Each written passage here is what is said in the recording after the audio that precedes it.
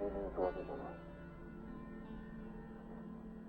あれが本当に生きてるかどうか確かめに行くんだ。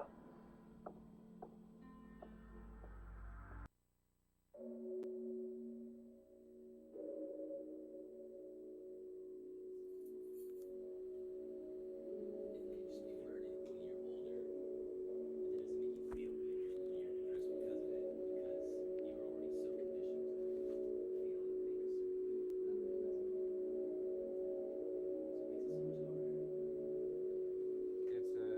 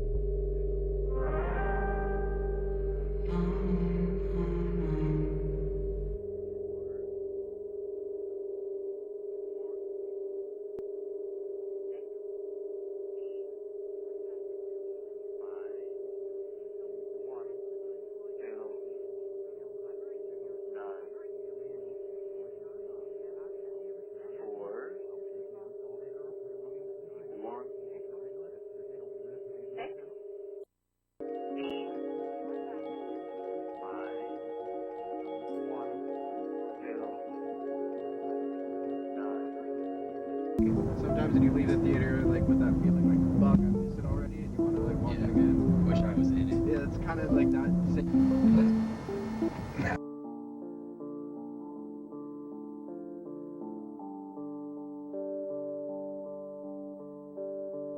Wither away in that comfortable place where I stay. Barely awake as I sleepwalk my way through the day. Don't ask how I've been if you run into me, it's so fake. First it's all quite piss poor and that's not the answer that you need. I've lost my appetite for the bait. Time after time it's a waste.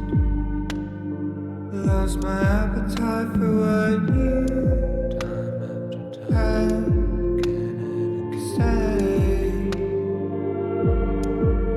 Now I don't care for the convo, I'm up in my head, I'm in space. Floating alone, it's the one place I feel incredibly unsafe.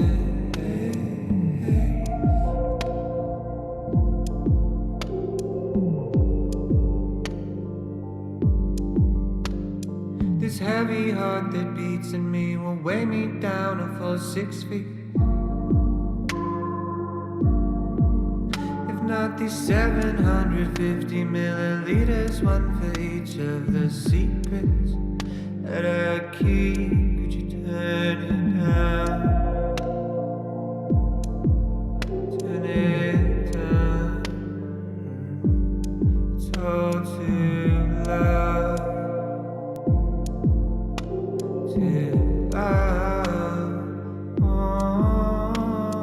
June turned me into a shell. Inhale, God. 6-year exhale. Left a residual cell. Scraps of compassion. Missing action. Don't care for the convo. I'm in space. Floating alone, incredibly unsafe.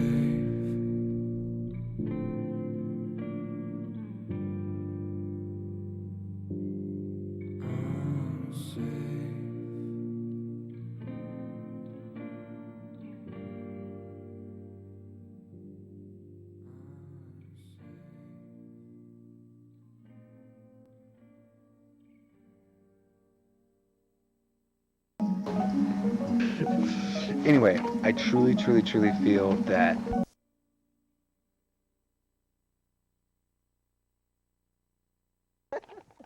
oh, keep going. Anyway.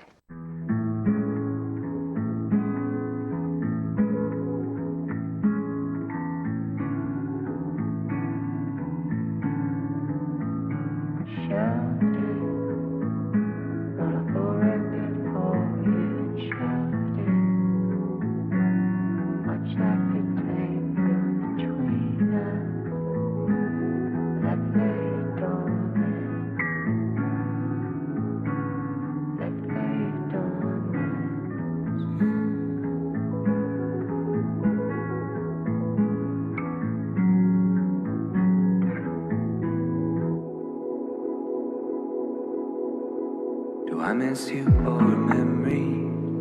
Someone or something I couldn't call it. Is it your smile in the morning? Or just the prime of our 20s? I shouldn't bother. I'm just searching for a feeling, and maybe it's past and I can't grasp it. A moment set somewhere in between where we met and where we left it. Almost as if every passing bird flies directly through our shadow. I really shouldn't. Where you at now?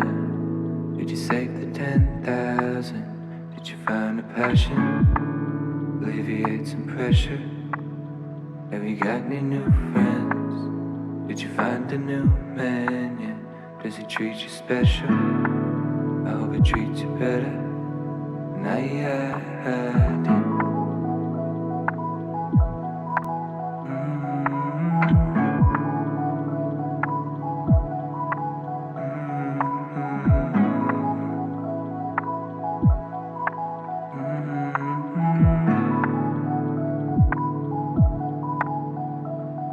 In a hoodie,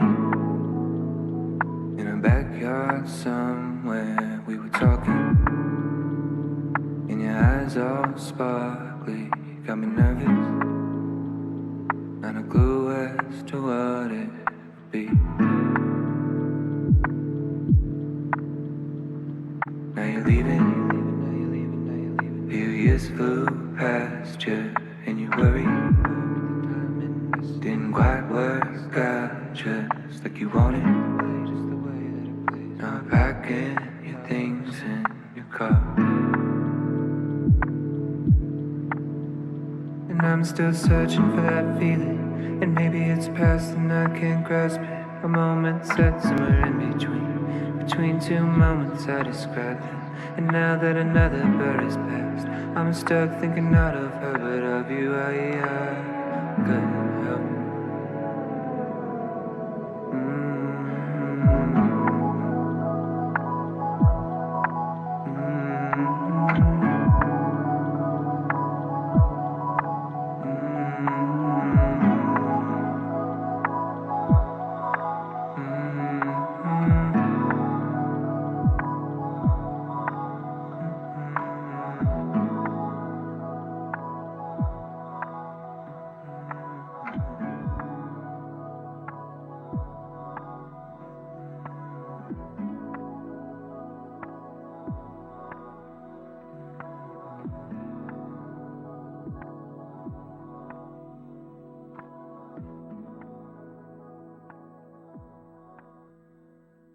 Okay, don't move my soul. Back. Don't move.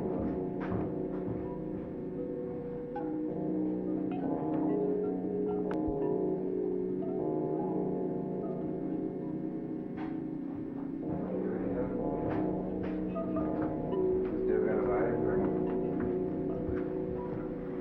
Or have a glass of peanut butter? Oh, yeah, give me a glass, bitch. This looks so awesome.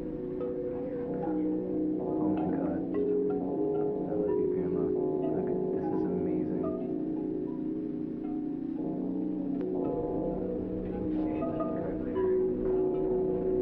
Look at your fucking hands. Okay.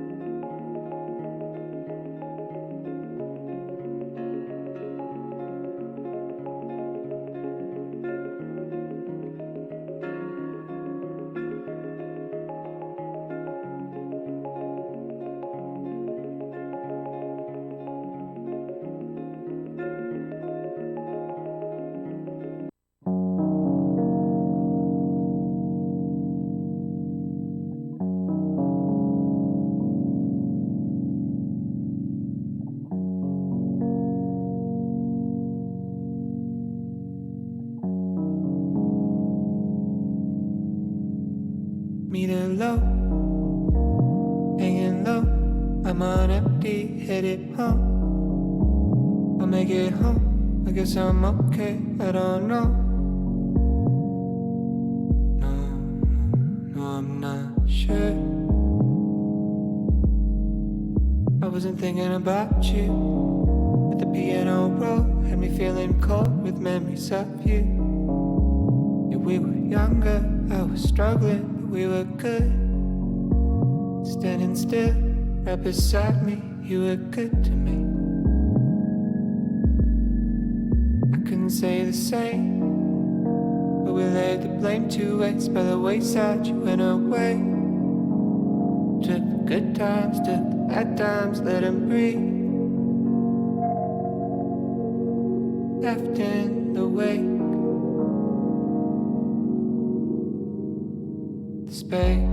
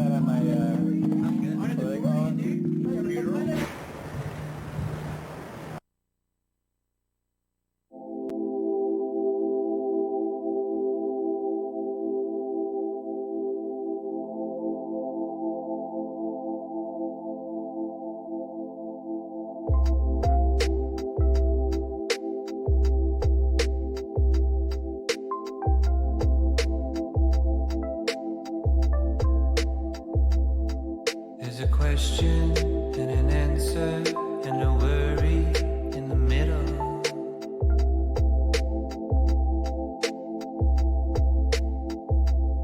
There was a promise of forever and a wishful intention.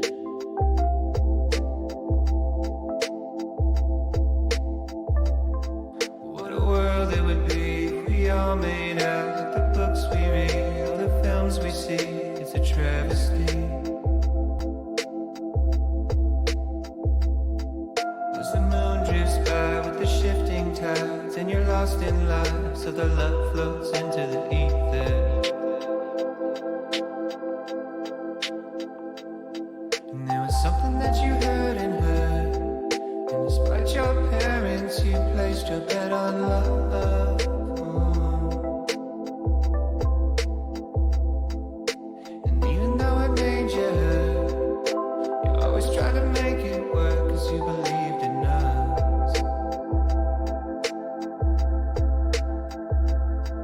Said you're pretty, but you drink too much. You've got a head on your shoulders and it's good enough, but something broke you. I said I'm sorry, and it's well in advance, but I will hurt you more than anybody has. Yeah, it's a shirt thing. Oh, is it a shirt thing? She said, I know that you didn't know back then, but getting all that you should know by now. Never was about the pain you held, not in the way that you shut me out, not in the way that you hate yourself, or all the ways that you let me know it was that you and I, we were on our way. Kind of feeling that was unexplained, and you still feel like you felt back then. It's what you tell me when nobody's listening, and you ain't happy where you're at right now. Talked about it for a couple hours. Change in the past few years, a couple deaths and a few relationships, a little older and a little scared of making all the same mistakes I made. You said you're weary because you think too much. You've got a mind of your own, it's free enough, but it'll drain you. I know you're sorry, and it's right on time, cause you told me what would happen if I stuck around. I know you warned me.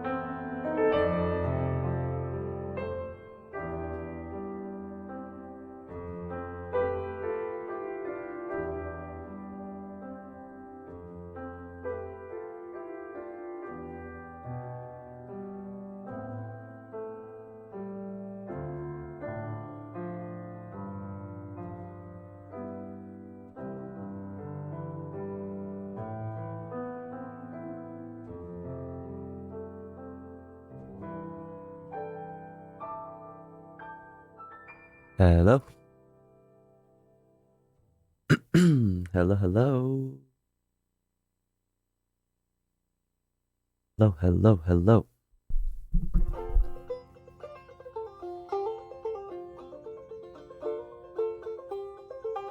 Hello. Hi. Hi, everyone. Hello, hi, hello, hi. What's up, what's up? What's up, Tech Tink? What's up, Overt Sloth? What's up, Celtic? What's up, Solar Satori? Solar. Why did I say Solar? What's up, Radical Statical? What's up, Midnight Dime? What's up, Risk Inverse? What's up, Bounce House? Did I say Oversloth? Hi, Oversloth. What's up, Baxapath? What's up, Triple Z Sleeps? Who else is in here? Violent Femme, hello. Vexing Thoughts, hello. VCCTV, hello. Who else? Sauce 240, hello. What's up, everybody? Where's everybody at? Usually we have a few, a few more peeps in here already, but what's going on? What's up? That fox never fails to crack me up. Isn't it wonderful? What's up, Sidewalk Connoisseur? Probably a little late. Yeah. I'm late. Speaking of late, I'm a little late. I was not gonna stream. I wasn't gonna do it. Yo, Hydroponic Maple, thank you for 8 months. Let's go. Thank you. Tofu Wiggle. Hey, I saw y'all having good conversations, having nice, thoughtful conversations in the J. Marianne chat earlier. I appreciated it. I was lurking from a distance. From a distance. Thank you so much for 8 months. What is this? Meow. So I made this secret hidden sign and this puzzle box that when you pull this piece down, the DVD for Paul Blart Mall Cop shoots out the side, and underneath the DVD is a magnet. And if you attach it to this piece, then you can unlock this lever. When you pull the lever, the book Twilight pops out the side, and inside Twilight is a bag of fruit snacks. And inside the fruit snacks are 2 keys. Okay. If you unlock this, then you can flip this switch, and a can of beans rises out of the ground. If anyone's able to find this can of beans, then they can keep it. Step 1 was to use CNC to cut out a that's groove yours. and That's put your in can of this beans. flexible neon tubing. And so I hung that up and then peeled off the protective backing and started soldering it all together. Free beans. Ran into an issue where the acrylic was bending because it wasn't strong enough to support itself. So I cut out sheets of plywood and made a frame so that it could support itself and painted it black so that it would blend in with the background. With the sign done, I moved on to cutting out the wood for the puzzle box. I used the CNC to cut out holes. I want one of those. Got the Paul Blart Mall Cop DVD case. The light thing, holes not in the so that I could Mall mount Cop 2 dispenser linear bearings to the puzzles. case. This is me scaring myself with an ankle grinder. Ankle grinder? Dude, that is dangerous. I took those 2 rods, and this is the Paul Blart Mall Cop launching mechanism. And so I used springs and a latch that was able to launch the DVD case out the side of the box. That's Fruit amazing. snacks was the next step. Put the keys inside that. I tried using the laser cutter to cut out the Twilight book, but I ended up just lighting it on fire, so instead I used an X-Acto. Oh, God. And I started moving on to making the mechanism that would pop out the book Twilight, and so I used a spring and a latch mechanism that I designed to have the book pop out the side of the box. This is the That's so cool, though. plate where the switch goes. That's so cool. So Honestly, I feel like I need to watch more carpentry content. This kind of shit is so satisfying. This is me painting it white. Then I went to the store and got a can of beans and measured it so that I could make my own custom label. Okay. Where I replaced all the nutritional facts with infinity signs and 100%. I also added a special QR code. This is a linear actuator that I bought to raise the beans out of the ground, but it was really slow. It took 3.5 minutes for it to come out of the ground. So I decided while the people were waiting for the beans to come out of the ground, I would organize a 60-person beans choir, where we replaced all the Latin in this opera song to the word beans.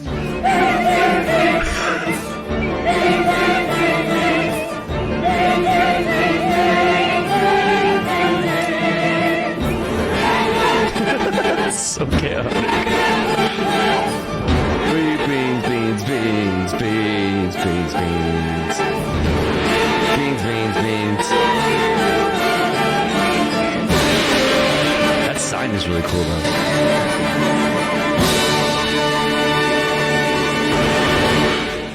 So I made this. So does anybody sign in this puzzle box? Super secret and hidden. Did anybody find the beans? I need to know. Is there an update or like what's up? What's up? What's going on with that? What's up, Naughty Fox? What's up, Crash Test Zombie? No update? Sag. That was epic. What's up, Moni? Bean Gang needs to know. Damn, who's in the Bean Gang? Can I be in the Bean Gang? I'm a soybean, or at least I was at one point. You know? What's up, Fox of Fate? How's everybody doing? What's going on? What's the vibe? What's the deal? I wasn't feeling good. I'm not feeling good. I'm feeling very shitty. In fact, day 2.5, no antidepressants. I'm surprisingly not as fucked up as I thought I would normally be. 2.5 days into not having your antidepressants. But you know, still not very poggers, not very 100 emoji, fire emoji. You know what I'm saying? So I kind of last minute decided to just do it. I started going through the motions of putting my playlist together and gathering all the news for the day, all the articles, all the videos, putting them in a playlist, making everything in a nice order. I went through the motions of doing it, and then I finished, and I sat there thinking about it, and fuck it, here I am. For me, it gets real bad on the 3rd day, but I took Prozac. Oh, okay. Which I think lasts a long time. Gotcha. Yeah. Skip to fun contact for your own sake. See, I feel what you're saying. The problem is when you say for your own sake, I need to stream. You know what I'm saying? For like it's kind of become my main thing. You know what I'm saying? My main source. So, yeah, I have to be better, if anything, at like streaming through my bad days. You know what I'm saying? Yo, Midnight Time. Oh my gosh. Thank you for the 1,000 biddies. I appreciate it. Thank you. Very, very generous. I appreciate that. Very, very kind of you. I appreciate your stream so much, Tofagos. I really hope you're able to access 100 fire emoji vibes. Yo, I appreciate that. Yo, Bounce House. What the heck, you guys? Bounce House, thank you for the 1,000 biddies. I appreciate it. You guys are so nice. You guys are so nice. I didn't mean to say that to like guilt trip anybody into, you know, throwing any biddies my way, but I really appreciate it. Thank you so much. Very, very kind of you. But you know, I need to be better about streaming, just being more consistent. That's the #1 thing holding me back. You know what I mean? It's all of the times that I've taken big breaks is what hurts me. Like before I took a month off, I was doing 225 to 250 average. Now we've dropped back down below 200. I gotta get those numbers back up. You feel me? I gotta get those numbers back up. So that requires just being consistent. But I do have, you know, the weekend off. You know, it's Friday, so it's Saturday, Sunday. We'll be chill. But thank you so much, Bounce House, and thank you so much, Midnight Time. I appreciate it. Tofu, what's your opinion on this kind of marketing? Injured by Duolingo? Ow?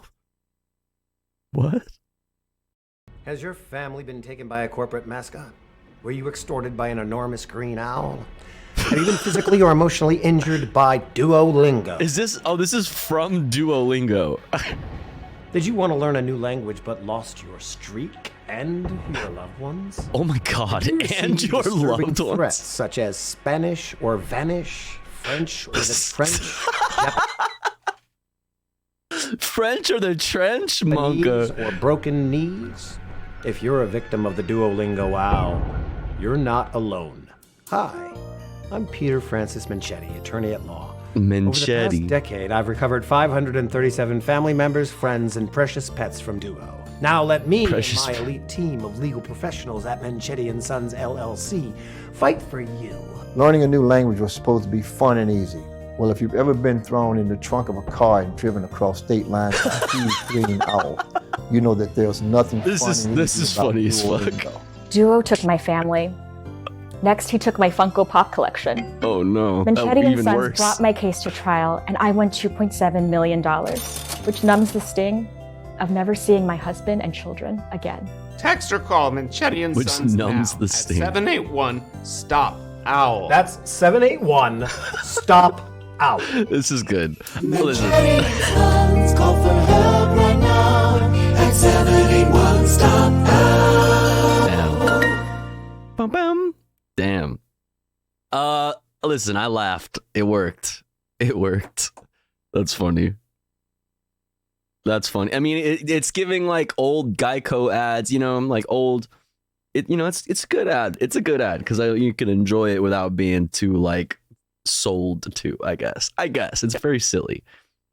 We love, we millennials and younger appreciate self depreciative humor. Time to learn Italian or something. Yeah. All right. Well, they did a capitalism on me. I think I need to start using Duolingo. Wait, dude, is it working? Oh my God, the marketing. I just, I think it's a fun, easy way to, to learn a new language. And I should probably start doing that to exercise my stupid little brain. You know what I'm saying? Does anybody here use Duolingo? I know Mari uses it a lot.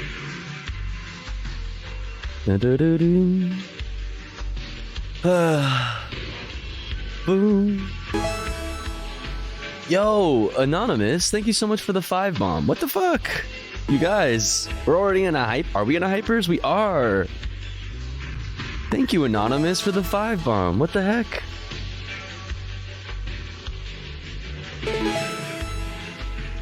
I think you are pretty with it, Tofugos. Not stupid at all. I appreciate that. I used it to try to learn Italian, Portuguese, and Spanish and Irish, but like I can speak none. I should get back into reviewing Spanish. My vocab has deteriorated so much. I do, but it's a little pricey for how little I get. How much does it cost? I've watched a lot of Glots do Duolingo a lot. Oh, on stream. That's fun. That's fun. I feel like a lot of people need to do Duolingo streams more. I think that's a fun idea. The grammar doesn't really go away, but holy fuck, I can never think of the words. I only know English, and I barely know English. You know what I'm saying? I'm fucking... I'm monolingual, and I barely know how to speak my one language well. Good enough. Well enough. Good enough. Exactly. You know what I'm saying? Arguably monolingual. Yeah. Like, I know, like, LA slang. It's like kind of, and like mixed LA slang mixed with a little bit of fucking internet, terminally online speak. You know what I'm saying? But I want to learn Tagalog. Wait, Tofu doesn't know Asian? Yeah, you're right. Oh, I forgot I'm fluent in Asian. I speak Asianese. Okay, now I'm not even getting... Before it was just audio and you thought that was annoying. There it is. Snap back to reality. Oh, there goes gravity. Oh, there goes gravity. Give up, daddies, he know. He won't have it, he knows. It's so bad. It's so bad. It's found in the music. The moment you want it, you will let it go. Snap back to reality. This part right here. There goes gravity. Oh, there goes gravity. There goes gravity. Daddies, he know. He won't have it, he knows. It's so bad. It's so bad. It's found in the music. There goes gravity.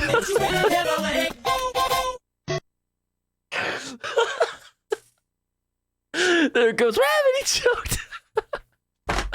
So fucking stupid, dude. The internet needs to shut the fuck up, dude. Okay, that is ridiculous. Stop this. Seize this behavior.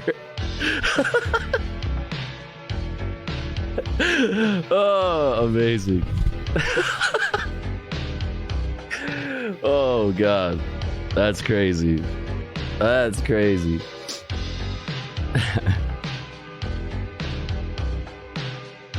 You put a song in the Discord? All right, while we're waiting for friends to join us, while we're waiting for more people to trickle in, let's look at it. A live Celtic reaction. Natives were expelled from the land of their ancestors, their home city shelled. From the traitors in Transjordan to clandestine British demand, by the settlers' Zionist army that rampaged across the land. Oh Palestine, we hear your desperate plea that once again across the land your people can be free. Oh Palestine, your people live in fear. We demand your emancipation from the river to the sea. Oh, you said the thing. You're not allowed to say that, bruh. 1967, Israel did invade to conquer and to colonize what little had remained. Thanks for the hype train, chat. I appreciate it. Thank you, Anonymous, for the 5 bomb. Hydroponic Maple, thank you for 8 months. Midnight Dime, thank you for the 1,000 biddies. Bounce House, thank you for the 1,000 biddies. I appreciate it. Their homes and weary minds. Oh Palestine, Yeah, in the bridge, they definitely condemn Hamas. Don't worry. It's coming in the bridge. Your people can be free. Oh Palestine, your people live in fear. We demand your emancipation from the river to the sea. In 2023, they've come a final time to destroy your homes and families with a murderous, lethal design. The bombs overhead are falling as our leaders continue their lies. The sky Yo, Crash Test Zombie, thank you for 8 months. Let's go. As we hear the children's cries. Oh, Palestine, oh, Palestine, we hear your True. Thank you for 8 months. Okay, this is long as fuck. People can be free. Oh, Palestine, your people live in fear. We demand your emancipation from the river to the sea. We stand with your emancipation. Your people will be free. Fuck yeah. Fuck yeah, dude. I would drink an ale and sing that shit with the fucking boys in a pub really loudly. I for sure would. Would you? I would. Hell yeah. Yo, Bounce House, thank you for continuing your gift sub from Jaina Splinters. Let's go. Thank you. I don't know why those ones don't make alarms, set off the alerts. Dude, my brain, I told you, chat, my brain isn't working. It was hardly working yesterday. It's working even less today, but you know.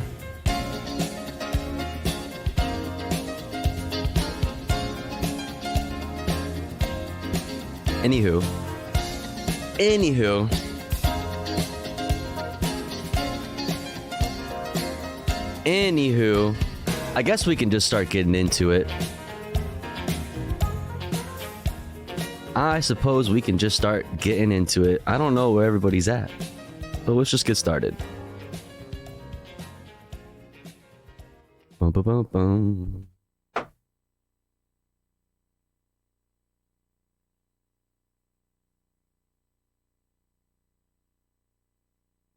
Oh, look at what we're watching today.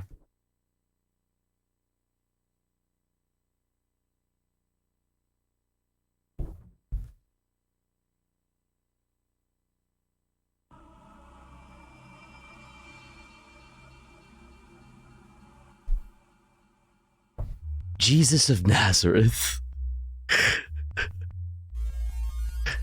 You know, because it's his fucking birthday. Rolling papers? No, it's a fucking...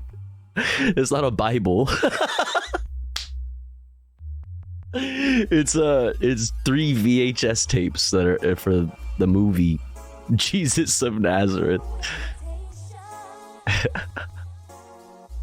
Anywho. Dun, dun, dun. Let's get into it. Exclamation point watching in the chat if you would like a link to the playlist that contains all of the videos we will be taking a look at tonight. I kind of whittled it down to hopefully be able to speed through, to kind of give myself, as much of a mental break as possible. So you will notice that the playlist is a little bit shorter than it usually is because I took a bunch of shit off so I can speed through it. Also, exclamation point Discord in the politics section channel in the Discord. I post all of the articles that we are going to be reading today in there, if you're looking for any of that. Hi Tofu, I usually just lurk, but I wanted to say hello this evening. Always nice to see you and hope you're well. Oh, thank you so much. I was wondering. Thanks for lurking. I hope you're having a great day. Shouts out to our lurkers. We love our lurkers. Dick Sword? Yeah. I wonder how Jesus would feel about what's going on in his homeland, supposedly in his name, if he was real, of course, / sarcasm. Jeebus? I don't know. I feel like, I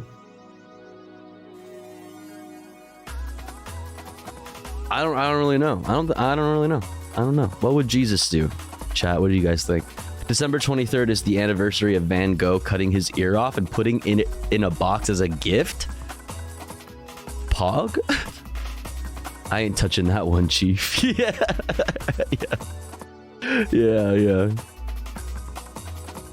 I imagine that Jesus is kind of a both sideser. Jesus would be a capitalist. Incorrect. Jesus would beg for the cross. Damn. What's up, Achado?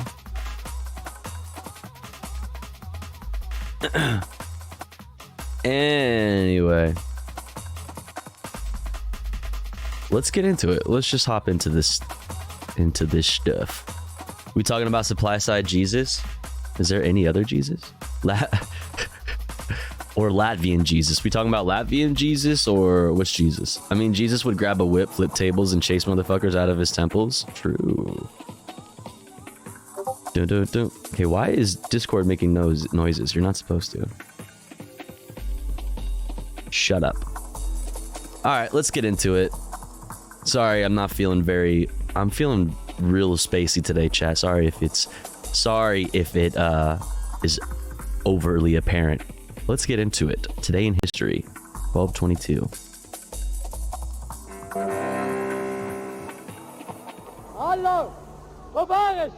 December 22nd, 1989.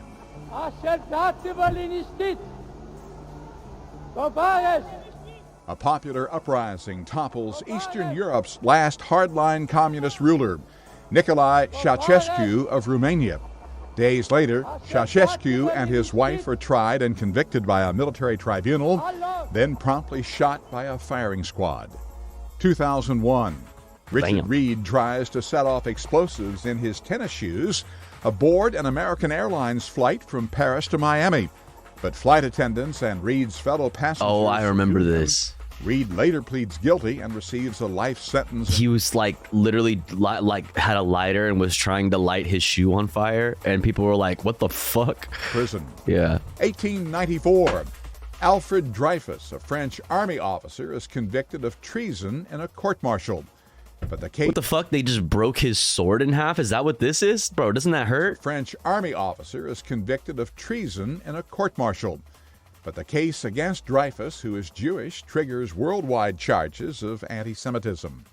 Dreyfus, who insists he's innocent, is eventually vindicated years later. Damn. And 2000.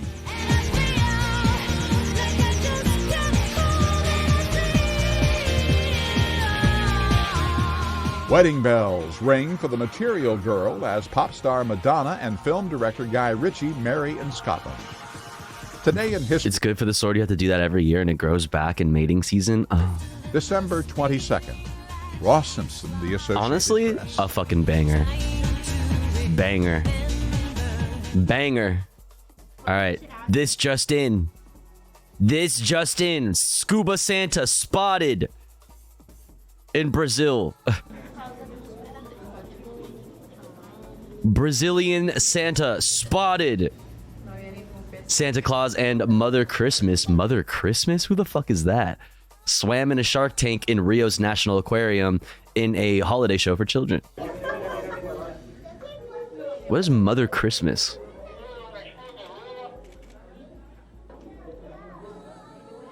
The annual tradition saw the festive divers grappling and dancing with sharks and other fish while amazed children looked on.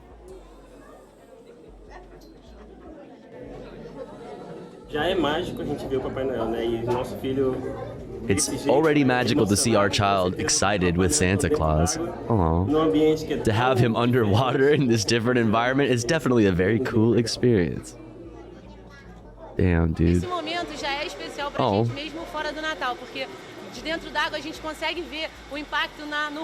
We're underwater, we can see the impact on children's faces. Oh, we to see divers feeding sharks is already special throughout the year.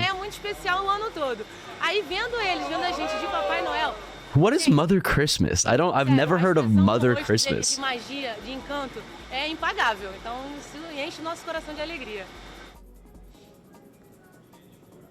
Cool. Cool.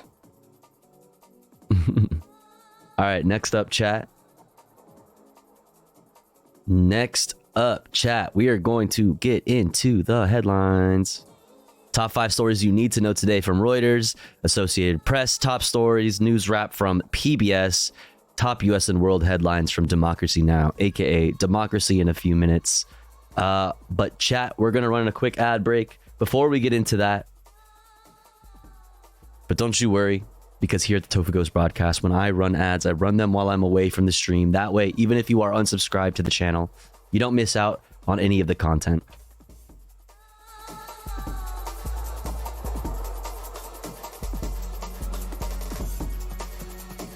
But if you would like to support the stream, support me, the streamer, and also get access to cool Tofu Ghost emotes, as well as an ad-free viewing experience, all you've got to do is subscribe for $4.99 or for free with a Twitch Prime. Or let's say you are already subscribed to the channel and you're feeling generous and you have the means to. Maybe consider gifting a sub to one of our unsubscribed friends in the chat. One of our unsubscribed comrades in the community that may not be able to afford a sub this month. That way they may also be able to enjoy the Tofu Ghost emotes and an ad-free viewing experience with the rest of us. We are currently at 6 out of 25 for the daily sub goal. Thank you so much for all the support so far. I really, really, really appreciate it. If you enjoy the content, if you enjoy the stream, please do consider supporting. That way we can continue to do this full time. I'll be back in 3 minutes. Don't you go anywhere. BRB.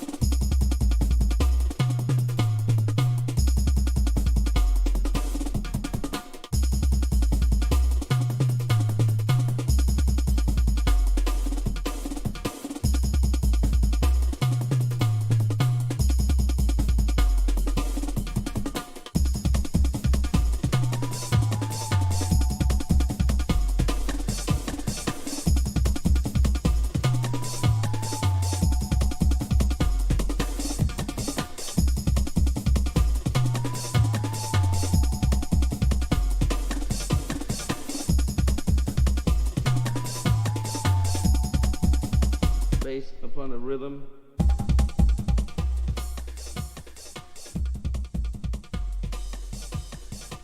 All right, we're back. We're back. Tofu, you brought Madonna up. I need to ask your opinion on this. Did I bring Madonna up? Oh, it was in that video. My opinion on this? Wait, what the fuck is this? Oh, this is a clip. I've never been sent a clip before. I'm drinking a soy latte. I get a double shot. It goes right through my body, and you know I'm satisfied. I drive my Mini Cooper, and I'm feeling super duper. You, they tell me I'm a trooper, and you know I'm satisfied. I do yoga and Pilates, and the room is full of hotties, so I'm checking out the bodies, and you know I'm satisfied. I'm digging on the isotope, this metaphysics shit is dope, and if all this can give me hope, you know I'm satisfied. I got a lawyer and a manager, an agent and a chef, 3 nannies, an assistant, and a driver and a jet.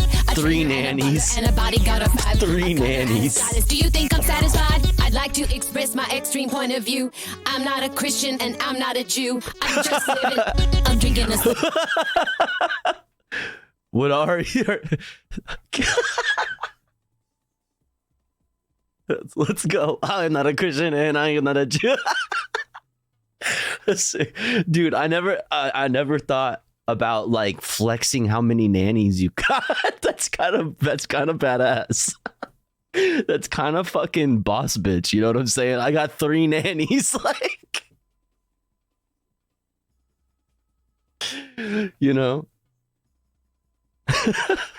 that's actually my new rap name, 3 nannies. You've heard of 2 Chainz from the creators of 2 Chainz brings you 3 nannies.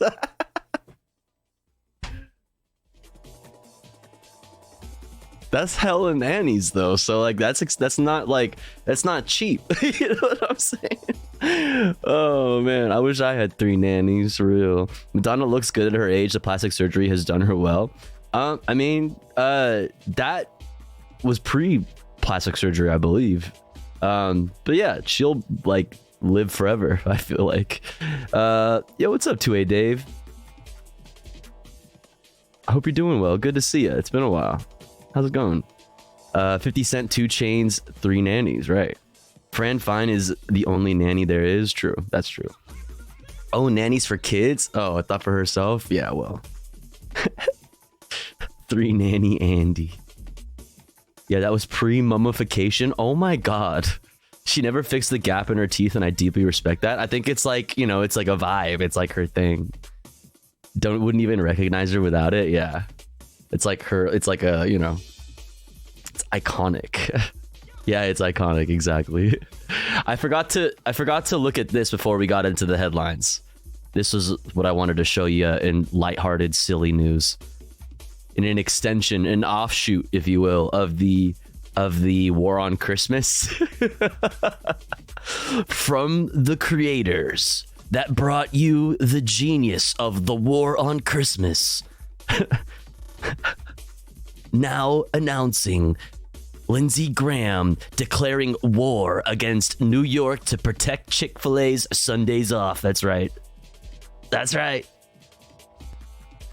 So the Senate's most closeted senator going to war in the name of homophobic chicken. I kind of love it. Senator Lindsey Graham declared, quote, war Friday over a New York state bill that would require some Chick-fil-A restaurants to operate on Sundays. I can't believe this. I can't believe this. This is war. The Graham? Wait, what? This is war, the Graham? Why is he the Graham? The fuck? The Graham wrote on X, the platform formerly known as Twitter. He continued in a second post, threatening to introduce legislation that would withhold funds, federal funds, from cities that require the fast food chain to stay open on Sundays. The founders of Chick-fil-A made a decision early on to close on Sunday consistent with their faith, the South Carolina senator said. For any government to try to reverse this decision flies in the face of who we are as Americans. So fucking true, dude. That's so true. That is God. Somebody has the balls to say it, you know? Thank God. Thank the Lord for Senator Lindsey Graham. Holy shit, leading the fucking fight. Chick-fil-A is a great company with thousands of locations. This literally reads like a fucking, like an ad. Chick-fil-A is a great company with thousands of locations serving the public with a quality product and taking care of their employees, he added. New York is so off base and their actions will not go unanswered. The aforementioned New York bill aims to have restaurants in state highway system the state highway system rest area. Oh, in state highway rest area. Oh my God, I can't fucking speak. In state highway system rest areas operate for the entirety of the week, according to the Associated Press. How fucking, I mean, that's fascism. I can't believe this. That's fascism, folks. However, Chick-fil-A is well known for its policy that keeps its doors closed on Sundays. It is intended to allow its employees to spend time with their family and worship if they choose, per the chain's website. Restaurants that are operating now wouldn't be affected by the bill, according to the AP. Instead, every contract for food concessions in the future at transportation facilities owned by New York State and the Port Authority of New York and New Jersey would be. So basically, it's just saying that, like, at the state, like the public rest stops, you know, that are put there by the state, whatever business, like whatever like food business they rent out a space to inside the state, like the state run rest stop needs to remain open the whole time. They can't close. That's literally all it is. It's literally all it is. Yeah, this is a nothing burger. It's just hilarious. It's just hilarious. That's why we start off with some silly news. Instead, every contract for food concessions in the future at transportation facilities owned by New York State and the Port Authority of New York and New Jersey would be. State Rep Tony Simone, who introduced the bill, said its purpose is to allow travelers in the Empire State to have a diversity of food options, per the AP. Look, if you want to eat fried chicken while traveling over the holidays, then Chick-fil-A should be open on Sundays, Simone argued. This is so stupid. This is so fucking dumb. So fucking dumb. So another example of how the American right is doing right now, as far as like messaging goes, going into like election season and everything. They have nothing. They're like grasping at anything that possibly can. They have nothing. They have like weird little culture war fights like this over Chick-fil-A, which would be like maybe one or two locations. I don't even know how many like New York State rest stops have Chick-fil-A's in them currently. Like, I don't think it actually has any effect on that. It's insane. It's insane. Anyway, now that we got that out of the way, let's get into the real headlines. We'll start off with the top stories you need to know today from Reuters. Number 1. Israeli forces broaden their ground offensive with a new push into central Gaza, as the UN Security Council votes on a resolution to increase humanitarian aid to Gaza. Number 2. U.S. President Joe Biden will sign an executive order allowing Washington to impose sanctions on financial institutions that help Russia evade sanctions. Just more bullshit nothingness. Czech police tighten security around schools and other public buildings across the country. And Prague's Charles University canceled all lectures and events on Friday, after a student shooter killed 14 people at a university building on Thursday. Number 4. Thousands of migrants, asylum seekers, and Roma have been evicted from a northern... Wait, what? Thousands of migrants, asylum seekers, and Roma have been evicted from a northern Parisian suburb? And Roma? Aggravating the city's homelessness problem ahead of the Paris 2024 Olympics. Romani. Oh. Got it. Gotcha. Celtic, thank you, and also thank you to for the context, and yeah, everybody appreciate it. I was confused. I was confused. Genuinely, I don't know if I've ever heard somebody say Roma like in that way. So that's new to me. You know, North American education and all. Number 5, Britain's economy might be in a recession after data shows it shrank in Q3. It's just cold, okay? It's average sized. Dun dun dun dun dun. All right, now top stories from Associated Press. Let's check it out. The UN Security Council has passed a resolution that calls for speeding up humanitarian aid deliveries into Gaza. But without a call to suspend hostilities, the United States and Russia abstained from Friday's vote. They even took out the ceasefire portion from the resolution, and the United States was like, still, nah, abstain. Palestinian officials said Friday that the death toll has now exceeded 20,000, around 1% of the territory's pre-war population. Israel says more than 130 of its own soldiers have died since Hamas raided southern Israel on October 7th, killing about 1,200 people.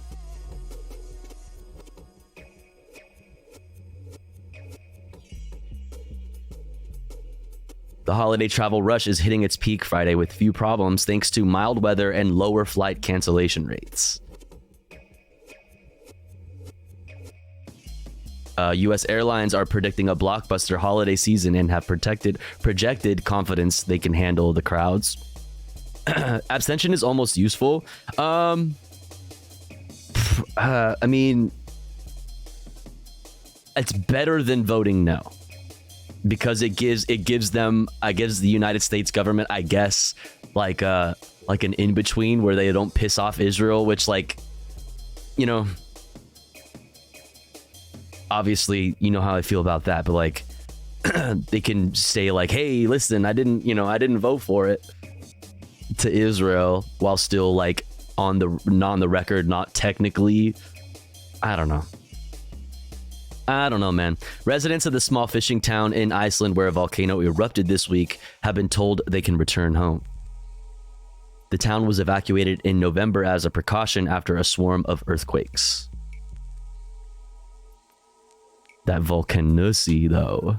The volcanicity, though. We'll talk about all that stuff later, though. So we don't need to get stunlocked yet. It will come. News wrap from PBS. Headlines: the Supreme Court won't expedite a ruling on former President Trump's claim of presidential immunity for his attempt to overturn the 2020 election. Special counsel Jack Smith had requested the Supreme Court fast-track its decision so the trial could begin in March, ahead of next year's presidential election.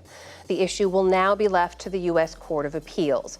It could still work its way up to the Supreme Court eventually.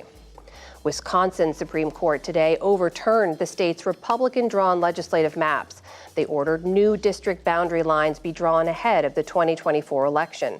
Democrats had argued Jack Smith is such a fake name. Come on. Yeah, that dude is definitely not real. Unconstitutional. He's definitely AI generated. Because they weren't contiguous and gave Republicans an unfair advantage. President Biden issued pardons for thousands of people convicted of using and possessing marijuana on federal lands and in the District of... Doesn't do shit because it's just federal lands, right? How many people were actually released from jail from this? Colombia. It expands on a similar move he made last year, part of his pledge for criminal justice reform. Mr. Biden also granted clemency. Like, you could just decriminalize that shit at the federal level, dude. To 11 people serving, quote, disproportionate... Change the classification. Like, why are you doing these halfway things? Why are you, like, trying to edge? Like, don't you want people to support you going into 2024? Holy shit. You could do... that is literally the easiest thing that Brandon could do right now. That nobody would really, like, be mad at him for. Marijuana. The number one thing. It's like so fucking, it's so widely accepted. It would be totally fine. Everybody, like the people that would be angry about it would be angry about it for a month, and that would be it. It would be over. Cancel my student loans, Joe. I mean, but even that, you can see why like capitalists are very keen to make sure that doesn't happen, right? But like just the marijuana thing, that like is so easy. It's so easy. Long sentences for nonviolent drug offenses. A fierce Pacific storm unleashed downpours and strong winds on the deserts of Southern California today.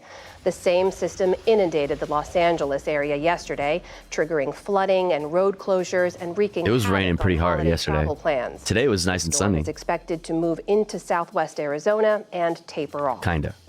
The Czech Sunnier than Republic yesterday. is reeling after its deadliest shooting in history. A gunman opened fire yesterday at a university in Prague, fatally shooting 14 people before killing himself. Dozens more were wounded. Mourners gathered today at a makeshift memorial near the scene of the attack. They lit candles and reflected on the shooting's impact. What happened yesterday was, as a Czech especially, in the city center, I was on the other side of the river and hearing gunshots, pops, not knowing what's going on, and then a flurry of police cars passing by was absolutely surreal for me as a Czech. Yeah. Where do you think this kind of stuff comes from? Where do you think they got this from? Authorities say the shooter was a student at the school, but they're still trying to piece together a motive. They believe Yeah, pajama jamma export, number one export brain rot. father beforehand and possibly 2 other people last week. In Ukraine, Russian drones pounded buildings in the capital overnight and regions farther south. The strikes tore through the top floors of an apartment complex in Kyiv. Officials say more than 24 drones flew towards the city, though most were shot down. More were intercepted in Odessa and Mykolaiv, where debris damaged a granary and other port facilities.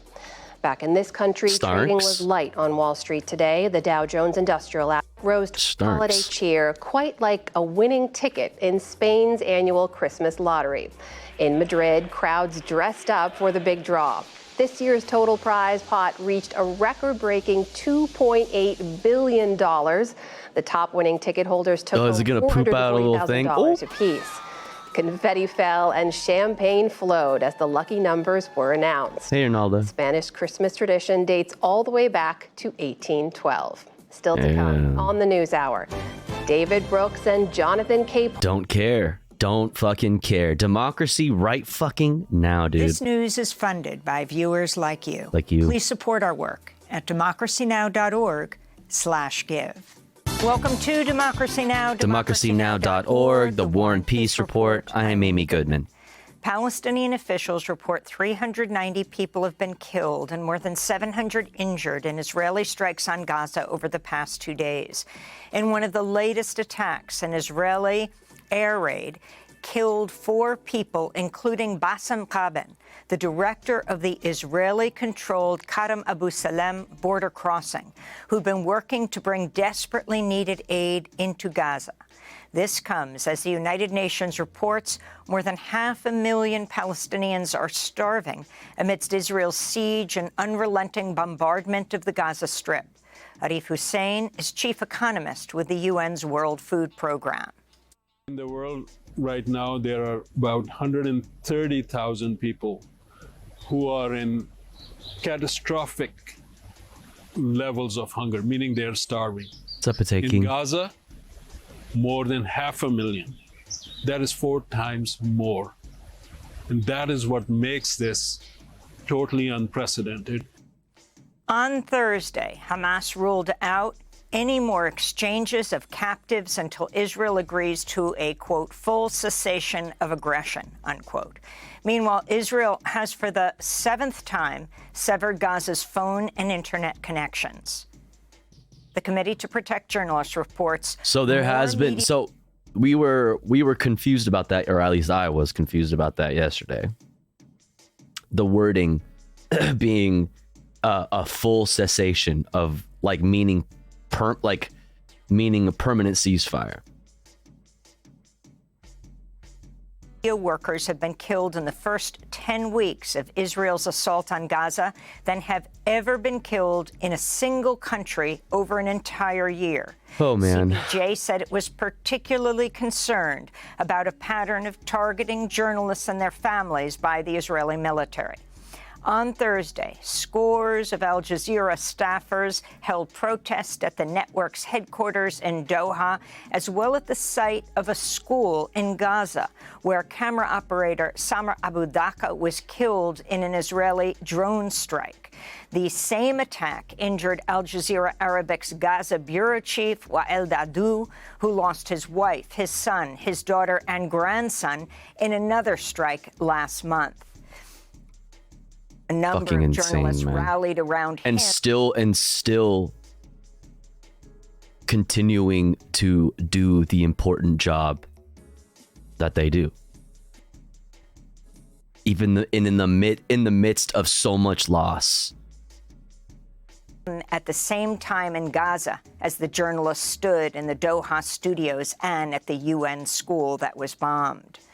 Outside Al Jazeera's office in Amman, Jordan, dozens more rallied. This is Al Jazeera correspondent Tamar Al-Smadi. We stand here at Al Jazeera's office in Amman with a number of representatives from local, Arab, and international media institutions to highlight what Israel did in killing journalists, not just Samir Abu Daka, but more than 90 journalists in the Gaza Strip who were martyred due to Israeli airstrikes and deliberate targeting. Jordan's Foreign Minister Ayman Safadi has warned the failure of the UN Security Council to pass a resolution on Gaza will mean dangerous double standards, as the U.S. delayed a vote on Thursday for the fourth day in a row. The U.S. delegation has indicated it would back a new resolution with watered-down language, which is set. I think this is old, so the vote went through and passed, but the U.S. abstained. For a vote today. An earlier vetoed Security Council resolution called for a ceasefire. The U.S. vetoed that. Subsequent. That's good. I think it's not bad. It obviously shows America's position on it, which is on the greater conflict, which is obviously bad. But as far as what it allows the UN to do, it's definitely not bad. There's no cessation of hostilities though, which makes it much less than ideal. Because they're speeding up the process of getting humanitarian aid into Gaza, but without any requirements of a ceasefire, temporary or not. So it's it just depends on how it plays out logistically, but it's not bad. It's not bad. Called for a suspension of hostilities and ultimately now to urgent steps to allow safe and unhindered delivery of aid to Gaza's civilians. A Human Rights Watch investigation has found... Yeah, Arnaldo, it does. But the thing is, the decisions that are going through was the watered down version of previous resolutions, which is, like I said, it's not bad. It's just watered down so much to the point where there is no requirement of a ceasefire, no cessation of hostilities, temporary or not, nothing. So it's like you are essentially getting the UN to agree that Israel should be kind of more forcefully should be almost forced, lightly, I don't want to say forced, but highly encouraged to allow aid at a faster and I guess larger rate, at a bigger rate than currently seen. So I don't know. I don't know that I want to really call it a good thing. Meta's content moderation policies are increasingly silencing voices in support of Palestine on its Facebook and Instagram social media platforms. The 51-page report released this week by Human Rights Watch documents more than 1,000 cases of meta-censorship in 60 countries in what HRW calls, quote, a pattern of undue removal and suppression of protected speech, including peaceful expression in support of Palestine and public debate about Palestinian human rights, unquote. Here in New York, thousands of protesters led by union organizers marched through the streets of Manhattan Thursday evening to demand a ceasefire and end to the influence of the powerful lobby group AIPAC, the American Israel Public Affairs Committee. Protesters marched. Let's go, baby. We're gonna talk. Spend a lot of our time tonight talking about labor and labor's current role and historical role in anti-war movements. Is holding banners displaying the hundreds of thousands of dollars in campaign contributions received by New York lawmakers Chuck Schumer, Kirsten Gillibrand, and Hakeem Jeffries. Meanwhile, dozens of Israeli Jewish activists gathered for a vigil today outside the U.S. Embassy in Jerusalem, calling for a ceasefire and mourning the 20,000 Palestinians killed in Gaza. France is closing its embassy in Niger indefinitely amidst ongoing tensions between the two nations following the July military coup which ousted President Mohamed Bazoum. The French ambassador to Niger left in September. Around 150 French troops are departing Niger today, the last of the soldiers to leave since the withdrawal started in October. But the military junta has not ordered U.S. military bases to close, where over 600 troops remain in the largely failed fight against jihadist groups.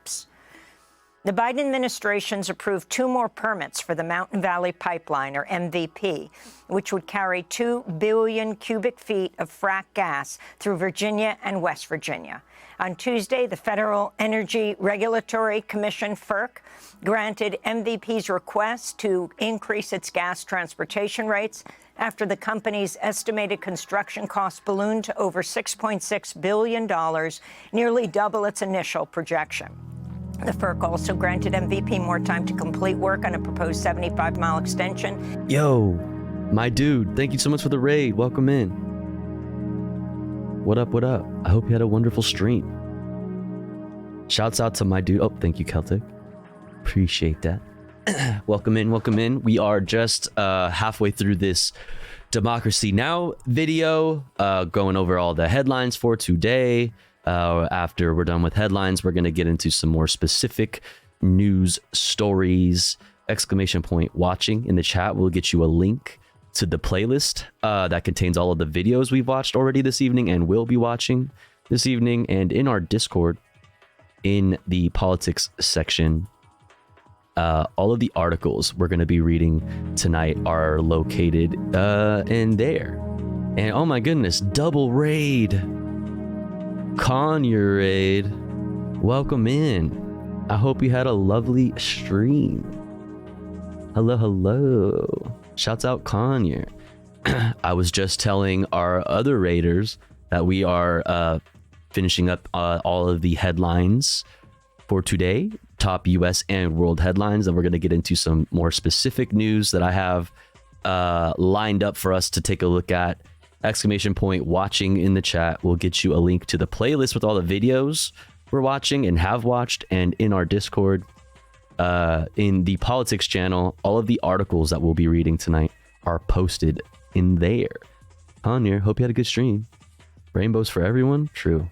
True. Into North Carolina, Indigenous environmental activist Jason Crazy Bearkeck said in a statement, quote, FERC's decision to extend MVP Southgate's certificate of public need, which subjects our streams, rivers, and community members to seizing of land and irreversible pollution against our will with no proof of need, is a crime against us and future generations, they said. Millions of residents in Southern California remain under flood advisories today after some areas received a month's worth of precipitation in less than an hour in what meteorologists called a once-in-a-millennium rainfall event. This comes as so many of these once-in-a-millennium, once-in-a-century, once-in-a-lifetime events, dude. We're so lucky. We're like the luckiest generation of humans. You know what I mean? all of these once in a lifetime events that we get to experience. Don't you feel just so lucky? What a time to be alive. A snowless Christmas holiday for parts of Canada and much of the U.S. East Coast and Midwest, with rain and record highs forecast in Chicago and Minneapolis. This month, climate scientists confirm 2023 will officially be the hottest year on record. Let's go, dude. That's a W. That's a W. Another record, dude. Levels in another W. Atmosphere at their highest level in about 14 million years. In Tacoma, Washington, a jury acquitted 3 police officers in the 2020 killing of 33-year-old Manuel Ellis, an unarmed black man. The officers violently arrested and beat him on the side of the road. He died while in handcuffs, telling officers, "I can't breathe." The Pierce County medical examiner ruled the cause of death was homicide from oxygen deprivation due to physical restraint. Following the verdict, Thursday, community members took to the streets to demand justice for Manuel Ellis. This is organizer and incoming city council member Jamaica Scott. We're not going to sit here and cry. That part. We're not going to pout. We're not going to let a not guilty verdict in a kangaroo court deter us from what we know to be righteous, to be true. A Washington Post investigation has found a Republican-led crackdown on alleged voter fraud has overwhelmingly targeted Democrats and people of color. The Post found Black and Latinx people made up more than 70% of defendants accused of voter fraud in states including Florida, Texas, and Ohio, with registered Democrats more than 2.5 times as likely as Republicans to be prosecuted. So-called election integrity units in Virginia, Georgia, and Arkansas failed to obtain a single guilty verdict despite millions of dollars spent investigating alleged irregularities. In Michigan, former President Donald Trump personally pressured 2 Republican members of the Wayne County Board of Canvassers not to sign the We're gonna listen to this recording. Certification of the 2020 presidential election after his loss to Joe Biden. That's according to the Detroit News, which reviewed audio of a November 17th, 2020 phone call in which Trump told the canvassers they'd look terrible if they signed the documents.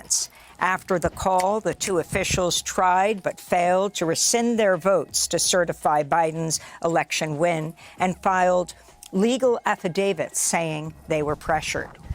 Meanwhile, Trump's former attorney, Rudy Giuliani. Dude, I love liberal Santa. He's always there. Filed for bankruptcy protection in New York Thursday, just a day after a federal judge ruled he's he must always there, dude. $48 million he owes to former Georgia election workers Ruby Freeman and Whose Shane TO is this, bro? Giuliani Who's fucking was found liable in August for defaming the African-American mother and daughter after he falsely accused them of committing fraud. Yeah, liberal Santa is always watching, dude. As they tallied ballots in Atlanta during the 2020 election, leading he's holding his backpack to cover the sign. A torrent of death threats against Yo, what's up with bro's hair? Wait, what happened? From Trump supporters. Where did it go? In his Chapter 11 filing, Giuliani listed debts of up to $500 million.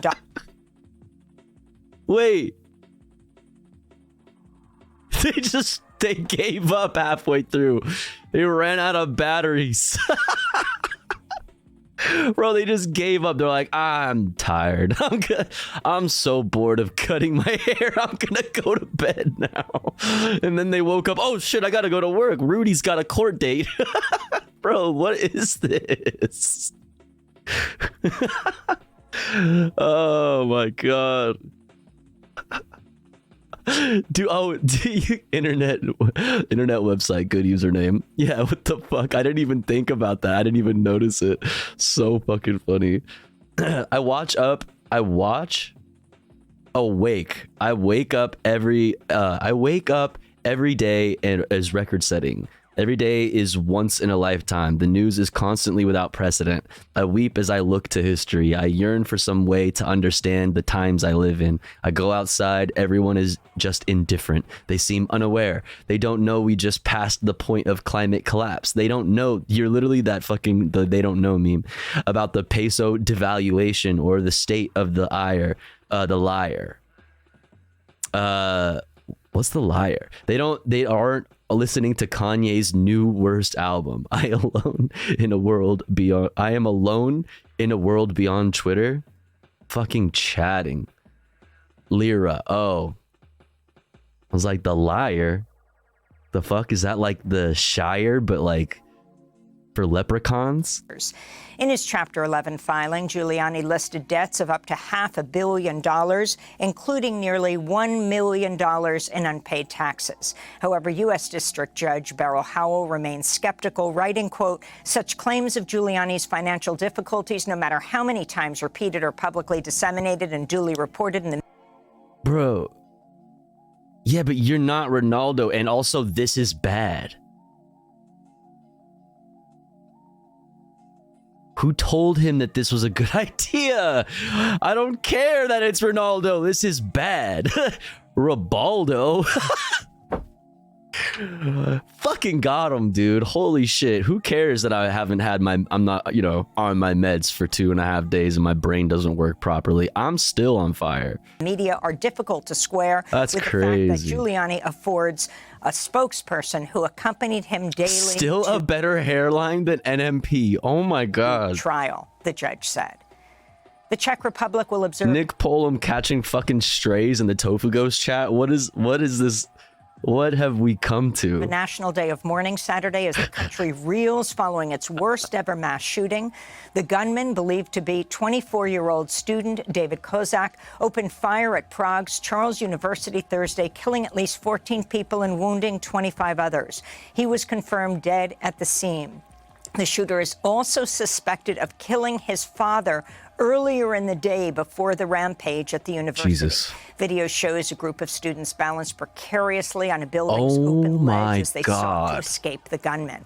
Kozak was reportedly inspired by recent mass shootings in Russia. This is a former student of Charles University who was visiting his mother, her mother, who lives next to the school at the time of the shooting. It looks like something unprecedented in the country, and I think everybody is completely shaken. For us, it's even worse because we're locals and because we're graduates of the philosophy faculty. We go there sometimes to visit. And in California, a federal judge blocked a state law that would have banned carrying firearms in most public spaces less than 2 weeks before it was due to go into effect. Governor Gavin Newsom signed the law in September, which would bar guns in parks, playgrounds, medical facilities, places of worship, banks, and on public transportation. It's un-American. It's un-American. I need to hold my firearm in a concealed manner at public parks. I have to. Or else, who knows what could pop off? You know what I'm saying? Are you serious? Parks, playgrounds, medical facilities. Playgrounds?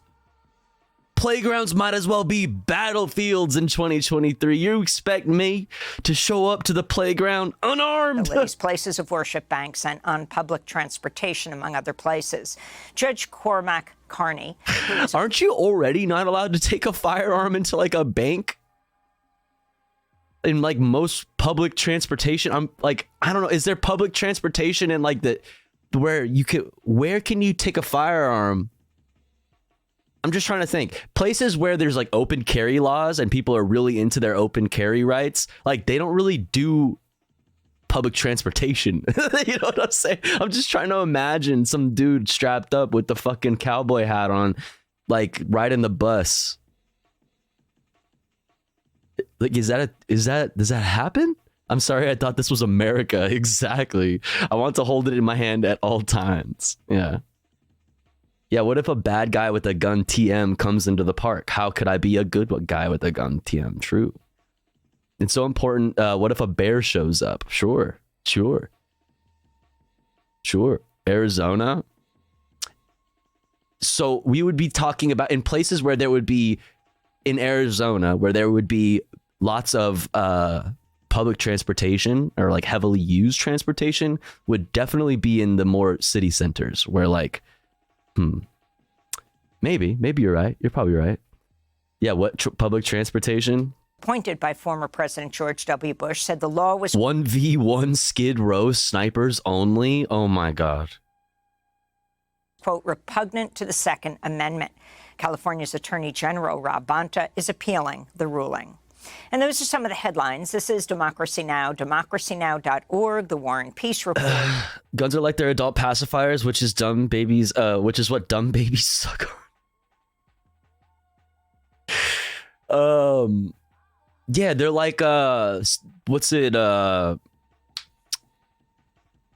sensory toys.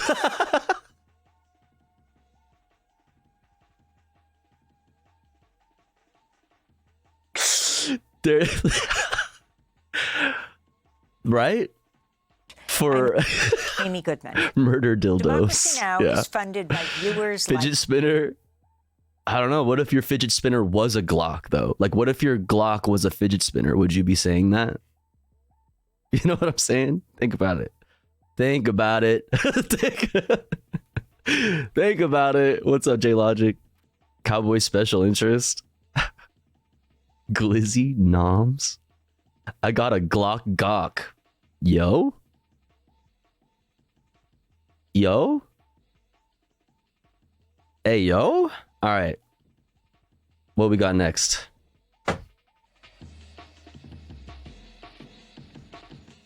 Man, I am feeling like complete asshole, chat. I'm not gonna lie. My brain is zapping. My brain is zapping. They better have my fucking prescription tomorrow. Oh my god. Oh my god. All right, let's see. What is next?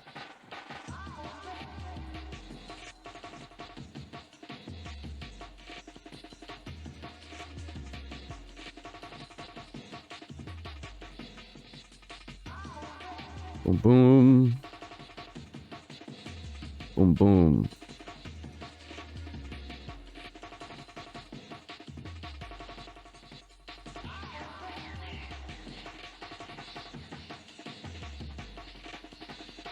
All right, let's look at...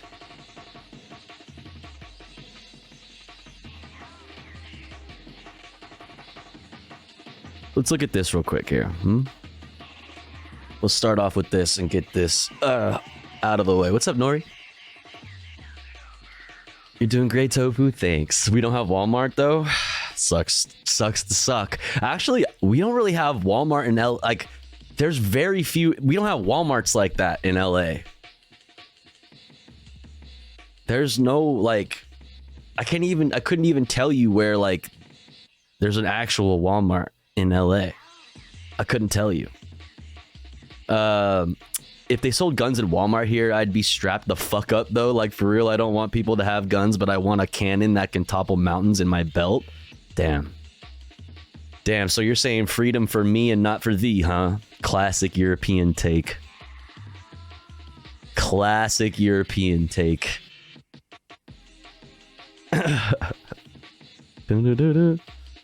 only Walmarts that I've seen in the greater LA area are like those Walmart, like those like mini Walmarts that are just grocery stores. Not like the big ass Walmart with fucking everything in it. It's like just like a small grocery store version of a Walmart. What we do have is like Amazon Freshes and shit like that. Or Amazon fucking whatever the fuck they're called. I think they're Freshes. I don't know. Whatever. The Walmart in the town I went to high school, on the other hand, didn't sell semi-auto rifles, but you could get a boatload of 5.56 and go a mile across town to get an AR the same day. Damn. So it takes an hour to drive anywhere in LA, and there isn't any Walmart, so you have to go to multiple places. I can't. Multiple places? We have like stores like that. We got fucking Target is a big one. I mean, that's pretty much it. CVS and the Walgreens and things like that. Dun dun dun dun dun. Hasanabi doctrine, but for individuals, exactly. Amazon turds, what's up, Welk? There are like 3 to 4 big ass Walmarts in the Valley, which is around 2 million people in LA County. Okay. True. All right, let's look at this. LA slightly less shithole in my headcanon now. Listen. LA is a capitalist fucking wasteland. fucking sprawling wasteland. But it's cooler than any other city in Los Angeles, and I will fucking die on that hill. Or in in America. See, my brain isn't working. Chat, I'm off my meds, bro. My shit is fucked. I'm clipping it. Fuck off. Los America, Los Santos, in San Andreas. How to make jungle from the 90s? Oh. I know how to do that. This is a cute... I like this drawing, though. Cute drawing. Maybe we'll do a music stream soon. Soon, very soon. I don't know, Tofu. Asheville is pretty cool. What the fuck even is an Asheville? Okay? Okay? Fuck out of here. Boop, boop, boop.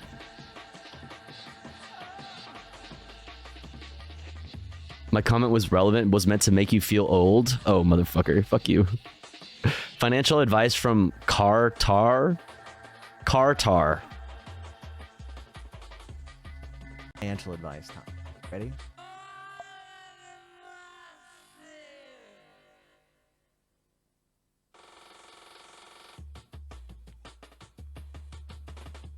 Don't be poor. Real financial True. advice time. That's true. Ready? That's true. I've considered this, still considering it. Okay, I've considered this, and I'm working on it. All right, I'm working on it, figuring out how to put it into action mode. You know, still figuring it out. I'll report back when I do figure it out. Actual financial advice, fraud. I kid, I don't. Giga Chad, just kidding. I also do.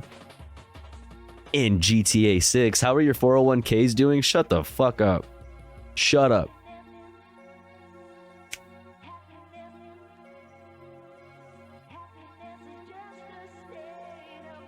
I don't appreciate that. I don't appreciate you saying that. All right, let's get this out of the way. Paramedics found guilty in death of Elijah McClain, who they injected with an overdose of ketamine. Rest in peace, Elijah McClain. 2 Denver area paramedics were convicted Friday in the 2019 killing of Elijah McClain, who they injected with an overdose of the sedative ketamine after police put him in a neck hold. It was the last trial against police and paramedics charged in the death of McClain, a 23-year-old black man whose case received little attention until protests over the 2020 killing of George Floyd in Minneapolis, Minnesota. An Aurora police officer was convicted of homicide and third-degree assault earlier this year, while 2 officers were acquitted.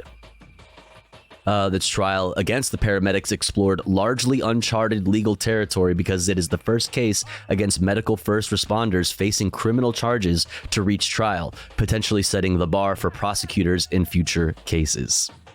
The jury found Aurora fire rescue paramedics Jeremy Cooper and Peter Sichuniek guilty of criminally negligent homicide following a weeks-long trial in state district court. They also found Sichuniek guilty on 1 of 2 second-degree assault charges. Cooper was found not guilty on the assault charges. They could face years in prison at sentencing. McClain's mother, Shanine, raised her fist in the air as she left the courtroom. Sitting in the front row, Cooper's wife sobbed as deputies prepared to handcuff him. The verdict was announced after 2 days of deliberations when jurors told the judge Friday afternoon they were stuck on one of the charges. The judge told them to keep trying to reach a verdict. Police stopped McClain while he was walking home from a convenience store on August 24th, 2019, following a suspicious person complaint. After an officer said McClain reached for an officer's gun, a claim disputed by prosecutors, another officer put him in a neck hold that rendered him temporarily unconscious. Officers also pinned down McClain before Cooper injected him with an overdose of ketamine. Totally necessary, you know what I mean? They're already being detained and restrained, and they inject him on top of physical force, which was already over the top, it seems, with ketamine. Sachuniak was a senior officer and said it was his decision to use ketamine. Prosecutors said the paramedics did not conduct basic medical checks of McClain, such as taking his pulse, before giving him the ketamine. The dose was too much for someone of his size, 140 pounds, experts testified. Prosecutors say they also did not monitor McClain immediately after giving him the sedative, but instead left him lying on the ground, making it harder to breathe. McClain's pleading words captured on police body camera video, quote, "I'm an introvert and I'm different," struck a chord with protesters and people around the country. In a statement released prior to the verdict, McClain's mother said that everyone present during the police stop of her son displayed a lack of humanity. Paramedics should have never been called there in the first place. Yeah. Cops are guilty too. Oh, one of them found, but yeah, I agree. 2 were acquitted, but yeah, I definitely agree. They cannot blame their job training for the indifference to evil or their participation in an evil action, McClain wrote. That is completely on them. May all of their souls rot in hell when their time comes. Defense attorneys argued that the paramedics followed their training in giving ketamine to McClain after diagnosing him with, quote, excited delirium. Excited delirium. See, this is why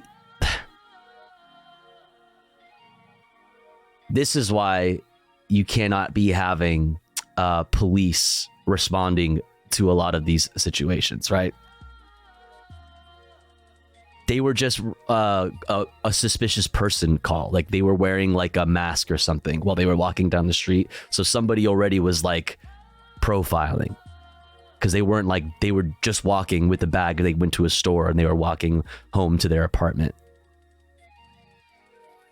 Excited delirium. This is why social workers are very, very, very important. A disputed condition some say is unscientific and has been used to justify excessive force. The verdicts came after a jury in Washington state cleared 3 police officers of all criminal charges on Thursday in the 2020 death of Manuel Ellis, a black man who was shocked, beaten, and restrained face down on a Tacoma sidewalk as he pleaded for breath. In the Colorado case, the prosecution said Cooper lied to investigators to try to cover up his actions, telling detectives that McClain was actively resisting when he decided to inject McClain with ketamine. Even though the body camera showed McClain lying on the ground unconscious. It also disputed Cooper's claim that McClain tried to get away from police holding him down, and that he took McClain's pulse as he bent down to give him the shot of ketamine, which others testified they did not see. He's trying to cover up the recklessness of his conduct, Senior Assistant Attorney General Jason Slothuber told jurors in closing statements. Sachuniak, who testified, my brain is not working today, chat, sorry, who's testified along with Cooper this week, said paramedics were trained that they had to work quickly to treat excited delirium with ketamine, and said they were told numerous times that it was a safe, effective drug and were not warned about the possibility of it killing anyone. Colorado now tells paramedics not to give ketamine to people suspected of having the controversial condition known as excited delirium, which has symptoms including increased strength and has been associated with racial bias against black men, which is the main point that I, want to point out here. Like there's a very long history of medical racism. And for example, the myths that like black people have a higher pain tolerance and women have a higher pain tolerance, like things like this. This is like very, very old racism that has been around for a very, very long time and has been is a main example, one of the main examples of systemic racism. I've gone through hell because of it. Yeah, what's up, Luglow? It's a fake diagnosis made up to hide the deaths or beatings of especially young adult black men. Yeah, what's up, Neuro Riot? Welcome in. I was going to say it sounds a lot like hysteria. Yeah, like think about what they're describing. Excited delirium. That could mean anything. That's such a, the symptoms of excited delirium are so general and so broad, which is why I brought up, social workers, people who are trained in the mental health fields, who are better at and more well trained, to be able to see, point out what is actually happening. A police officer and some paramedic is not going to fucking be a good is not a good response team. Forget the fact even that Elijah McClain wasn't doing anything wrong. They were just walking home, and somebody thought they were suspicious because they were black and had a fucking mask on, if I remember correctly. So like excited delirium can mean anything, and then they'll just say like, well, let me just inject you with a whole bunch of ketamine, even though they were restrained by the police, even though they were unconscious after being choked out, which was already, like I said, in itself was going way too fucking far. We were taught that is a safe drug and it will not kill them, Sichunyek testified.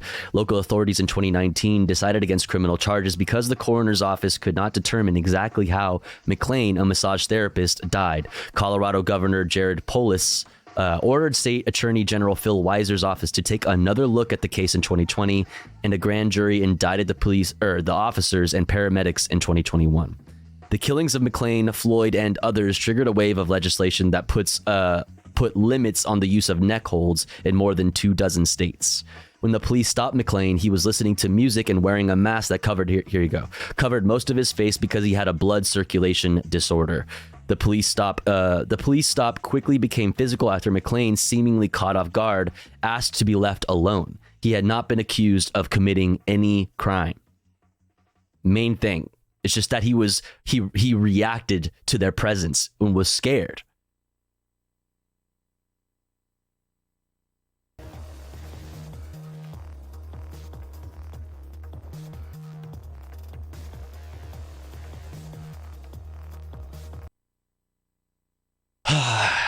And he was right to be scared, right, James? He was right to be scared, obviously.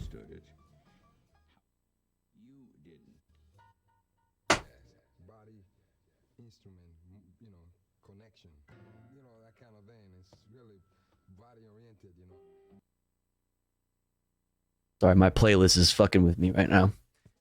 In a hospital situation, when we give ketamine, we use it to like set bones and stuff. There's 4 people in the room minimum, and they're on the monitor. I'm there in case they stop breathing or their oxygen drops. It's definitely taught, right? And there are there is like ketamine therapy and things like this, but these are all like, the idea is that it's heavily monitored. Heavily monitored. There's somebody there with you, professionals in all of these cases, not just like a cop who is saying that this person is resisting. I need them to be sedated. Like you don't just get to do that. You're supposed to anyway have your less than lethal, means for that. Like your taser, which even then is dangerous and can be used maliciously or in a way that is, abusive and wrong. Absolutely. But like there are supposed to be ways where you're to get around having to do something like that, inject someone with a drug. That's insane. That's insane. Also, they themselves were able to get him in a headlock, right? They were able to physically restrain him. So like, what was the need for that? Other than like, just a complete lack of humanity. Like a complete lack of any empathy for this person. Just like they were just like an animal that they were stopping, like animal patrol was picking up on the side of the road. It's fucking disgusting. He had not been accused of committing any crime. Remember that. The officers told investigators that they took McClain down after hearing Officer Randy Rodema say, "He grabbed your gun, dude." Rodema later said Officer Jason Rosenblatt's gun was the target. Prosecutors refuted that McClain ever tried to grab an officer's gun, and it can't be seen in body camera footage. Paramedics injected McClain with ketamine as Rodema and another officer who was not charged held him on the ground, held by 2 fucking people. McClain went into cardiac arrest en route to the hospital and died 3 days later. Rodema was convicted earlier this month of the least serious charge and a series of charges he could have faced, which could lead to a sentence of anywhere from probation to prison time. Rosenblatt and Officer Nathan Woodyard were acquitted of all charges. Yeah, well, in the first trials against the police officers, the defense sought to pin the blame for McClain's death on the paramedics. The city of Aurora in 2021 agreed to pay $15 million to settle a lawsuit brought by McClain's parents. Less than lethal is a BS term too. Yeah, for sure. Technically, it was the paramedics that carried the ketamine, but there was no way they could do a job monitoring with cops in the way. There is no way that was an appropriate setting to be administering ketamine. There's no fucking way. There's no way. Like, no. While somebody is being actively choked out by 2 police officers, you're fucking crazy. That is just like complete negligence. At best. At best, it's just like brain dead negligence. You're like, I don't know, maybe it'll be fine. Which there's no no. Nope. Nope. 2 cops plus chemical sedation. Who was this guy? Brock Lesnar? Dude, right.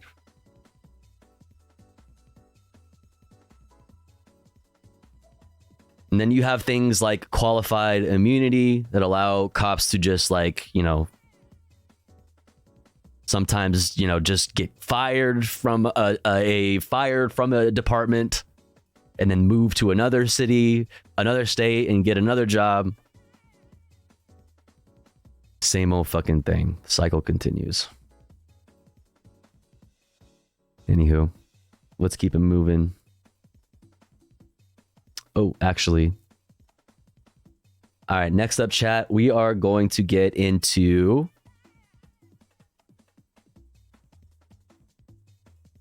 the Michigan recording of Trump that apparently reveals further reveals Trump's efforts to overturn the 2020 election. So that's been a big story on all of the MSM today. So we'll take a look at that. We'll go from there to talk about Spain's Madrid region partially revoking LGBTQ rights laws. We'll go to China issuing rules to control spending in video games. Damn. And then we'll look at Argentina's mega decree divide over steps to deregulate the economy. From there, we'll go into a large amount of labor stuff. I want to take a look at this real quick first. Washington Post union reaches sensitive agreement with management after 18 months of negotiations. We'll go from that into talking about the year in review in regards to labor action. And then we'll move from there into Israel-Palestine stuff by talking about the labor movement at large and unions calling for a ceasefire. Okay. But here's the thing. Before we get into that, chat, we have to run an ad break because it's been an hour since our last ad break. But don't you worry, because here at the Tofu Ghost broadcast, we run ads while I'm away from the stream. That way, even if you're unsubscribed to the channel, you don't miss out on any of the content.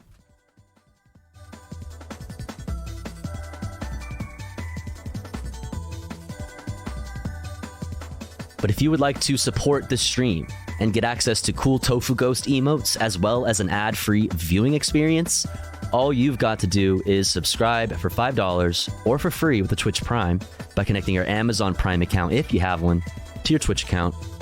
Or let's say you're already subscribed to the channel and you're feeling generous and you have the means to, maybe consider gifting a sub to one of our unsubscribed friends in the chat, one of our unsubscribed comrades in the community that may not be able to afford a sub this month. That way, they may also be able to enjoy the Tofu Ghost emotes and an ad-free viewing experience with the rest of us. We are currently at 6 out of 25 for the daily sub goal.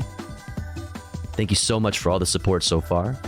if you enjoy the content, if you enjoy the stream, please do consider supporting. That way we can continue to do this full time. I'm seeing some unsubscribed friends in the chat. If you are one of those unsubscribed friends, say hi, make yourself known, and maybe somebody will see you and feel generous enough to shoot you a gifty. I'll be back in 3 minutes, chat. Don't you go anywhere. BRB.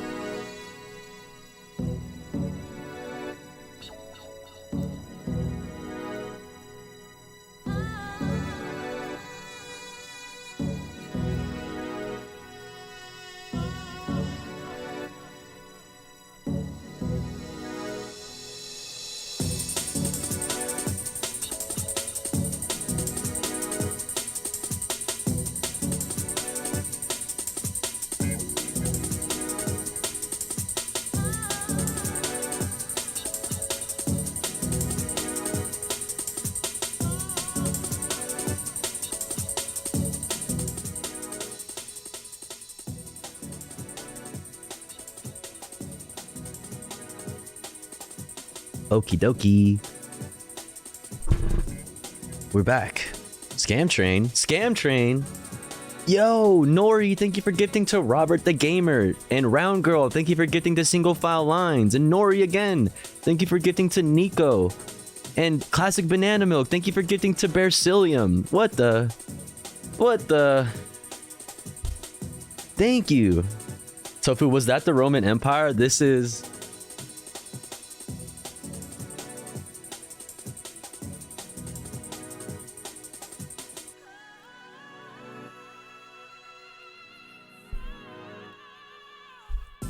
You want to know here's what I should do.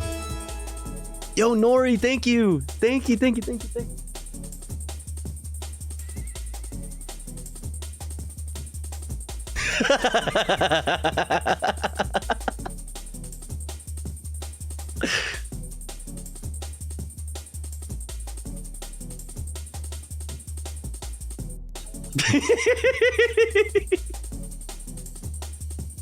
Rage.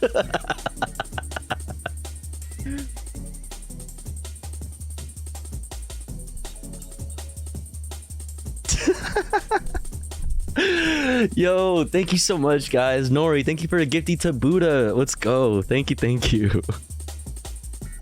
Let's fucking go, dude. Here you go. Here you go. This is for you. This is for you. Enjoy.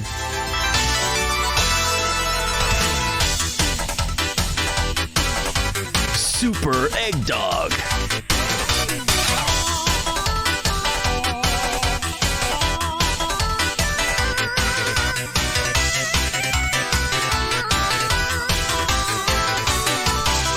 Let's fucking go.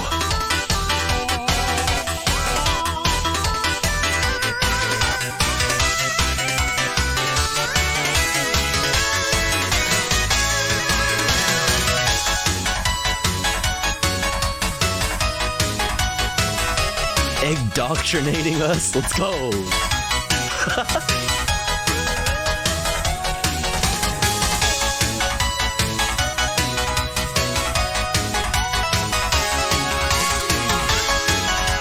Yes.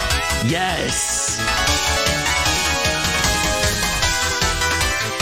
Awaken the egg dog inside your hearts, chat.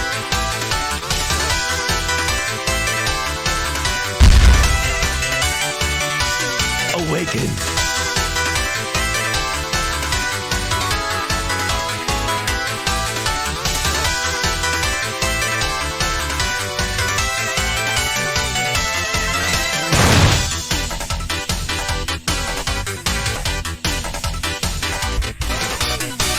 That's right. That's fucking right. That's fucking right.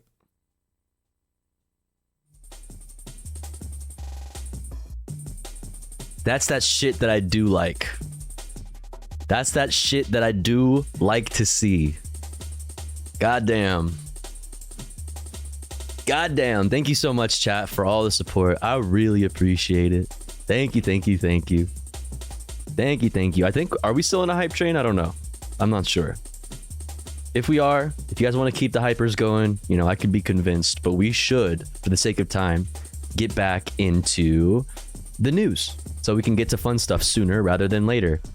Now it's over. But thank you so much for the hype train. You deserve it, bitch. Oh. Is there vegan eggs? Absolutely. Absolutely.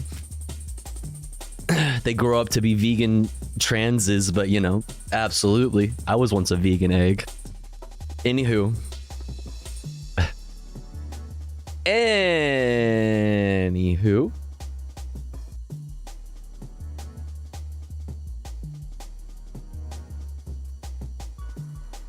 Let's get back into the stuff and the things.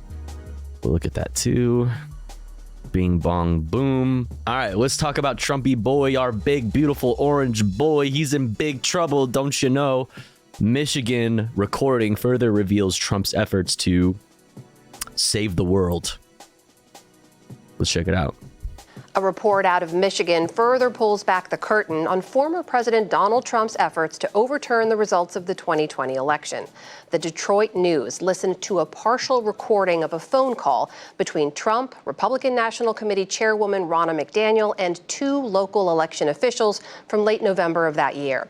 In it, Trump and McDaniel can reportedly be heard pressuring the Republican chair and another member of the Wayne County Board of Canvassers not to certify the election results there, despite no evidence of fraud. Come on, you know you want to. Come on, you know you don't want to certify the election. Don't do William it. Brangham has been tracking this story today and joins me now. William, it's good to see you. Hi. So what exactly were President Trump and Ronna McDaniel trying to do on that call, and what kind of impact could it have had on the larger election? Here's what we know. Joe Biden won Michigan by about 154,000 votes. Not but true. At the time of this call, Michigan had not certified those votes. And so imagine you're these two local elections officials and the phone rings, and it's the President of the United States and the Chairman of the Republican National Committee, and they're I'd fucking cum in my pants. saying, don't certify those results. It's crooked. I'd be like, sir, Sir, you've got it, sir. Anything you say, sir. Lawyers, Coming right up, there's sir. some rigging going on here. Just imagine the power dynamic difference there, where the president is calling, asking you to do this. I mean, as we know, Donald Trump in the past had made many unfounded allegations about voting in Detroit, which is where Wayne County is, saying that dead voters had been voting. None of that was true. Michigan It's true. From beyond the grave. Zombies, liberal zombies, poking their hands up out of the earth, digging up themselves and walking the earth once again, standing in line and hashtag staying in line and voting from beyond the grave. Its results. And these two canvassers did try to rescind their certification, but it was too late. Michigan was declared for Joe Biden. Michigan was critical for Joe Biden's election win. And this effort, this phone call, seems to be another effort by the former president to stop that fact from becoming reality. So we know there are Hit a us lot with of the phone ongoing call. efforts to hold President Trump and his political allies accountable for their efforts to overturn the 2020 election results. How does this episode fit into those larger efforts? This effort, this phone call, is similar in a way to what we know came out of Georgia, where there's a Listen, Donald Trump, known for his perfect phone calls. I need to hear the perfect phone call. I need to hear it. If you're going to tell me it's imperfect, then I need proof. Where is it? Case against the former president in Fulton County, Georgia, where he called election officials there and said, can you guys find me 11,000 votes? We also know the federal case being brought against Donald Trump by special counsel Jack Smith charges him with 4 felonies. And in that indictment, it does cite Trump's alleged use of deceit to try to fool and persuade state elections officials to overturn elections.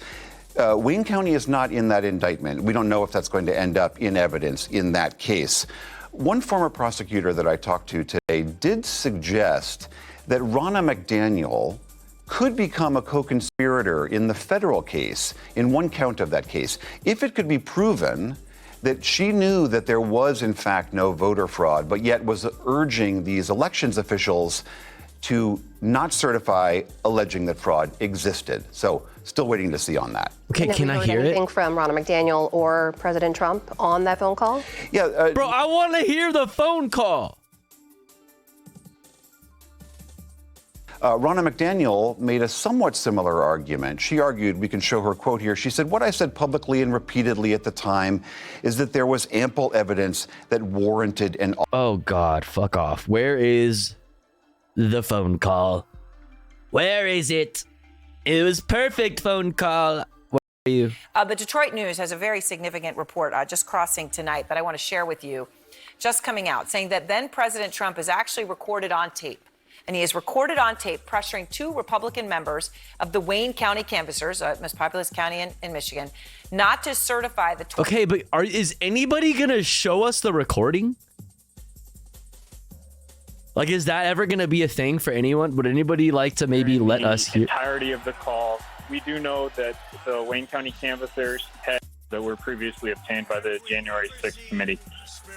We don't know what was said during the entirety of the call. Well, then why are we reporting on it?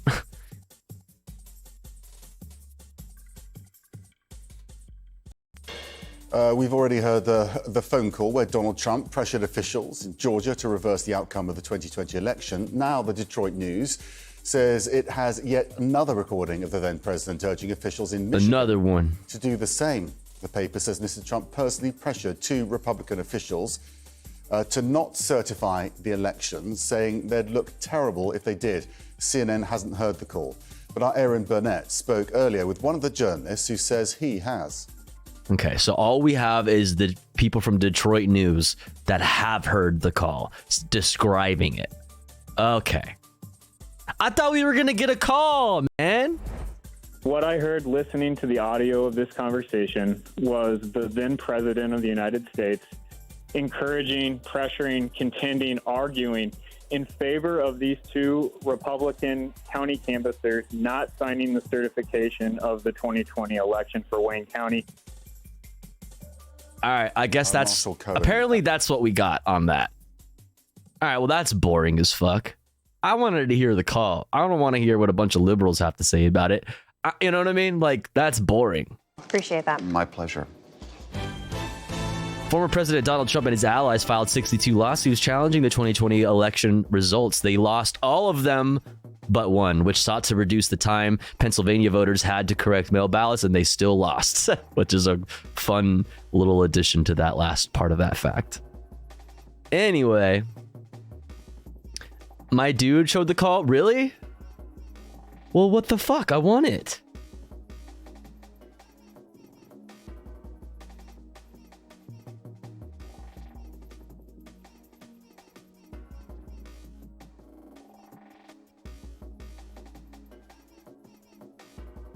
Does anybody have a link to it? I'm trying to find it. I don't see anything. I just have like Detroit News describing the phone call.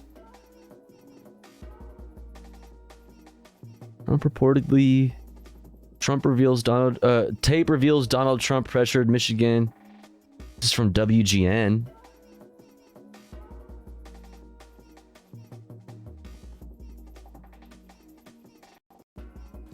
And the former president was reportedly captured on a phone call. Motherfucker! Election officials not Reportedly. I want to hear the fucking phone call, for the love of God.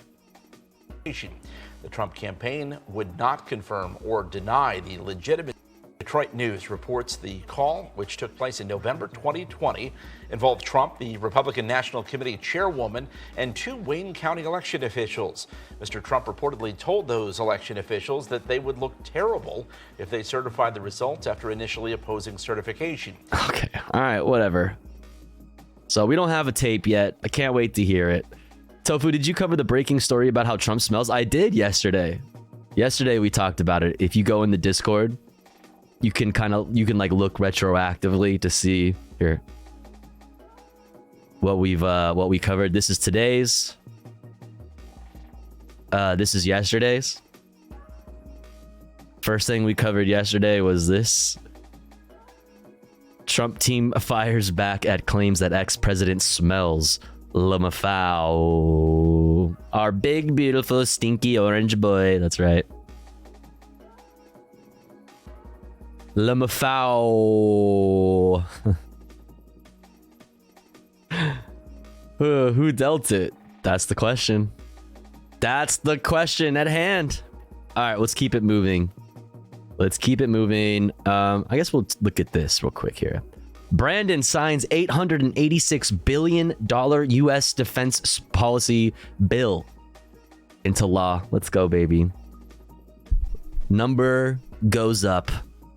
Let's fucking go. President Joe Brandon on Friday signed into law the U.S. defense policy bill that authorizes a record $886 billion in annual military spending and policies such as aid for Ukraine and pushback against China in the Indo-Pacific.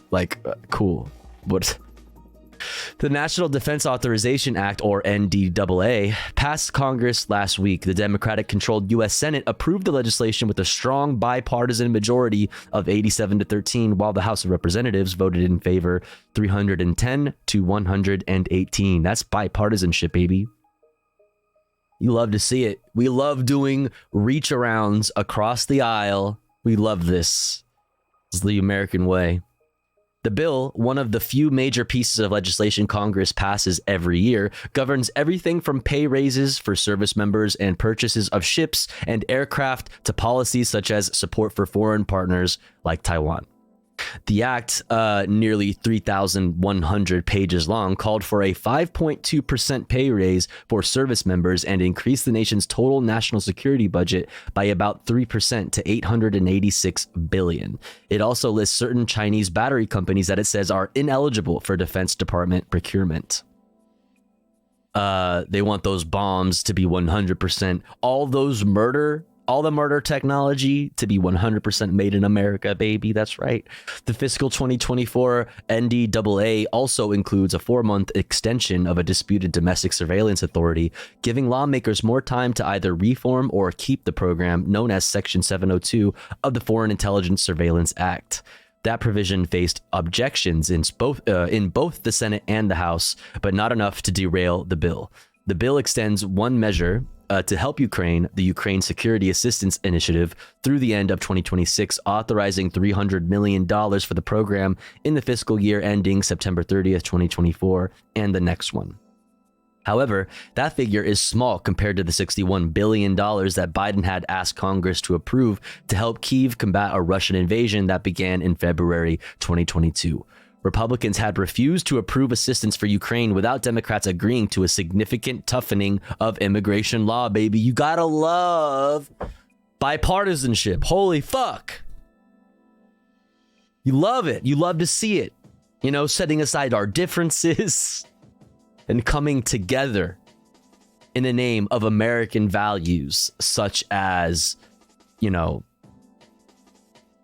the military-industrial complex, such as, you know, evaporating immigrants at the fucking border, such as, I hate everything about this, as you should. As you should. Chat, Biden is the most union president, the most pro-union president. This chat is toxic and it makes me feel unwelcome. Bye-bye. This is a record. It was a record. We broke records last year, if I'm not mistaken, with the defense spending bill. Hold on.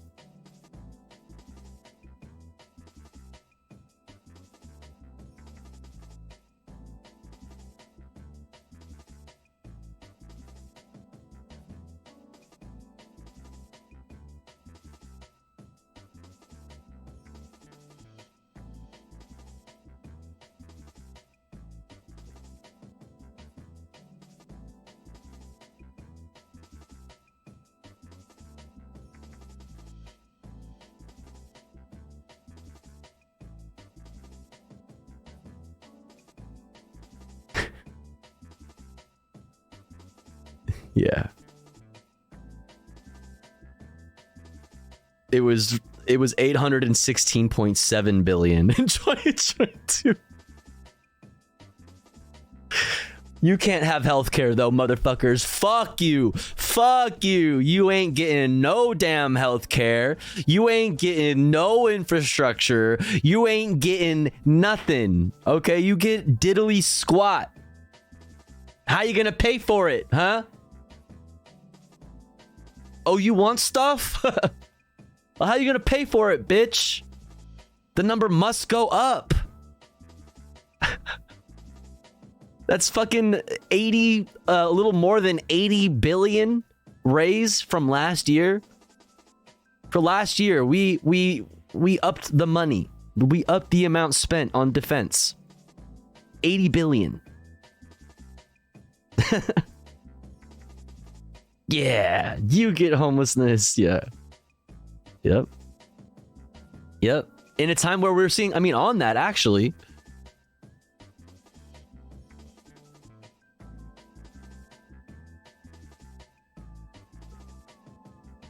on that, in the same year that US homelessness hits its highest reported level ever since we started recording this. Highest reported level of homelessness in the United States ever, but we just hit a record defense spending bill. $886 billion. Most of the rise in homelessness, most of the population that represents that is a part of the rise in this number, most of them are newly homeless, meaning that they weren't like struggling with homelessness for a while and they fell back into homelessness, which is obviously also an issue. But most of that rise in that number are brand new, meaning they were never homeless before. They slid into homelessness this year. Yeah. That's called priorities, baby. That's priorities, baby.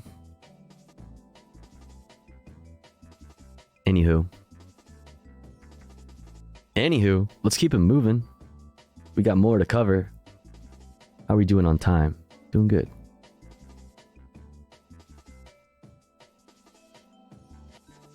And, not to mention how homelessness, the intersectionality of it all, right? How that disproportionately affects people of color, how that disproportionately, affects all, marginalized groups such as LGBTQIA plus ABCD folk. Like we're seeing also get some fucking bullshit in Spain. Let's check this out. Spain's Madrid region partially revokes LGBTQ rights laws. Not very pog. Let's talk about it. Regional Assembly on Friday passed a proposal by the ruling Conservative People's Party to strip back protections for transgender people, sparking outcry from the opposition and LGBTQ activists.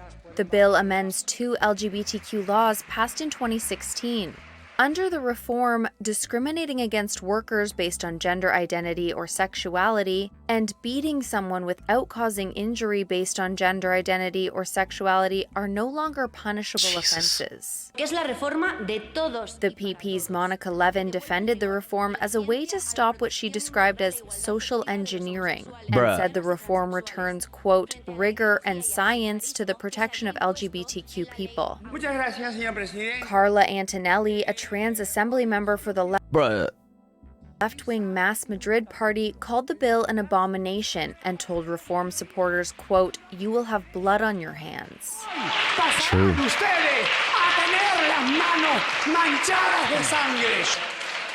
True. In the bill, lawmakers replaced the terms trans people and gender identity with transsexuals and transsexuality, terms that activists say are outdated and demeaning. Under the reform, the region's underage trans people will now need an evaluation by a pediatrician and a psychologist or psychiatrist before seeking transition-related health care. The option of changing names on regional documents before adapting the national ID was also eliminated.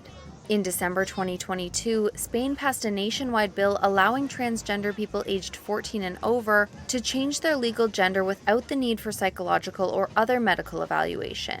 Most of Spain's 17 regions have laws for the protection of LGBTQ people. Like, it's just to have your documents match your gender. That's it. You need to have doctor approval to be able to get something like your gender changed on your identification. That's what? Madrid is the first to roll back such legislation. Mass Madrid said it would ask Spain's human rights ombudsman to challenge the law before the Constitutional Court. Fascism is back in a big way, baby. Back in a big way.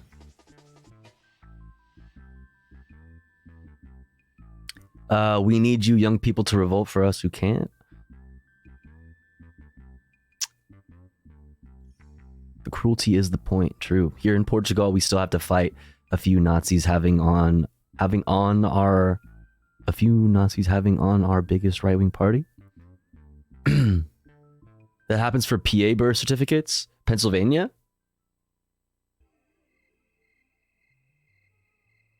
It's like every time we get a step ahead, some old fascists make us get 2 steps back. Yeah. What's up, Salvage? I'd gladly throw an ethically sourced brick for all my trans homies. In a video game, of course. Chat. What's up, Ben? What up, what up?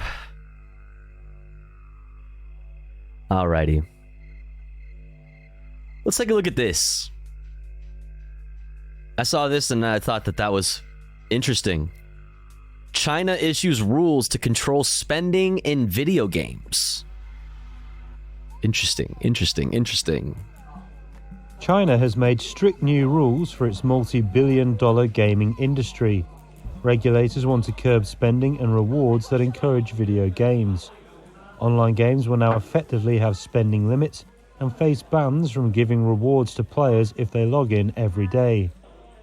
Rewards also can't be given to anyone who spends on the game for the first time or if they spend several times on the game consecutively. The decision spooked investors and dealt a blow to the world's biggest games market, which returned to growth this year. Shares in gaming giant Tencent were down as much as 16% Friday, while its closest rival NetEase was down by a quarter. I happen to think this sounds not bad. I happen to believe that regulation on in-app purchases or in-game purchases is a good thing, because that shit is fucking insane. That shit is fucking insane. And not to mention, like, the, you know, the way things are purposefully designed to, like, give you a dopamine hit, to you know, like, to give you that fucking gambling vibe, all that kind of shit. All that kind of shit should absolutely be regulated. Should absolutely be regulated. It's taken a tough line on video games over the years. It set strict playtime limits for players younger than 18 2 years ago. It also suspended the approval of new video games for about 8 months, citing gaming addiction concerns. Last year was China's gaming industry's most difficult year on record, as total revenue shrank for the first time. The crackdown formally ended in 2022 as new game approvals resumed. China's video game market returned to growth this year as domestic revenue rose 13% to $42.6 billion, according to industry data. I mean, like, doing things, you know, there's like a, you know, there are many things wrong with the Chinese government, right? Fine, right? Fine. Sure. Just like there is lots of things wrong with most governments, period. Right. This is an example of not putting capital over, like, the benefit that regular people can see. That's an example of a policy that doesn't put capital first. And I think it's not bad. I think it's actually good. One of the heads of Tencent married Xi's niece, and it ain't paid off yet. Oh shit, really? Argentina now allows paying workers with meat, food, and Bitcoin. Uh-oh. That's what we're going to talk about next. Socialism is when good and good equals bad. Oh. Condemn China now? No. Everyone should just get into sports gambling instead of games. It's healthier. Shut the fuck up. The industry preys on children and won't regulate itself. Well, since when does a market ever, like, listen, I'm not a fan of letting markets regulate themselves. I'm not a fan of letting markets, you know, the markets decide. I don't think that self-regulation is a thing when it comes to markets. Yo, what's up, Dalton? Thank you for the raid.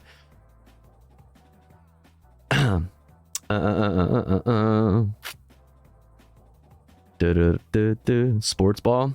Go sports team. True. That's true. All right, let's keep it moving. We're making real good time, chat. Like I said, I organized a short politics portion of the stream for us today, so we could do chill shit. Because my brain is not working since I am off my meds. 2.5 days into not having my fucking meds. It sucks ass. Let's move on and talk about Argentina. Thursday morning. Holy fucking dank. More like Dankentinia. What? Why would I say that? In Buenos Aires, and the talk is all about new President Javier Milei and his radical economic reforms.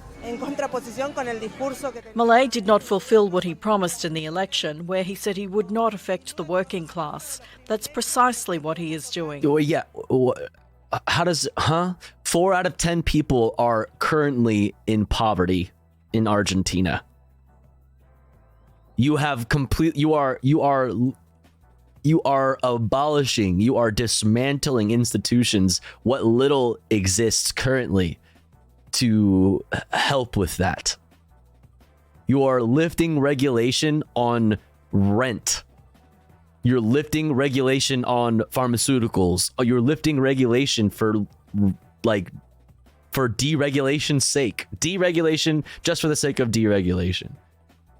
Well, I know medication. Are you poor? Can we help? I mean, I am poor, but for some reason my pharmacy has not refilled my prescription yet, and it's been like a week that I've been trying to get it refilled. But I am poor also that. You are doing perfect, still helping the movement. Hey, appreciate that. Regulations stifle innovation. People are going to think you're serious, Round Girl. People voting against their self-interest, we are lemmings. Yeah, I mean, when people are promised, when people have dealt with economic hardship for as long as people in Argentina, for example, have, when they are promised radical change, regardless of what that radical change, if they are promised something super radical, people generally are going to be inclined to be like, all right, fuck it. You know what I mean? Fuck it. This isn't working, then fuck it. Fuck it. We'll see how it happens. We'll see how it goes, how it turns out. We do it here too. Yeah, absolutely. Absolutely. Just the night before, what's up, Canadian Brunch? Took to the streets to protest. The president had just announced a decree with... Poor people don't have time to do all the research, and nearly half of voters don't vote or want this shit. Yup. 366 reforms, striking down major regulations covering Argentina's economy. But some of the reforms angered many here. I do not believe in what Milei says and in his policies. I think he wants to generate chaos in the country. He's literally a libertarian. He's a self-described anarcho-capitalist. Definitionally the world that yes, that's the idea. Is that chaos is like supposed to be like inherent to the humankind, like to the like that's supposed to be our natural way of existing to these folks. The chaos is the point. Yes, rugged individualism. Yes, absolutely. And will he use federal institutions and federal law enforcement agencies to enforce these policies? Absolutely, because that doesn't mean he can't be a fucking hypocrite, Are you saying that you don't have absolute faith in the invisible hand of the market? Are we allowed to say that? You're supposed to, no, I'm not saying that. And in fact, the invisible hand of the market is currently jacking me off right now under the table. And I'm totally okay with that. You know what I'm saying? We're just staying edging into the edge of existence, end of existence. To make it easier for the business sector to operate in Argentina, covering the hiring and firing of employees, deregulating the healthcare sector, and that'll help poor people, working class people, deregulating the healthcare sector. Absolutely.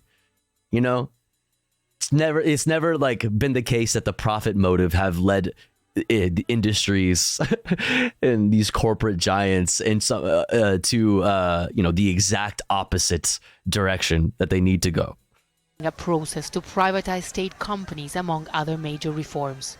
Members of different opposition groups rushed to criticize the decree. Many are questioning its legality and why the president decided to seek amendments using a decree and not via Congress.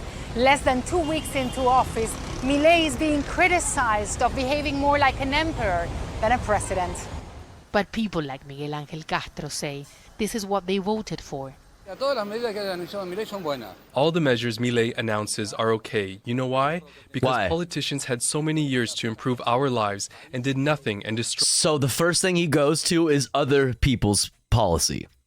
Why is what Milei is doing good? Because everybody else failed.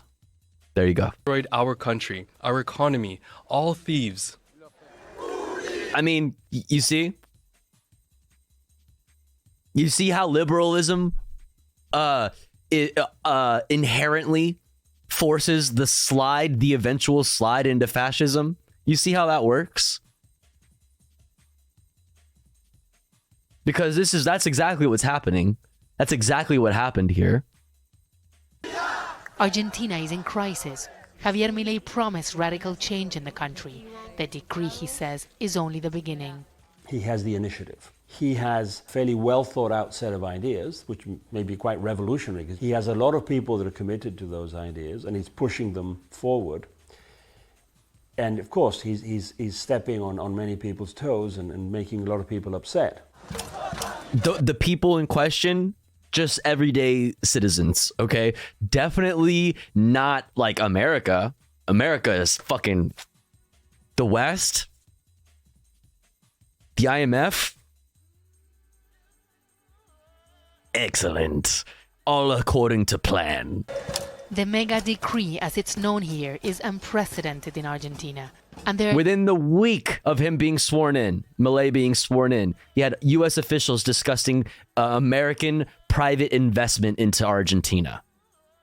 They're selling off all their fucking they're selling off their entire economy to international corporate entities. Just a complete gift to the West. doubts about how it will be implemented amid so much opposition. Teresa Bo, Al Jazeera, Buenos Aires.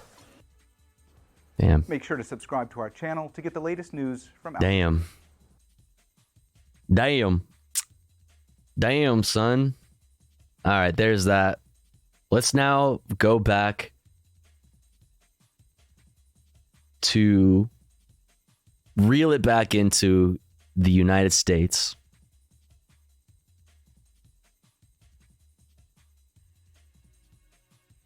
Talking about the working class. Speaking of the working class.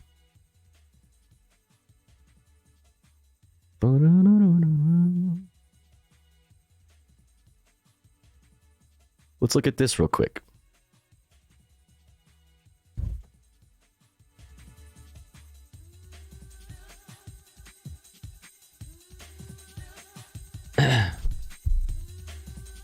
The conditions, what are you on about? The conditions, oh my goodness.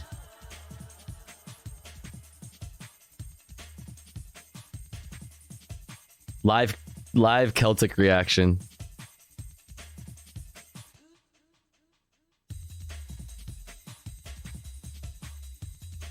They are allowing employers to pay their workers in meat and milk. The idea has support from some, but it is so flawed. Basic issues can't save meat to escape poverty.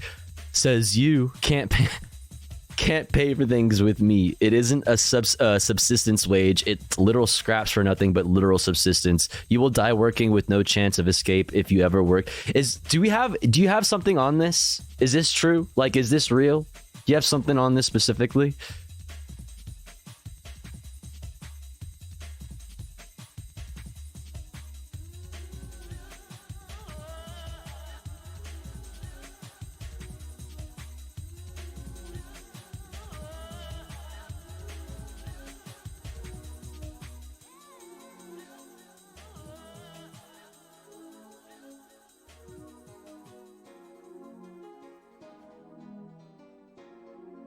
Or are we just memeing?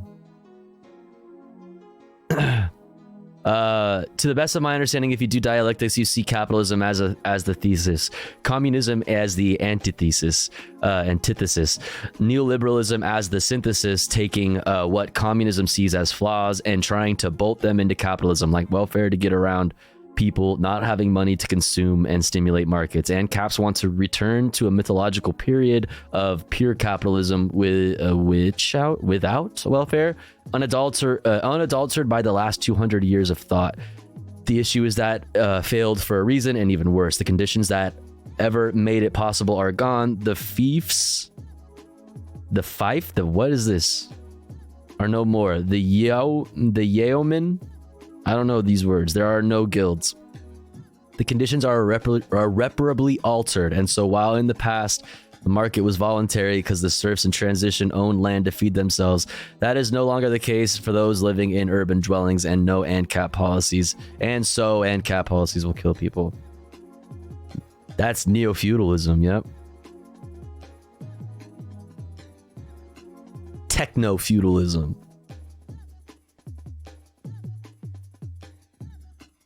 Talk amongst yourselves, unpacking a bowl. Thank you, Undead. Celtic is correct per usual. Based Celtic.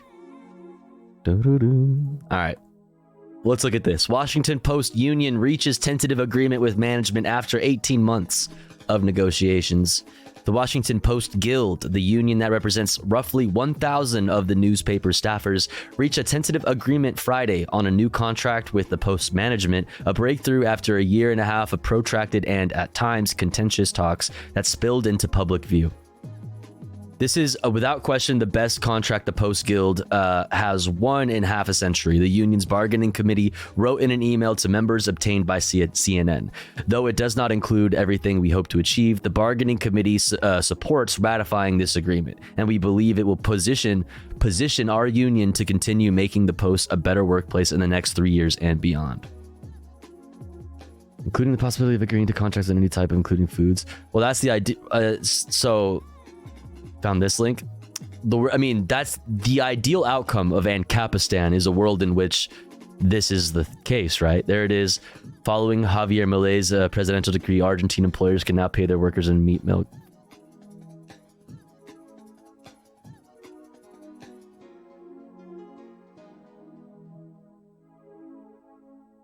Did it work?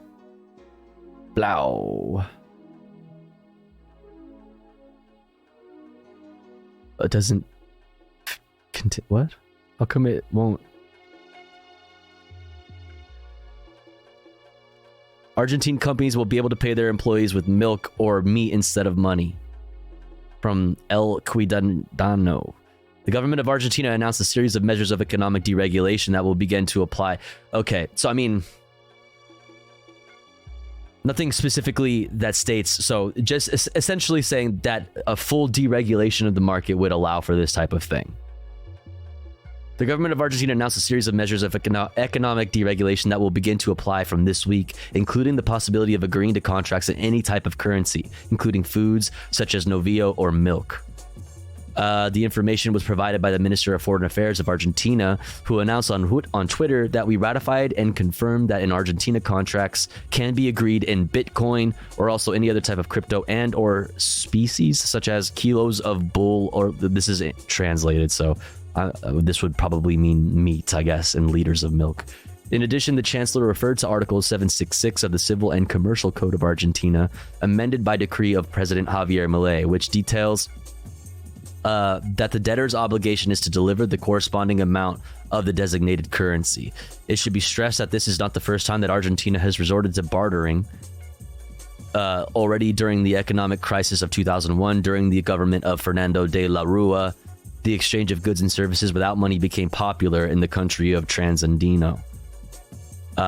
Statements of the inclusion of cryptocurrencies and other species in financial obligations under Article 766 pose interesting challenges. The incorporation of these assets into financial legislation is a global debate issue, and their impact on the economy and transactions requires careful consideration.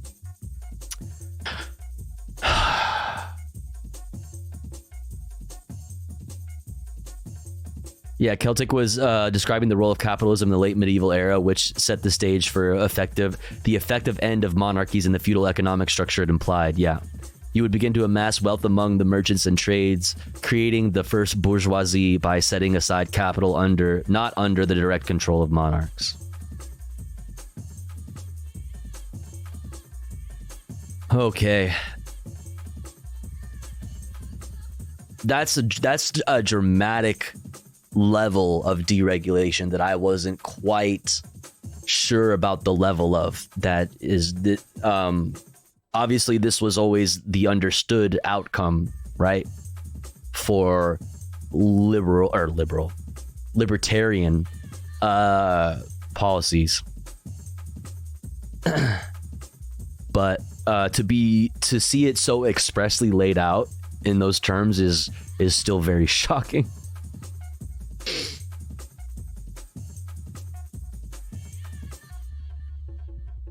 Wow. Oh, wow. Wow.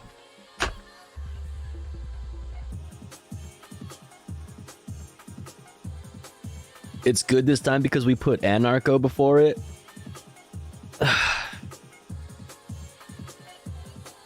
In futuristic slavery, you're free to starve. Yeah, that's what Javier would tell you. Is that consent is all over this, right? Is that you are agreeing to partake in this. You are given more rights to go to individual rights to enter into agreements with people or companies or whatever that are outside of the norm. You can have very specific agreements in this contract with like an employer. This sets the stage for like indentured servitude to make a huge fucking climb into relevancy. This sets the stage for company towns galore. This is a giant step into our fascist future. A huge leap into, towards the inevitable outcome of neoliberalism. Fucking wild.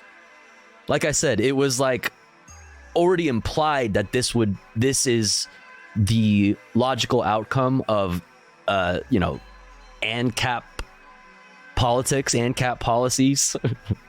But to see it specifically laid out in those terms is very fucking, very dark.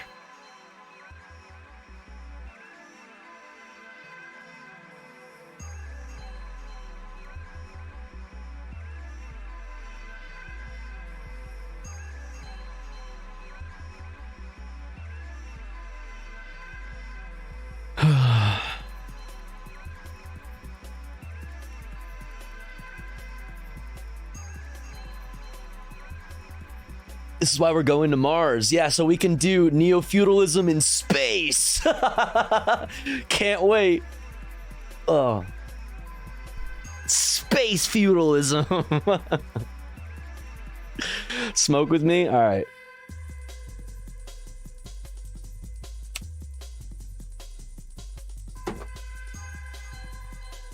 Space feudalism, chat. Let's go. Let's fucking go.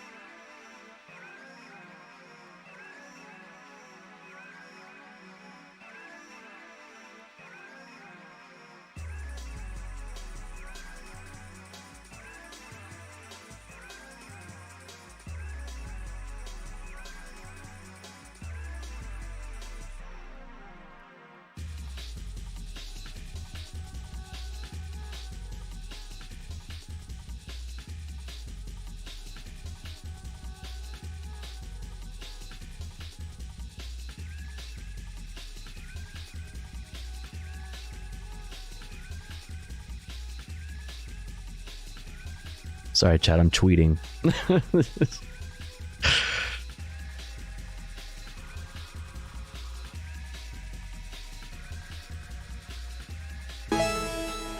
Yo, Nori, thank you for getting to non-binary. Thank you so much.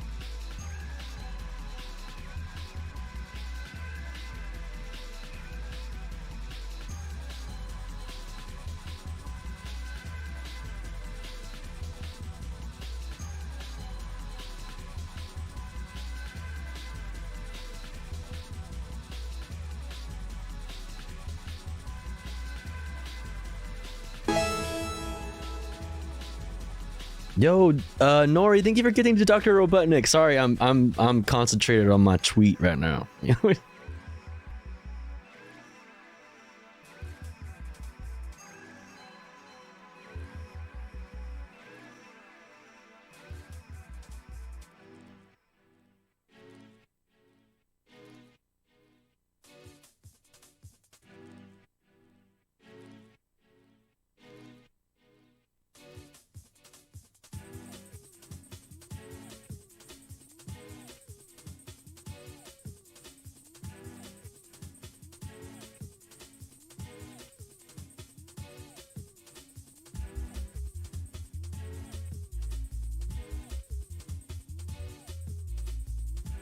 Boom, boom. Tweet sent. It's a bit windy here. See image. Oops. Whoopsie.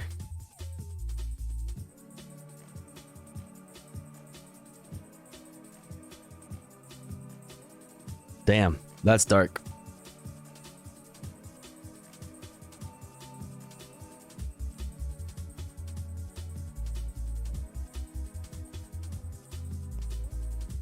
Fief was a central element in medieval contracts based on feudal law. It consists of a form of property holding or other rights granted by an overlord to a vassal who held it in fealty or in fee. In return for a form of feudal allegiance, servants, and or payments, the fees were often lands, land, revenue, or revenue producing real property like a watermill. Fiefdoms. Oh, okay. I know this word. I was just like reading it wrong, mispronouncing it. Okay. Fief. I know. Okay. I know this word. Etymology. Okay.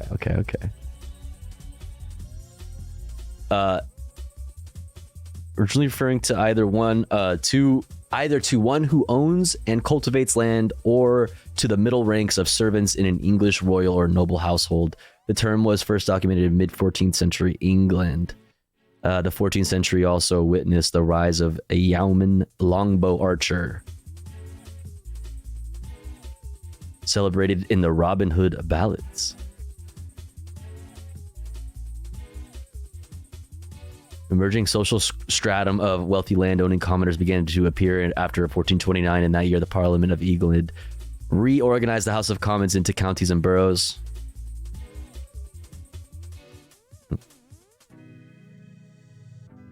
Like thief.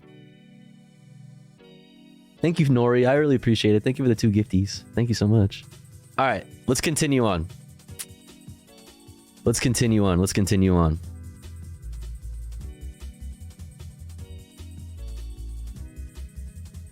Oh, and Riot Vision said to stretch, guys. Ugh. British guards that protect some landmarks, they have the dumb red coats and frilly neck things. Oh. Ugh. From CNN.com.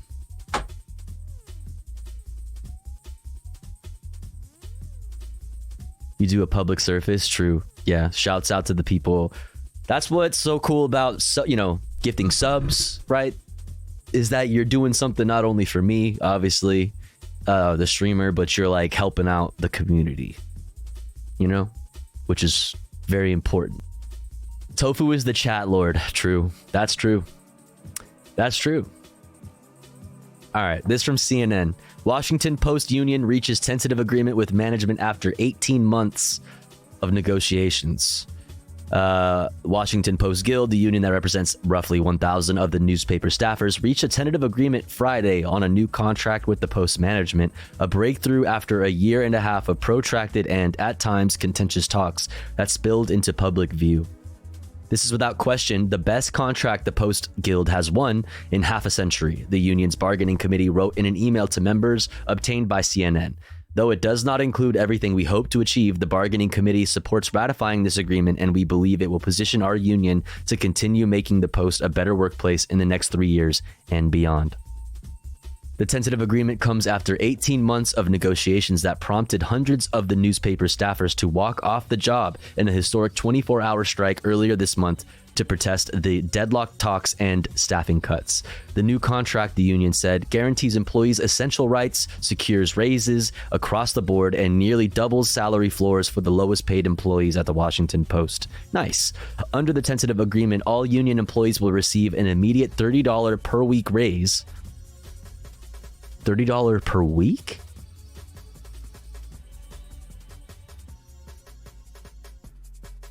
Assuming that they work like 40 hours already? That's a weird way to say that. During the first payroll period of 2024, this increase will be combined, I guess, unless they're salary?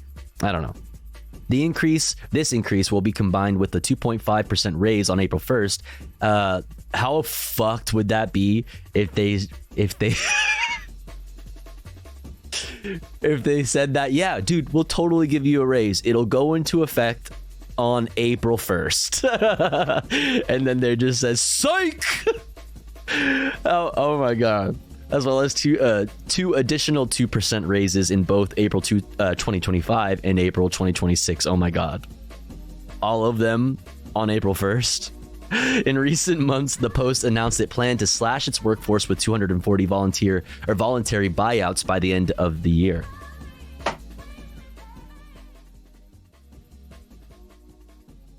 The union said members who are participating in the newspaper's buyout program will also receive $500 bonuses when they sign their contracts. The Post, it said, also agreed to a 60-day notice period before amending the union's current hybrid work arrangement.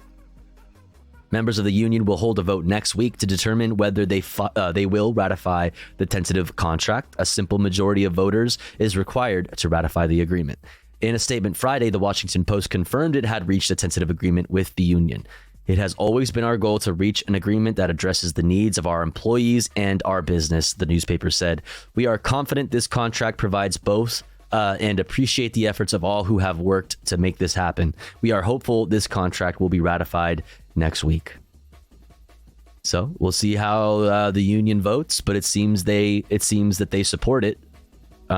So good for them. Good for them.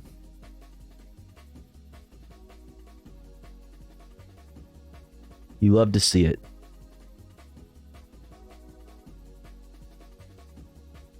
Next up, chat.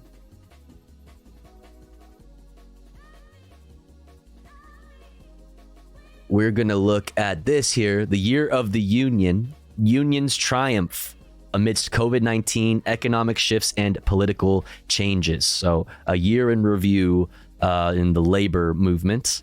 And then we'll go from there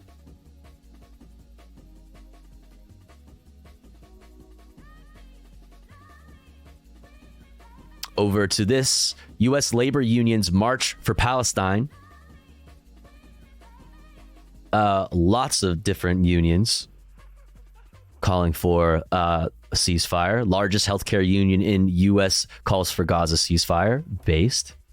We also have musicians union calls for an immediate humanitarian ceasefire in the Middle East. In the U.K., which is based.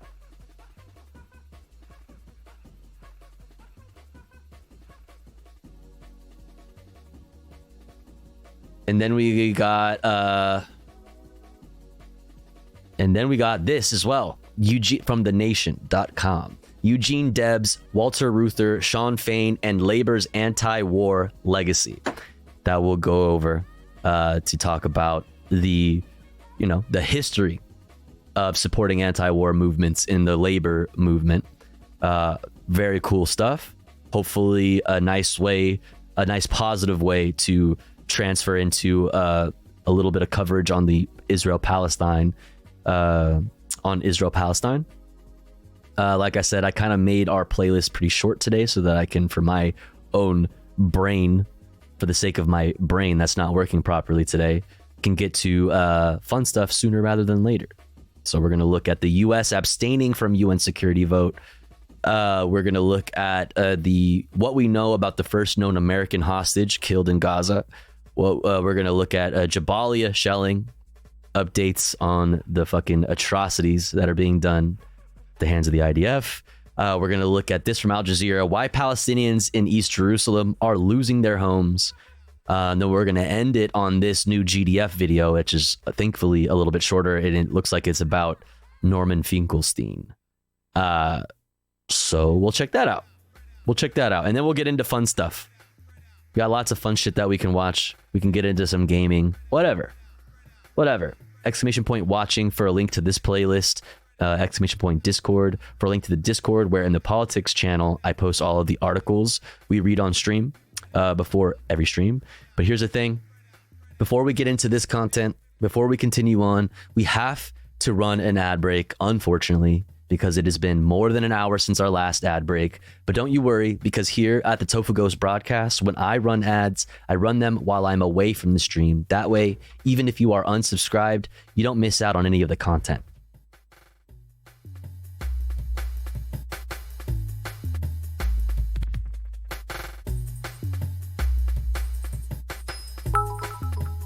Yo, Gurk, thank you for the 1,000 biddies. Thank you. Thank you. I really appreciate that. Thank you. But here's the thing, chat. If you don't want to deal with those ads, but you do want access to cool Tofu Ghost emotes, all you got to do is subscribe for $5 or for free with a Twitch Prime. Or let's say you are already subscribed to the channel and you're feeling generous and you have the means to. Maybe consider gifting a sub to one of our unsubscribed friends in the chat, one of our unsubscribed comrades in the community that may not be able to afford a sub this month. That way they may also be able to enjoy the Tofu Ghost emotes and an ad-free viewing experience with the rest of us. We are currently at 13 out of 25 for the daily sub goal. If you enjoy the content, if you enjoy the stream, please do consider supporting in some way. That way we can continue to do this full time. If you are unsubbed, say hi in the chat, make yourself known, and maybe somebody will see you and feel generous enough to help you out with a sub. I'll be back in 3 minutes. Don't you guys go anywhere. We'll be right back.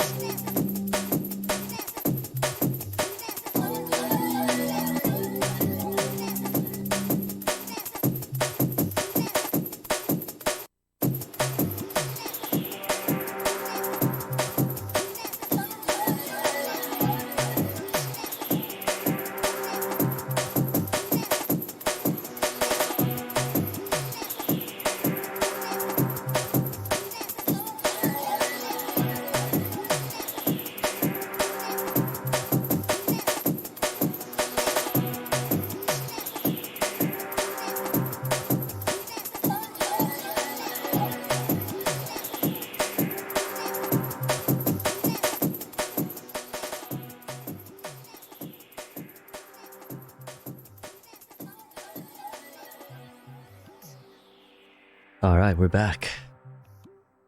Oi. We're back.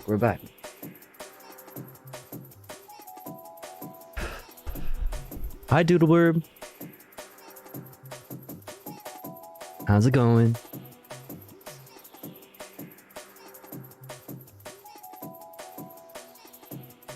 Shouts out Doodleburb. Everybody go follow Doodleburb. Dun dun dun dun dun. All right, where were we?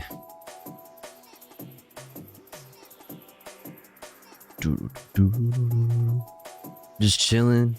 Hell yeah. Love that for you. Love that for you. All right, we just got done talking about the Washington Post union and their tentative agreement. Now let's talk about the labor movement generally and their support for anti-war movements. We'll start off with the specific, obvious anti-war cause that is relevant today. Let's, I'll read these and then we'll go into this video here. Or no, wait. Actually, first we're going to start with this video, the Year of the Union, and then we're going to get into the labor support for ceasefire. Sorry, I lied. Asking for our fair share so we can survive. How they plead poverty, that they're losing money left and right. It will have a very, very damaging effect on the whole business. When giving hundreds of millions of dollars to their CEOs. It's like these people haven't seen Succession. We still have a ways to go with the offer they put on the table last night. It's about you. Put that in your morning coffee, Mary Bearer. Many people have asked me, when will this strike end? It could end today. There's a level of expectation that they have that is just not realistic. We've got a message for Mr. Iger. They are adding to a set of challenges that this business is already facing. Listen to us when we tell you we will not be having our jobs taken away and giving to robots. Robots. We're nothing. They create the stories that make our hearts beat.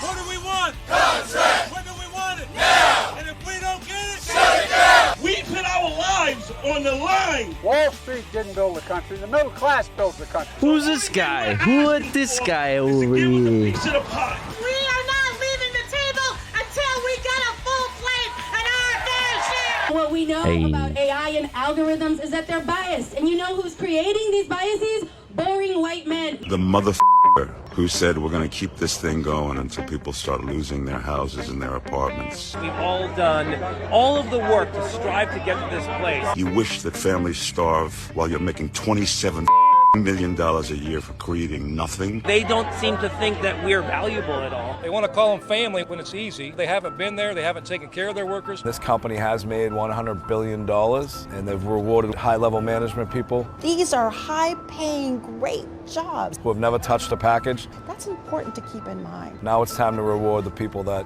touch those packages. True. Dude, I'll be touching packages. I'm about to union bust. Oh, God. Are you aware that NLRB judges I've been touching Starbucks violated federal labor law over 100 times during the Shouts out to all my people out there touching packages, okay? months, far more than any other corporation in America. Sir, Starbucks Coffee Company unequivocally, and let me set the tone for this very early on, has not broken the law. No coffee! No contract! No coffee! Stand up like that! Stand up like that!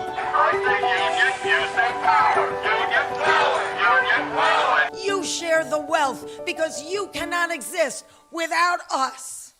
Tell them. A U.S. veto is Tell them. Okay. Okay, you know what? We can start with this, actually. We'll start with this. U.S. labor unions march for Palestine. Okay, so that was like a year in review. Labor movement, a year in review. But now, let's make our way into Palestine, Israel-Palestine coverage via union support for a ceasefire. vote against humanity. We need to end the military aid, end the genocide, end the What's up, Swagger apartheid, Dagger? end the murder, and we demand peace now. Stop the bombs. This Natalia with People's Dispatch. Right now, I'm here outside a rally with many different labor unions, labor movements sponsoring outside of the New York Public Library in New York City. Labor unions, including the UAW Region 9A, including the United Postal Workers Union, United Electrical Workers, have gathered here because all those unions have demanded a ceasefire in Israel's war on Gaza. They've demanded an end to the violence in Gaza, and many of them have said that we don't want our tax dollars as American working class people, as working class people from the United States, going to Israeli violence in the Gaza Strip. And so this is really a watershed moment in U.S. politics where you have dozens of unions gathering here in New York City to demand a ceasefire and demand peace and take a very political stance in an international issue and express dissatisfaction with the political status quo here in the United States. UAW Region 9A has a strong presence here. They just came off of a massive strike nationwide where they won major demands for their members and are riding the waves of that victory. And right now they're doing that, riding those waves by demanding peace and demanding a ceasefire in Gaza. What is taking place in Israel's response to the Palestinian people with its indiscriminate bombing, shutting off the food, water, fuel, and medical supplies to Gaza is the most horrendous of war crimes. We are here to mobilize workers across the country to win the democracy that we need. Do you see people realizing that collective action and withholding your labor gets things done? Do you see how people are realizing that that is the only way the people actually have really any way of influencing their government under capitalism? Do you see how people are now redirecting this not only at the capitalists that are directly above them in the form of their managers and the CEOs of the companies that they work for, but towards greater institutions like the military industrial complex, towards states that are actively doing a genocide? Because democracy here is going to be able to bring about democracy. Also, here's my tweet from earlier. You guys should go juice it. In the most oppressed, colonized, and war-torn places in the world. The bombs killing civilians in Gaza are being paid for by the hard-earned tax dollars of the U.S. working class. Every bomb that drops on a hospital, a school, or a home in Gaza is paid for by the money that could instead be going to hospitals, schools, and housing here at home. Doctors are being forced to perform surgeries and procedures, to care for the injured without medication, without anesthesia. Just take a moment and imagine that pain. This is absolutely unacceptable. Women are going into labor and delivering their babies under rubble. They are delivering the babies without proper postnatal care. Shame on our government for vetoing a ceasefire.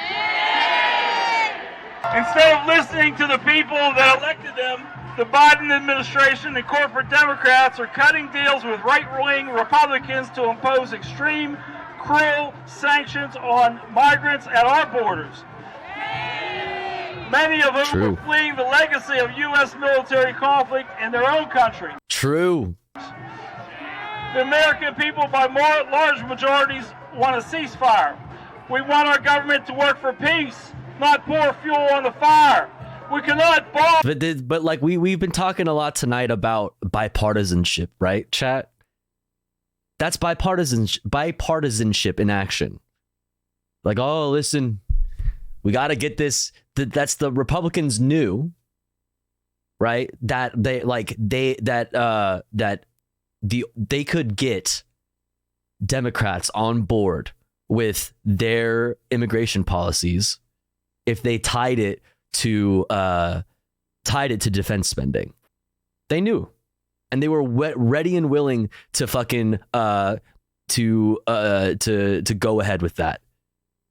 They knew damn well And if anything, Biden has been very soft, or has been I don't want to say like soft, but like has just been continuing Trump era policies in order to like maintain like some kind of support from like moderate Republicans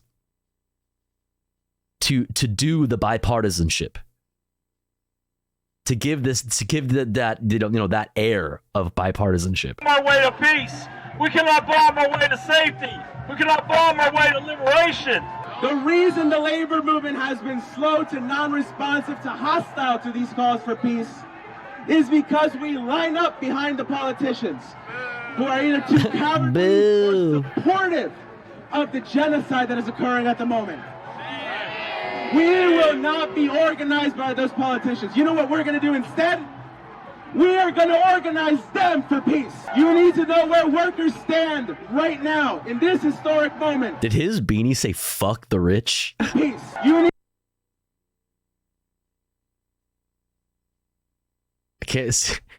need to know where workers I think it says fuck the rich. stand right now. Or does it say tax the rich? That would make sense. That would make more sense. You need to It probably says tax.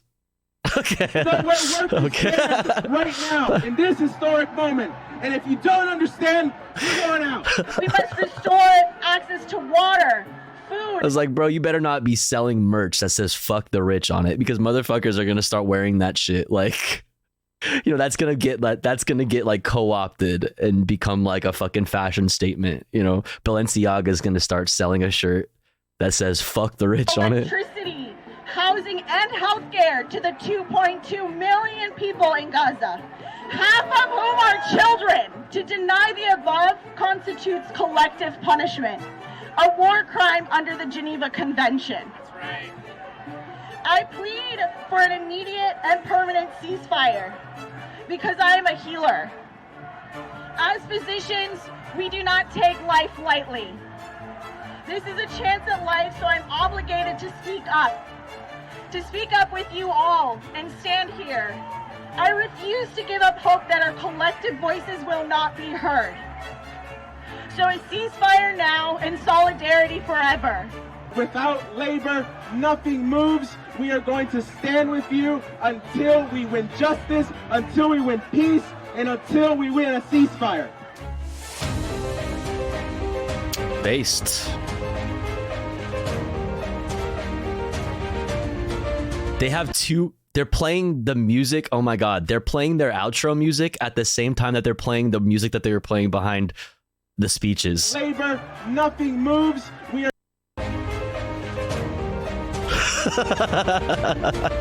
It just sounds like I'm having a fucking I'm having like a fucking meltdown. I'm having a stroke right now. Oh my God.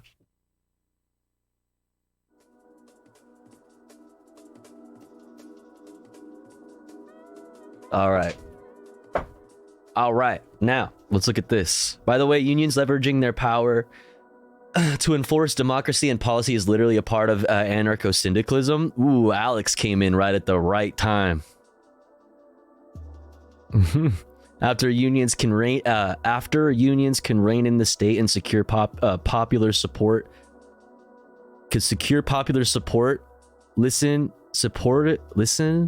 that to then is a step closer to unions replacing the state with models of more direct democracy. This is very exciting if it both works and spreads. Soon healthcare workers will be able to strike to get Medicare for all or other such things. Then slowly the state can be dismantled if you go for that ideology. Support is listened to. Well, like I said, this is people realizing how the only way, the most effective, realizing that unionizing and collective action got the working class a lot already in the past year or two. People are realizing that that is the most effective and the only way to get to the only leverage that you have to get anything that you want under capitalism is withholding your labor collectively. People are starting to realize that that can be applied in other ways, and it needs to be applied in other ways.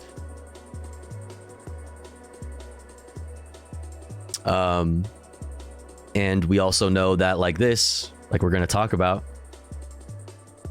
labor has a very deep anti-war history. And yeah, and I mean, I agree. I think that we're a long way off from anarcho-syndicalism, but yeah, I agree. Watch the movie Bug's Life. Yeah, that's theory. Bug's Life is theory. True. Bug's Life is theory. So is ants. I'll be striking if healthcare workers strike. Well, guess what?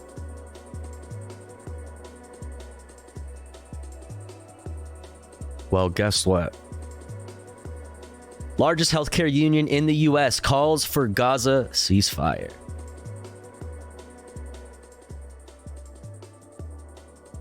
Jinx did a video on both of those movies. Dude, I really enjoyed those videos that Jinx was doing. I really enjoyed those videos. They're so good. They're so short and so just perfect. I loved everything about those videos. I really hope Jinx decides to do those again in the future, because they're so simple and bite size and cool. I really enjoyed those videos, genuinely. I told her that a million times, but I hope she, maybe decides to do it again sometime.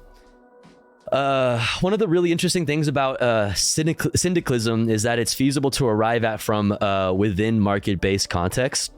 Word. Well, anarcho-syndicalism is both a model of how to reach anarchist state as it is another that state. So we're a long way from the goal, but we're currently, yeah, absolutely.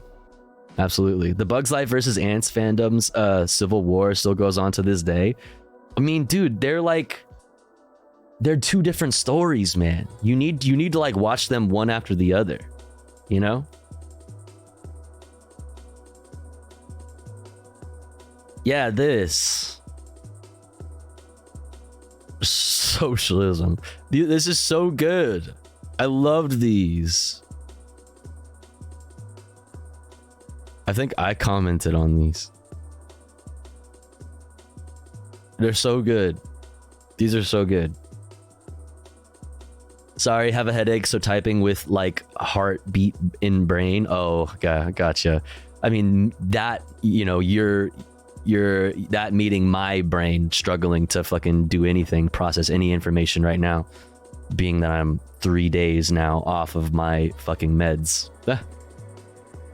We have an org that could be called something akin to a renters union.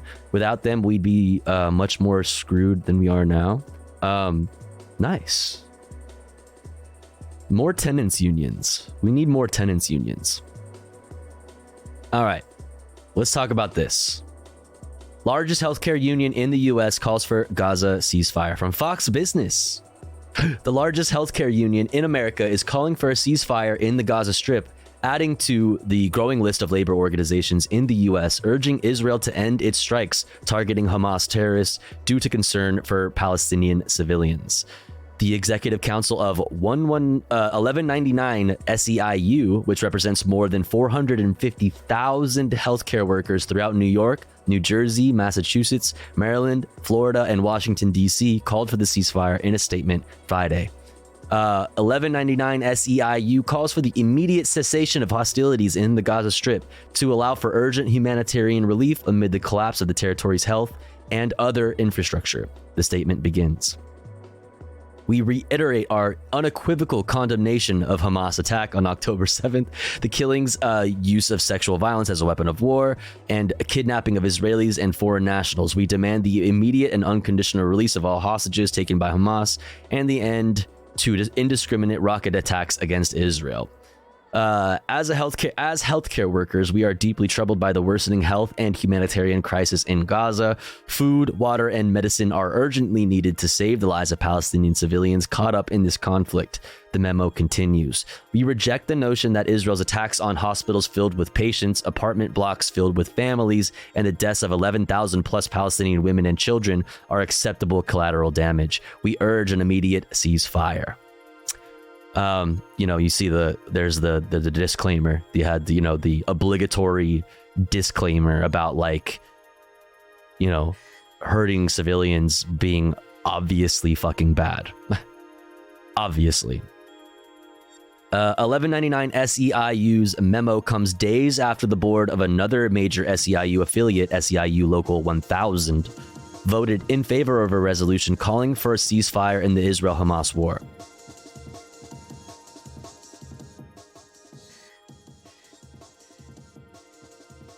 A representative of SEIU Local 1000 told Fox Business the union agreed to sign on to the same letter the United Auto Workers endorsed, which calls for a ceasefire in Israel and, in quotes,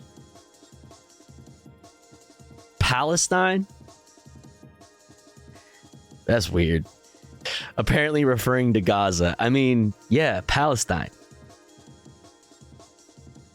Fucking Fox Business, man. We, members of the American labor movement, mourn the loss of life in Israel and Palestine. That letter begins. We express our solidarity with all workers and our common desire for peace in Palestine and Israel. And we call on President Joe Brandon and Congress to push for an immediate ceasefire and an end to the siege of Gaza. We cannot bomb our way to peace. We also condemn any hate crimes against Muslims, Jews, or anyone else. SEIU Local 1000 is California's largest public union, representing some 96,000 state workers. According to a person familiar, the board voted 24-19 to approve the measure at its December meeting. And some rank-and-file members are furious over the union's decision to wade into the controversy. Dr. Barbara Guzman, an SEIU Local 1000 member who describes herself as conservative and believes a ceasefire would only benefit Hamas. Cringe! Only benefit Hamas.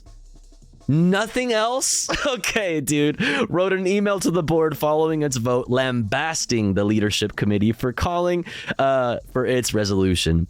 She says the move alienated many members, including Jewish people. What does it have to, dude? You can't claim this. Stop claiming this. You're alienating all your Jewish members as if there are no Jewish people calling for a ceasefire. It's so fucking annoying. Women? As if there are no women calling for a ceasefire. Are you joking? Do you care about the women, the pregnant women who are, subjected to the conditions in Gaza? Like, what the fuck, dude? Women love war, Tofu, right? And multiple military veterans on the board who voted against it. Like, what is being like, as there's never been a military veteran that has opposed apartheid and genocide. Like, it's so stupid. Like, trying to wield IDPOL in the name of genocide enjoying. You know? It's so fucking stupid at a time when the union is losing membership. Whatever, dude. This is like, well, you're gonna say like, oh, you lost a union member. I no longer believe in working class collective action. Now that you supported Palestine, you know what I mean? You weren't like showing undying support for genocide and apartheid. So you lost a union member, sweaty. All it does is create division. Oh, come on. Do you see how its division is always brought up in the name of like in the name of combating solidarity with other working class people? Like I don't know. It's just, what do you mean? Division? To me, this is solidarity, quite the opposite of division. Like, shut the fuck up. Shut up. Vote against it and then lose.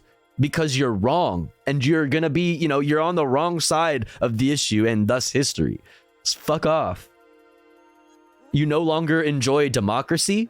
Well, guess what? You know what I mean? Like, fuck off. Fuck off. You no longer enjoy the benefits of the union? Like, that's ridiculous. Shut up. All it does is create division. Guzman told Fox Business regarding the union's decision to call for a ceasefire. We're not political. Chat, did you know that collective action, using collective action to like get gains for the working class in the form of like compensation for your labor, you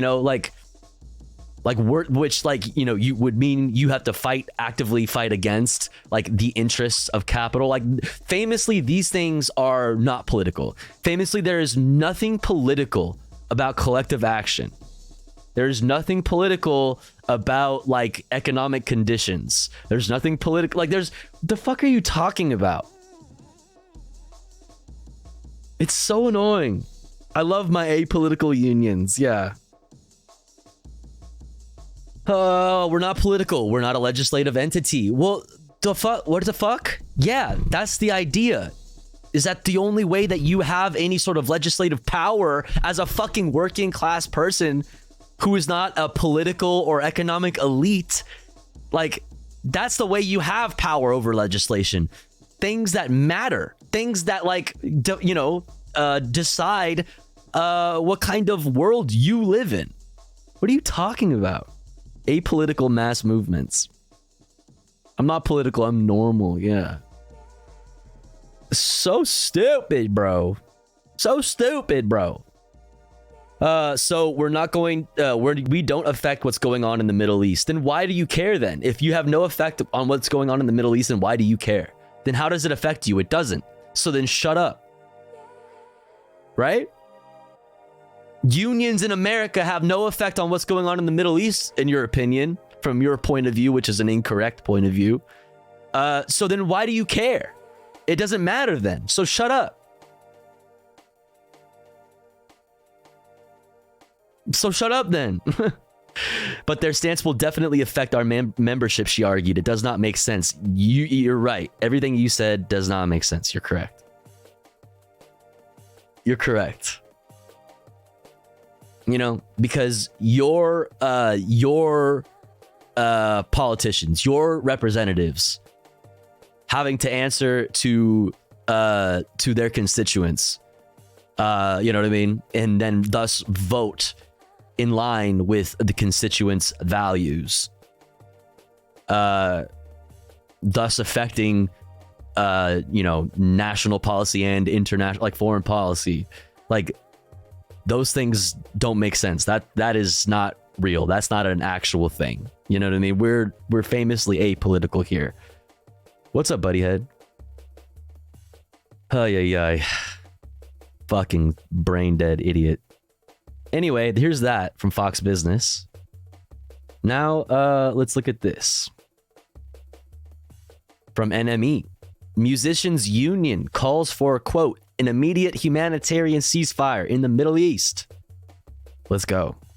The United Kingdom's Musician Union has addressed the Israel and Palestine conflict in a statement calling for an immediate humanitarian ceasefire.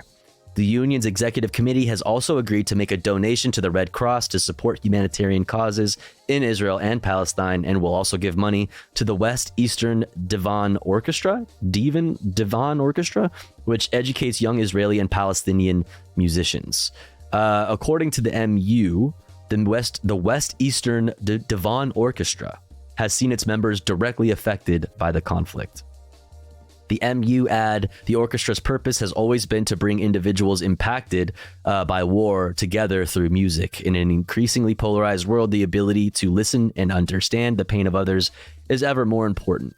Explaining its plan to donate to both charities, it adds, we call for an end to war and violence. Before further discussing the support for a ceasefire, we support the TUC and UN call for an immediate humanitarian ceasefire in the Middle East and strongly urge the international community to make all efforts to ensure that international law is upheld and all civilians are protected. At the MU, we are aware of members being directly and indirectly impacted by events in the Middle East. We condemn the rise in hate that we know is happening in this country and the discrimination, harassment, and canceled work that members are facing as a result. Anti-Semitic and Islamophobic behavior is never acceptable. The abuse that has been directed at Jewish and Islamic communities in the UK, in some cases masquerading as solidarity, is abhorrent. Meanwhile, artists have been coming together to sign open letters voicing their support for a ceasefire. Over 4,000 artists, including Pulp, Lucy Dacus, Sleater Kinney, and more, came together under the collective Musicians for Palestine to demand a ceasefire last month.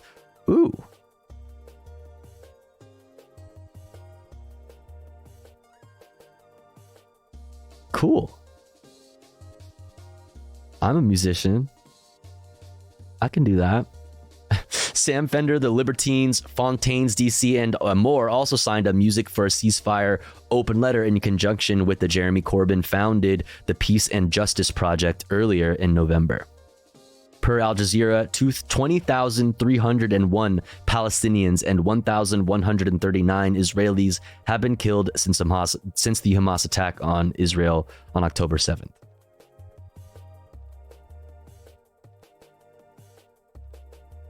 An unwelcome Zionist, yeah.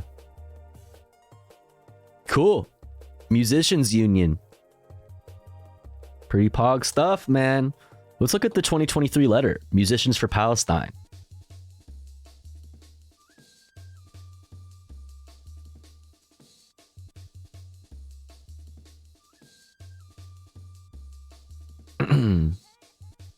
We cannot be silent. This is a moment of truth for millions worldwide who prize human dignity, and as musicians, we are no exception. We stand for life, for love, for justice, and for peace. We mourn with all in Palestine/Israel who have lost loved ones. We share their grief and their pain. The unfolding human catastrophe for 2.3 million Palestinians in Gaza, half of them children, is a, quote, textbook case of genocide, in the words of both the prominent US-based Israeli scholar of genocide, Raz Siegel, and leading former UN human rights official Craig Mockeber. We cannot be neutral in the face of such injustice. We cannot be silent as 17 years of Israeli blockade, now a complete siege, have made Gaza extremely unlivable. Almost all of its water is unfit for human consumption. Its healthcare system has largely collapsed. The majority of its children are anemic, with many suffering from severe malnutrition. As musicians, we uplift the voice of the oppressed. We unflinchingly condemn oppression in all forms, just as we condemn harming civilians without hesitation, no matter their identity.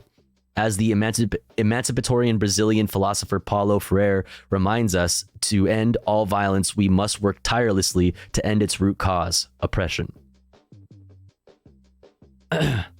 We cannot be silent after 75 years of Israel's military occupation and system of apartheid against Palestinians. As leading international Palestinian and Israeli human rights organizations have described it. We stand firm against all forms of racism, including anti-blackness, anti-Semitism, Islamophobia, anti-Arab, and anti-Palestinian racism.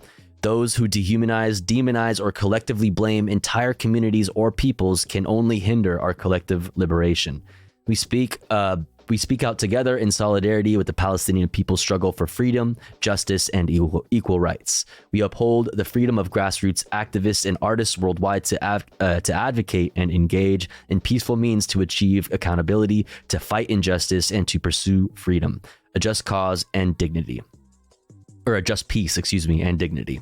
We cannot be silent. We draw inspiration from artists against apartheid that helped end apartheid in South Africa. We refuse to let our music be used to whitewash oppression and human rights violations anywhere.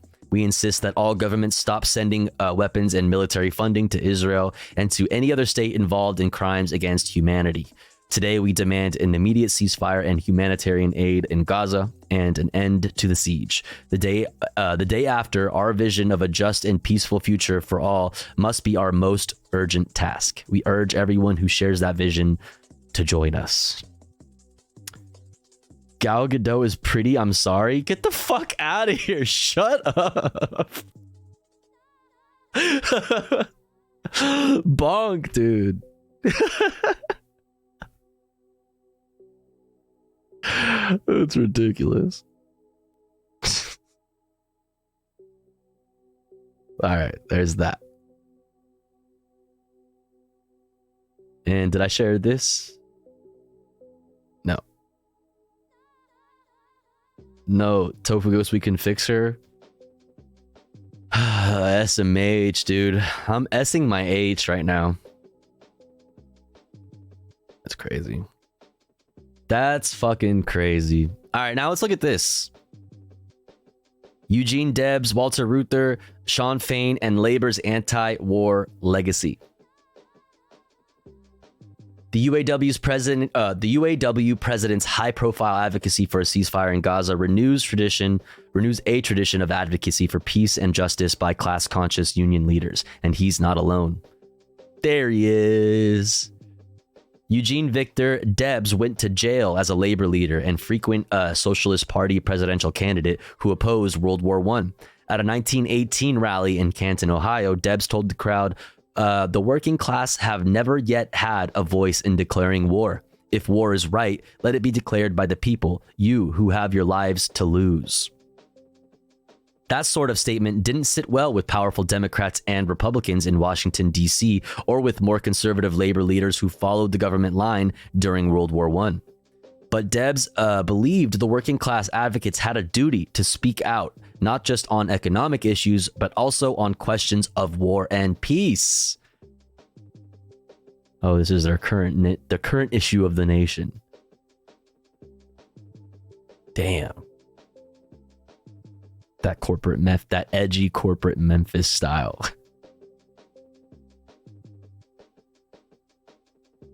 So did United Auto Workers Union President Walter Reuther and other progressive union leaders who, in the 1960s and early 1970s, courageously opposed the Vietnam War. Eugene Debs is pretty, I'm sorry. We can fix him.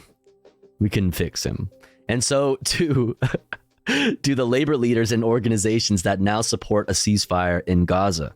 There is a history here, a history that goes back, at the very least, to the resolutely anti-war stance of Debs, who made his name as an organizer of railroad workers and co-founder of the Militant Industrial Workers of the World Union.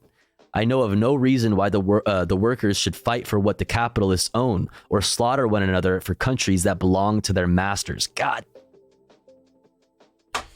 fucking based, explained the one-time president of the railway union, who announced as the United States prepared to enter into World War I in the spring of 1917. I will never go to war for a capitalist government. Fuck. Oh, fuck. Close to 1 million voters agreed with Debs sufficiently that they voted for him when he ran for president in 1920 from his jail cell at the Atlanta Federal Penitentiary.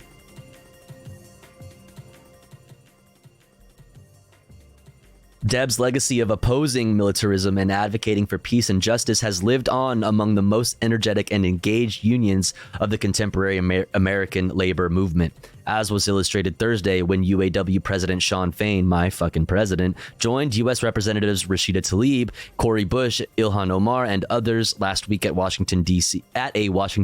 event calling for a ceasefire in Gaza. What's up, Garden Variety Cat Lady? For Tlaib, the only Palestinian American member of Congress and an outspoken advocate for a ceasefire, it was an especially poignant moment. She noted, I'm a proud daughter of a UAW worker, and I know my Yaba, if he was here, he would be so proud. The UAW taught him he deserved human dignity, even though he only had a 4th grade education, even though he was Palestinian, even though he was Muslim. On that assembly line, he was equal to every single human being on that line. Who did that for him? The United Auto Workers did that for him. Fucking based, man. Fain, for his part, delivered a clear call for a change in U.S. policy. The only path forward to peace and social justice is a ceasefire, said the UAW leader, who explained, the world has seen enough slaughter and devastation. Peace is the only way forward. We union members, we know we must fight for all workers and suffering people around the world. True. We must fight for humanity.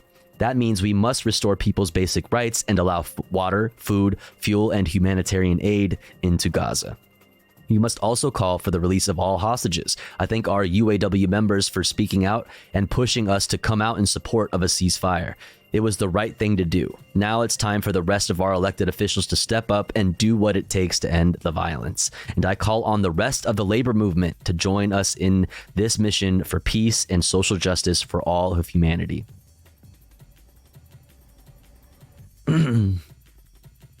A number of unions have stepped up. Thursday's event in D.C. featured representatives of the United Electrical Workers Union and the American Postal Workers Union, both of which back a ceasefire. There was also a representative from the National Labor Network for a ceasefire.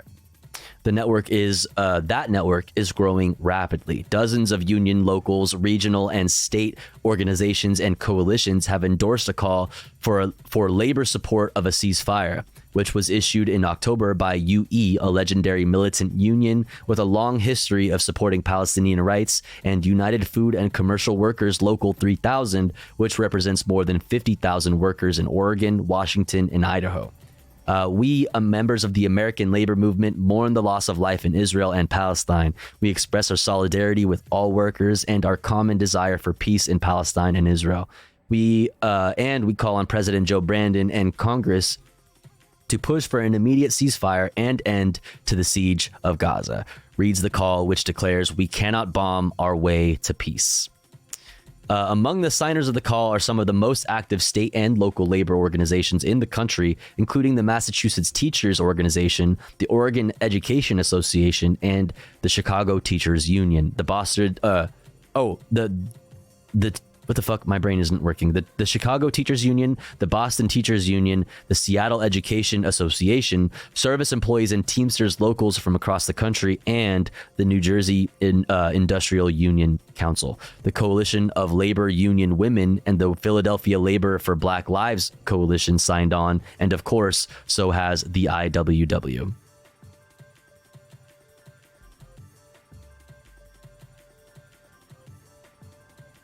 Last week, the Executive Council of 1199 SEIU, the large and politically influential healthcare union, called for the immediate cessation of hostilities in the Gaza Strip to allow for urgent humanitarian relief amid the collapse of the territory's health and other infrastructure.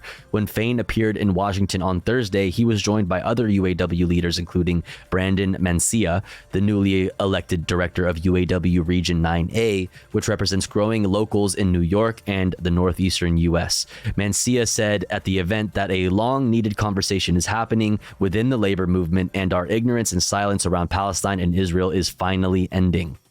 There is still work to do in that regard. For instance, the AFL-CIO Executive Council has so far resisted a move by American Postal Workers Union President Mark Demonstein to get the Union Federation to adopt the pro-ceasefire stance, though an October 11th AFL-CIO statement did feature a call, quote, to end the bloodshed of innocent civilians and to promote a just and long-lasting peace between Israelis and Palestinians. Among the largest unions in the country, the UAW stands out as the largest and loudest organization to formally endorse a ceasefire. That's not surprising for those who are familiar with the union's history. As the Vietnam War intensified, UAW President Ruther broke with AFL-CIO and many Democrats to oppose the U.S. involvement in the conflict. At the height of the war, Ruther argued, as one of the most prominent labor leaders in the country, we must mobilize for peace rather than for wider theaters of war in order to turn our resources and the hearts, hands, and minds of our people to the fulfillment of America's unfinished agenda at home. Mancia has recalled the former UAW president's anti-Vietnam War stance as he has advocated for unions to support a ceasefire. What Ruther meant with his argument that unions must mobilize for peace, Mancia said, was that the labor movement would not be able to achieve the transformative goals it has for social justice, for worker justice, for economic justice, if it turned a blind eye to what was happening across the world. True. We opposed fascism in World War II. We ended up opposing the Vietnam War. We opposed apartheid South Africa. We mobilized resources in the entire labor movement to join us in that fight. Based BDS. Yep. We opposed the Contra War in Central America, in Nicaragua, and the Reagan administration with our tax dollars and with our resources was mobilizing. was mobilizing? Whatever. As the UAW advocates for a ceasefire in Gaza, it carries forward the labor legacy of Eugene Victor Debs, who warned during World War I, the master class has had all to gain and nothing to lose, while the subject class has had nothing to gain and all to lose, especially their lives. And of Reuther, who in one of his last major statements before his death in 1970 declared that we cannot successfully preach nonviolence at home while we escalate mass violence abroad. True. John Nichols, okay, whatever. Cool. That was nice.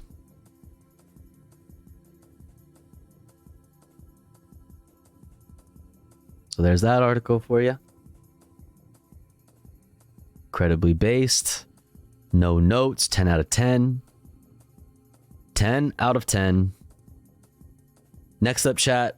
We're going to use that as our way to segue into updates around the Israel-Palestine conflict, but we're going to keep it pretty short and to the point, to the main things that we need to cover so we can get to comfy content sooner rather than later. But first, chat, we have to run an ad break because it's been almost an hour since our last ad break. But don't you worry, because here at the Tofu Ghost broadcast, when I run ads, I run them while I'm away from the stream. That way, even if you are unsubscribed to the channel, you don't miss out on any of the content.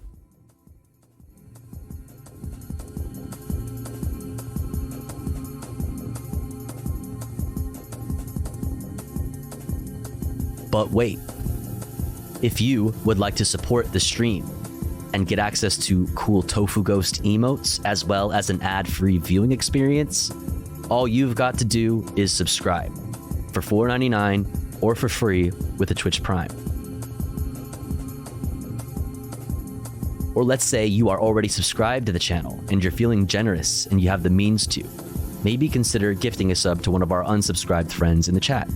One of our unsubscribed comrades in the community that may not be able to afford a sub this month. That way, they may also be able to enjoy the Tofu Ghost emotes and an ad-free viewing experience with the rest of us. We are currently at 13 out of 25 for the daily sub goal.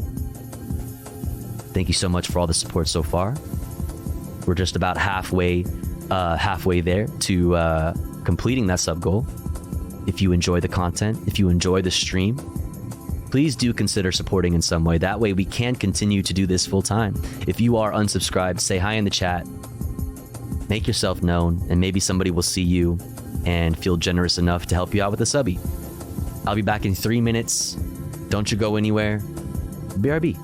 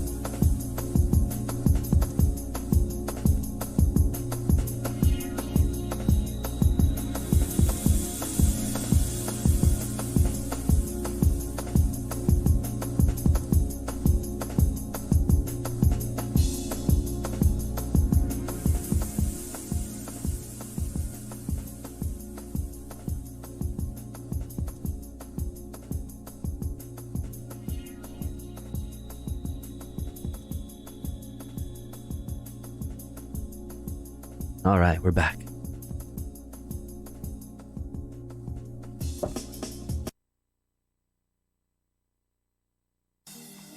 What happened to the audio?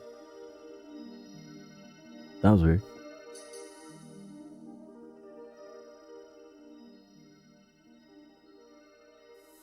All right, where were we? Where were we? What this? What this? What that? The Irish for Connor, Concord, Wink, Cooey. Why can't I pop out these videos anymore? It doesn't let me.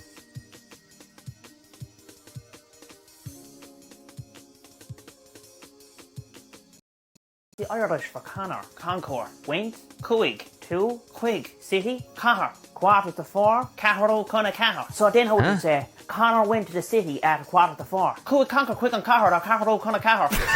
And then what's the Irish for Connor, Concord, Wink, Cooig, 2, Quig, City, Cahar, quarter to 4, Caharo, Conna, Cahar. So then how would you say, Connor went to the city at quarter to 4. Cooig, Concord, Quick and Cahar, or Caharo, Conna, Cahar. You're gonna have to explain this. I don't. It's giving. What's the Baltimore one?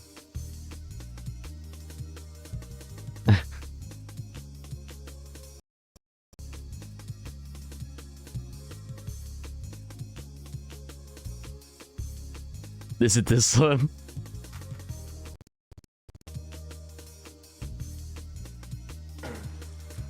I said, bottom accents, say this phrase out loud. Earn, and earn. Hold on, what? Earn. Aaron, and iron, Damn, what the fuck? We really talk like that? Earn. Let me see it. Earn, the iron. He said, earn. No, Aaron earned an iron. Earn. No, dummy. Earn. Aaron. Earn. Dummy. It's not that, dummy. Aaron and iron, dummy. Aaron earned iron. And iron earned. Fuck it. Iron. Fuck Aaron. Fuck Aaron. So good. That video fucking... Sometimes that's one of those videos that I just like think about every once in a while, and I just think is so funny every time. What is... That's the Irish for Mary. Moira, laugh, Goira, shameless, gone Noira, at the lookout, again Noira, in Derry, in Noira, last year, in Derry. So then how would you say, Mary laughed shamelessly at the lookout in Derry last year? Oh, when the Moira, Goira, gone Noira, Noira. That is fucking... Hey man, what's the Irish for Mary? That's fucking... That's gibberish. That is fucking gibberish. You're speaking the language incorrectly.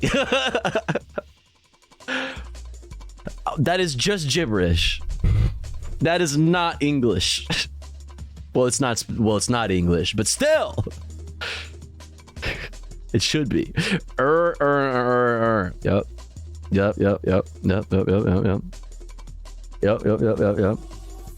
All right. Let's get back into it. Let's speed run this shit, chat. Oh my god, it's actually already 3? Damn.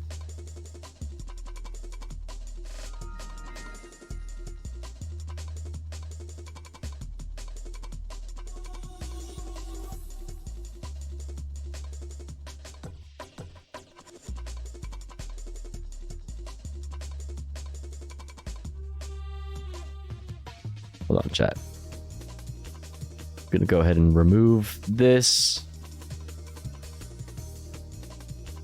All right, this is doable. Let's get into it. U.S. abstains from UN Security Council vote calling for more humanitarian aid in Gaza from PBS. Let's go. Welcome to the News Hour. The United Nations Security Council came together today to approve a resolution calling for more humanitarian aid to flow into Gaza after a week of delays. The U.S. abstained from the vote, which did not demand a ceasefire. In the meantime, American officials are saying Iran was deeply involved in the planning of attacks against commercial shipping vessels in the Red Sea. Deeply Bodies involved. And burials overwhelm Gaza. Officials of the Hamas-run health ministry say the death toll has passed 20,000. After another airstrike, Anwar Dahir buried the next generations of his family. My daughter, her husband. This is my grandson. He was a baby, 4 months old. 4 months Those old. lucky enough to survive still face a bleak fate. The few remaining hospitals don't have enough staff or supplies for meaningful treatment. This school has been turned into a field hospital. We can't do anything but gauze and disinfectant. We don't have anything else. We call on everyone, the whole world, to support us in providing medical equipment, providing medicine, lifting the siege on Gaza. Staff at the Al Zawaida Clinic provide what care they can, but without enough early childhood vaccines, these children will be far more susceptible to illnesses like polio or measles. Lama Al-Afesh is a nurse. We have a shortage of childhood vaccinations, especially those who are newborn babies aged 1 and 2 months. Clinical psychologist Walid Omar Hamdan said he worries about the long-term consequences, mental as well as physical. Things were fragile somehow before the war, and during this war, things became even worse. The number of psychiatric cases among children, adolescents, and adults has increased significantly. But even with the best medical care, Gazans can't recover without food and water.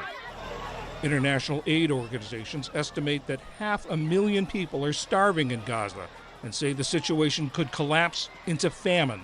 Even if we provide food, but we have many problems, like we have no access to gas, so we go to streets to gather some woods to burn the fire and cook the food, and also a huge number of families, and we don't have food that is enough for them. Aid trickles And they're cooking with water that's fucking giving them like stomach issues. Cooking, drinking, showering, washing their clothes in salt water. Through the Rafah crossing and the newly opened Kerem Shalom crossing. But once inside Gaza, aid workers struggle to reach those who need it. Israeli officials say there is no shortage. In terms of food, the reserves in Gaza Strip are sufficient for the near term. The result of the vote is as follows. Like, I don't want to hear what Israel thinks is the proper amount of fucking food. Okay, especially knowing that they limit the diets of Palestinians via their blockade. They purposefully, by design, they only let in just enough food shipments to Gaza so that there is not a mass starvation event. They keep them just barely alive. Not with any abundance. My brain isn't working today. I can't put words together properly. I have 3 days without my meds. There's no shortage. Also, the babies from Hamas, right? Well, of course, there's no shortage in Israel, Lamau. They get all the Palestinian food.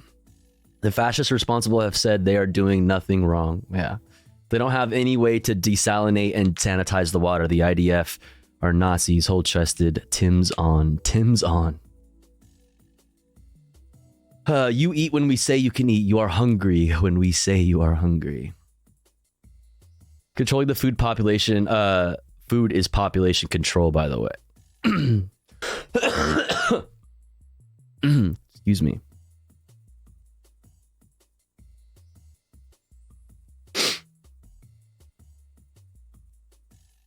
The carrying capacity of an environment is the maximum population size of a biological species that can be sustained by that specific environment.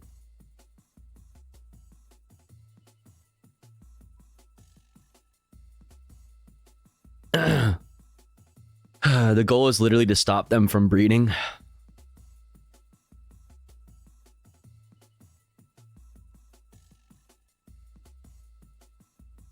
All right, let's continue. Many delays, the United Nations Security Council approved a resolution calling for much more humanitarian aid for Gaza. Abstentions? The United States and Russia abstained after a U.S. veto of a Russian amendment calling for a ceasefire. While we are encouraged that the Council spoke out on this humanitarian... Wait, say that again, that last part? States and Russia abstained after a U.S. veto of a Russian amendment calling for a ceasefire. Oh, Russia wanted to add an amendment that said ceasefire. So that's why Russia abstained. While we are encouraged that the Council spoke out on this humanitarian crisis, we're deeply disappointed, appalled actually, that once again, the Council was not able to condemn Hamas's horrific terrorist attack on October 7th. Wait. Appalled actually, that once again, the Council was not able to condemn Hamas's... Are you kidding?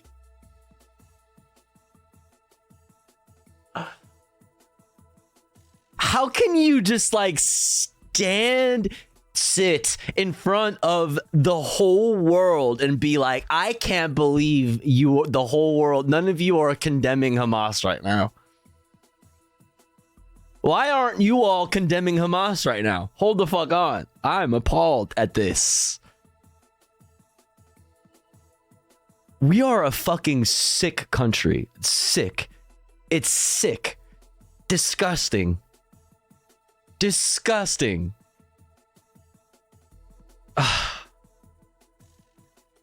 To just like talk down to the rest of the fucking world. That's so gross. I can't even believe it, dude. I just can't even believe it. The goal. Tut tut. Yeah.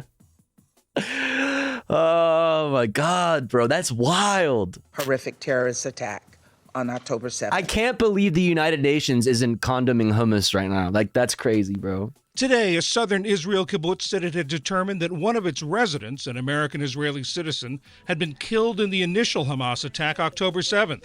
Kibbutz Nir Oz said Hamas took 73-year-old Gad Hagi's body to Gaza. In a statement, President Biden said, I reaffirm the pledge we have made to all the families of those still held hostage. We will not stop working to bring them home. But you're giving Israel bombs to bomb them with. You're covering for them while they pump seawater into the fucking tunnels. The two possible places that you can be as a hostage in Gaza is on the surface or below the surface. One is being bombed with American bombs. The other is being pumped full of fucking seawater. He didn't say bring them home alive. True. True.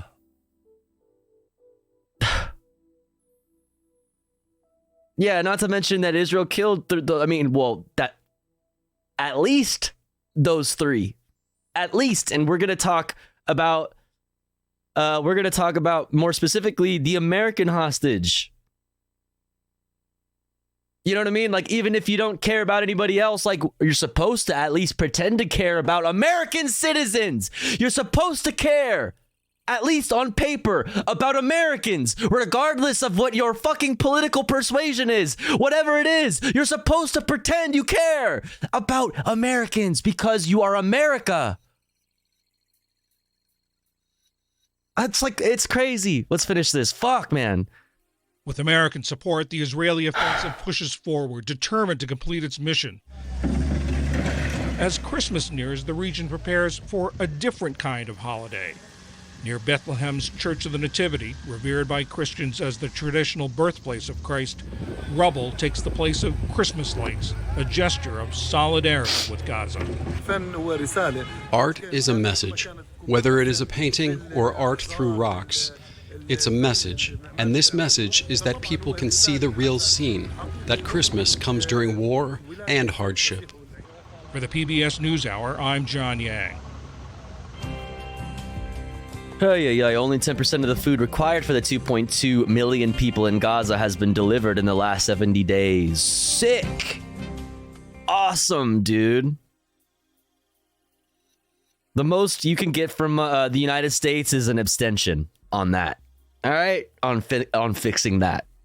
You know, you don't even need to tie a fucking. Doesn't matter that you didn't tie a cessation of hostilities to the resolution. You're still getting an abstention from us, Jack. Humanitarian corridor is working well, I see. Yeah. Never mind the fact that they've been bombing the fuck out of the Rafah crossing the past week. What we know about the first known American hostage killed in Israel-Hamas war. We want to turn now to another major story, the first known death of an American hostage believed taken by Hamas. It comes just as the UN Security Council passed a resolution calling for more aid to Gaza. As our Jay Gray reports, a key crossing is now open to deliver it. Tonight, I just want to like be in the press pool, you know what I mean, at the fucking White House and just be like, Mr. President, Mr. President, what do you have to say about going into an election after condoning the murder of American citizens abroad? What do you say to the American voters that don't want to vote for a president who secured the murder of an American abroad? Any comments on that, sir? we've learned an American hostage won't be coming home. His family says Gadi Haggai, an Israeli-American, was shot during the October 7th attacks. Exactly when he died is unclear, and tonight, his wife Judy remains in captivity. That tragic news announced today as negotiations for the release of the hostages have apparently stalled. The humanitarian resolution before us calls for urgent steps. And after a week of delays, this afternoon, the UN Security Council, with the U.S. and Russia abstaining, passed a resolution calling for creating the conditions for a sustainable cessation of hostilities, not a full ceasefire, and an increase in humanitarian aid for Gaza. Aid like this. These are the first pictures of trucks passing through the newly opened Kerem Shalom border crossing between Israel and Gaza. About 80 trucks a day move through Kerem Shalom, stopping here for inspections, and then all of the food, water, and medicine moves across the border and into Gaza. A colonel in Israel's military telling us, in terms of food, the reserves in Gaza Strip are sufficient for the near term. There is no food shortage in Gaza. The images of children waiting hours for a bowl of soup no food to feed shortage. Their family, and the words of those on the ground. No food shortage. They have too much food. They have too much food. Story. 12-year-old Norhat tells us, when we were home, we were eating meat and rice, but today we didn't eat anything. The UN calls the hunger crisis in Gaza catastrophic. More than 500,000 classified as starving and struggling to find drinkable water, with the war zone now on the brink of famine. All right, Jay Gray joins us now live. Jay, that comment we heard from the IDF officer about there being enough food in Gaza, how does he explain the images we've just saw of all those people suffering with so much? That's Pallywood, baby. Yeah, and Tom, we pressed the colonel on that. He didn't answer directly, but did say that there may be a capacity and distribution problem. Those his words for the humanitarian. Oh, who's making... Okay, all right, let's say that is the case. Distribution problem? How... Yo. You think that they needed roads, maybe? Yeah, you're probably... all right. There's probably some distribution problems. I'll give you that. Maybe they needed roads. You know what I mean? Maybe they needed infrastructure to be able to store food. Maybe they need infrastructure to be able to hold refugees and be able to properly distribute it to refugees in a safe place. Maybe they needed fuel to cook food. Maybe they needed a fuel for electricity. So I don't know, to store things, refrigeration. I don't know.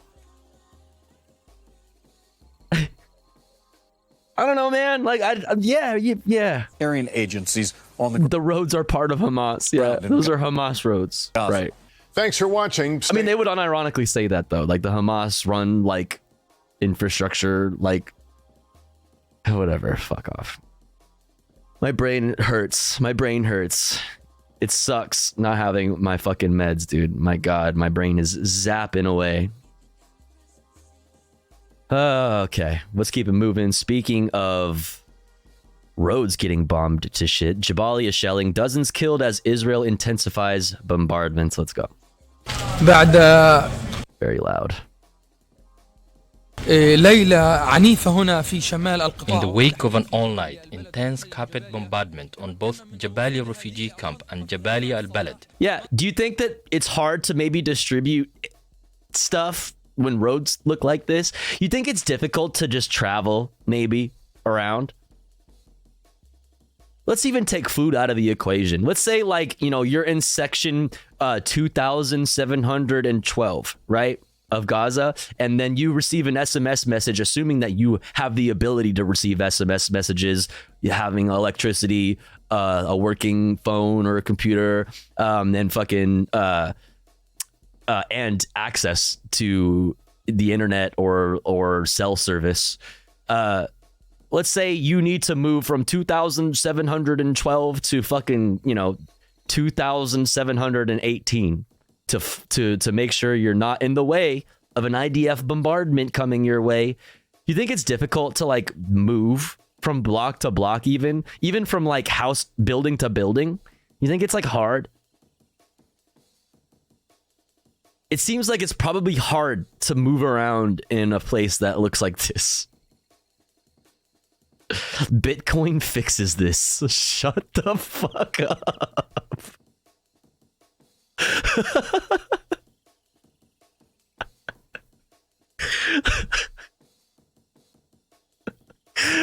Oh, true. That's right. Yeah. If only they had Bitcoin. If it's ADHD medicine, you can get... Oh, no, my antidepressants. I lack antidepressants. We were finally able to reach inside Al Jurun area. The Israeli occupation force destroyed a large number of residential homes. Dozens were killed and injured, and the paramedics were not able to come to their rescue as the bombardment went uninterrupted. As you can see, dead bodies of those killed as a result of the artillery shelling. You think it's difficult? Like, oh my fucking God. We saw images. Okay, this, I'm not going to show it on screen. But like people are like sheltering and they have to like deal with the bodies of their family members. They can't like, they have to take them, carry them with them like from place to place. We saw flooding recently. We saw a video of somebody carrying the body of one of their dead loved ones through fucking flooded streets.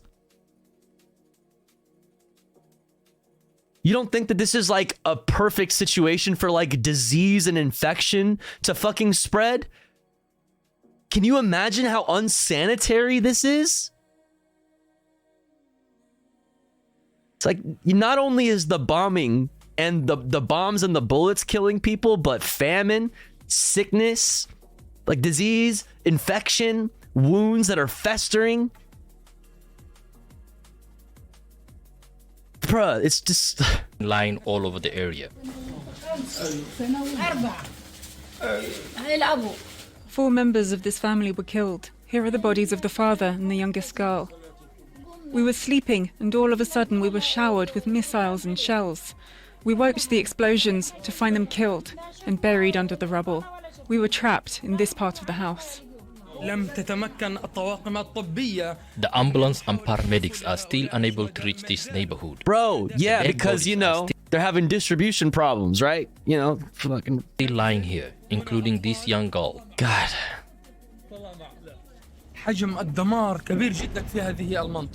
The scale of damage is massive in this area. As we are filming, the Israeli occupation force is still firing artillery shells all over the place. More than 25 members of my family are buried under the ruins. That's in addition to more than 20 of my neighbors. All of them are buried under the debris. We are Bro, 25 members.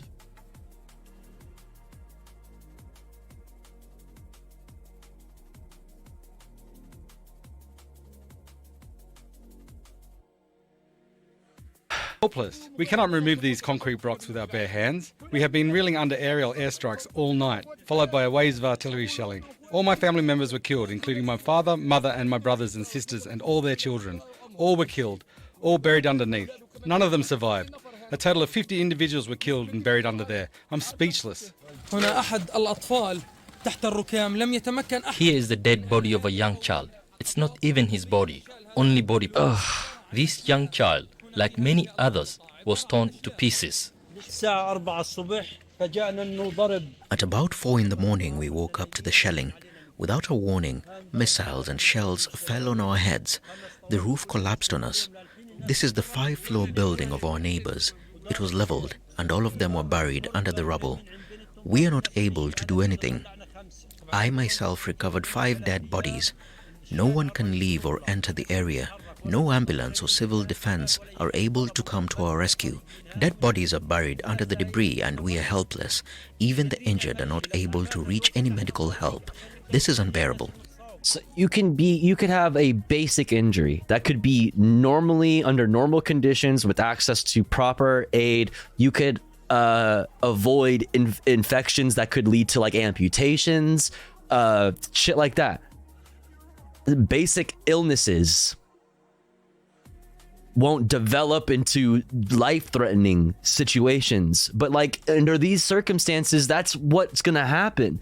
Not only are the bullets and the bombs killing people, but fucking infections and getting sick,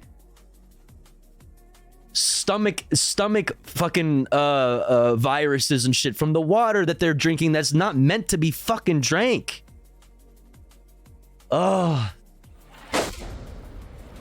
Oh, cool. They're there. More. As you can hear, the Israeli occupation force is targeting us with artillery shells. This area inside Al-Jurun neighborhood where we are is being pounded. Injuries continue to mount with no help on the horizon. Anas al-Sharif, north of Gaza. Make sure to subscribe man. to our channel to get the latest news from Al Jazeera.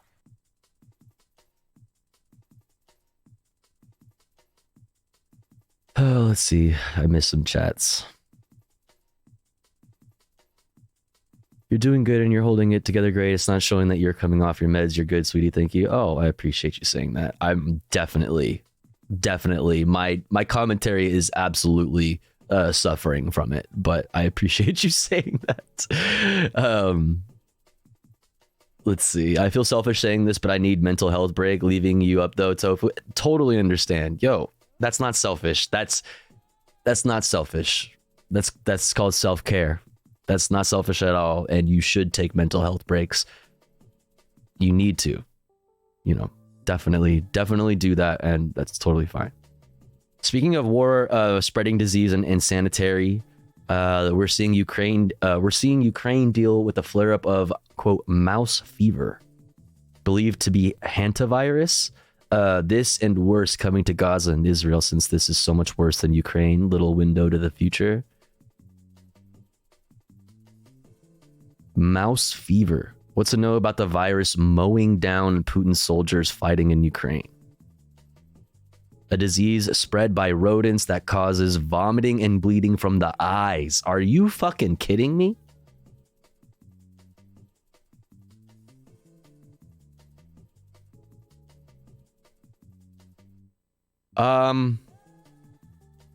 Vomiting and bleeding from the eyes, called mouse fever, is tearing through Russian troops fighting in Ukraine, according to Ukrainian intelligence, illustrating the poor condition soldiers face as the war edges towards stalemate and nears the 2-year mark. Symptoms of mouse fever include a severe headache, fever, rashes, low blood pressure, nausea, vomiting, and bleeding from the eyes. It resembles the flu in its early stages. Difficulty urinating, severe back pain, affects the kidneys. Jesus Christ. Transmitted by rodents, people can become infected following exposure to aerosolized urine?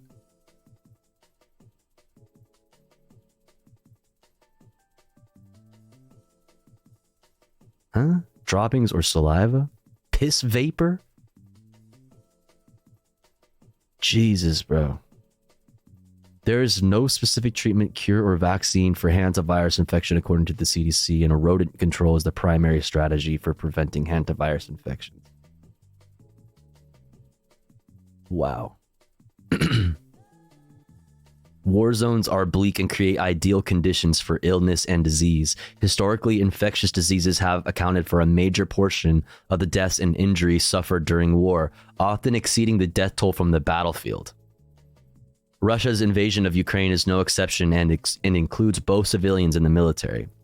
The loss of critical infrastructure like safe drinking water in battered cities and disruption of routine vaccination has sparked fears of disease outbreaks like cholera and measles, and Ukrainian hospitals are reportedly battling an alarming increase in drug-resistant infections. Yeah.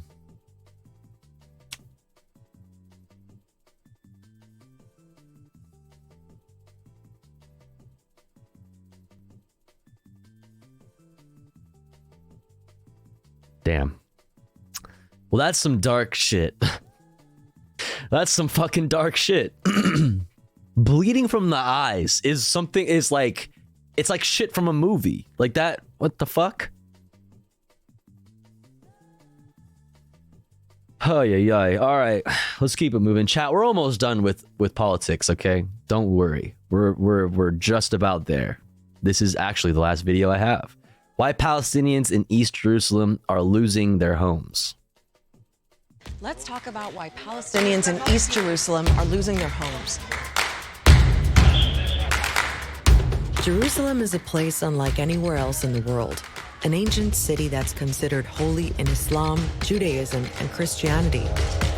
It's also home to Israelis and Palestinians who both claim the city as their capital, although Jerusalem's status has never been settled, nor has the issue of a Palestinian state. You have both Israelis and Palestinians that live within essentially a shared city, but that city is not necessarily shared to the fullest extent. East Jerusalem is the side of the city that's considered Palestinian territory under international law, but it's under Israeli military occupation. And for years, we've been seeing things like this.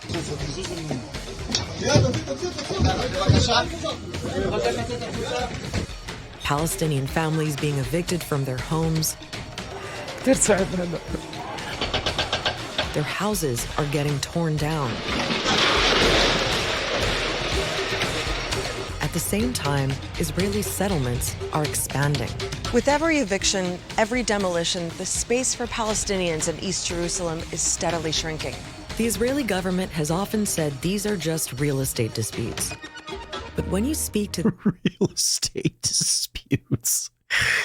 Yeah, real estate disputes for fucking civil court. You know what I mean? For fucking small claims courts, dude. It's just a disagreement amongst neighbors, bro. People involved. It's clearly so much more than that. What I know for now is that I own a piece of land and a part of Palestinian land, a part of Jerusalem. And I need to preserve it. I need to hold on to it. Arabs that they say this is Palestine, they lie. The Bible says this land belonged to the Jewish people. Bro, if you're listen. The Bible? The Bible? Okay. Whatever, bro. There are so many layers to what's going on. Oh, damn. The Bible said that? Damn, that's crazy. All right.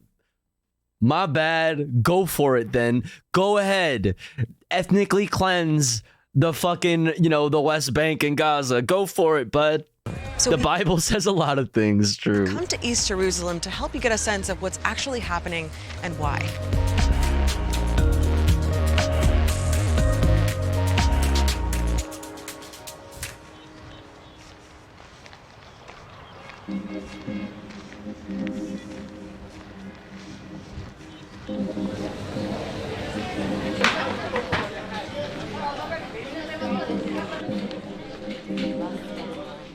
Noura Gates Sublaban is taking us to the apartment where she was born and had lived her whole life. until she was evicted in July 2023. She fought a long legal battle that went all the way to the Israeli Supreme Court. This is the first time that I came here after eviction. It's very hard for me to see the house and knowing that I can't go in it. I dream about it every night. My house had a big part of me, my life, my heart, my past, and my memories. Eviction cases like Nora's are mostly being driven by Israeli settler organizations. These are well-funded groups that promote Jewish settlement in Palestinian neighborhoods. In Nora's case, a settler group obtained ownership of the property and then built a case to kick Nora out, even though she had what's called protected tenancy. We'll explain that later.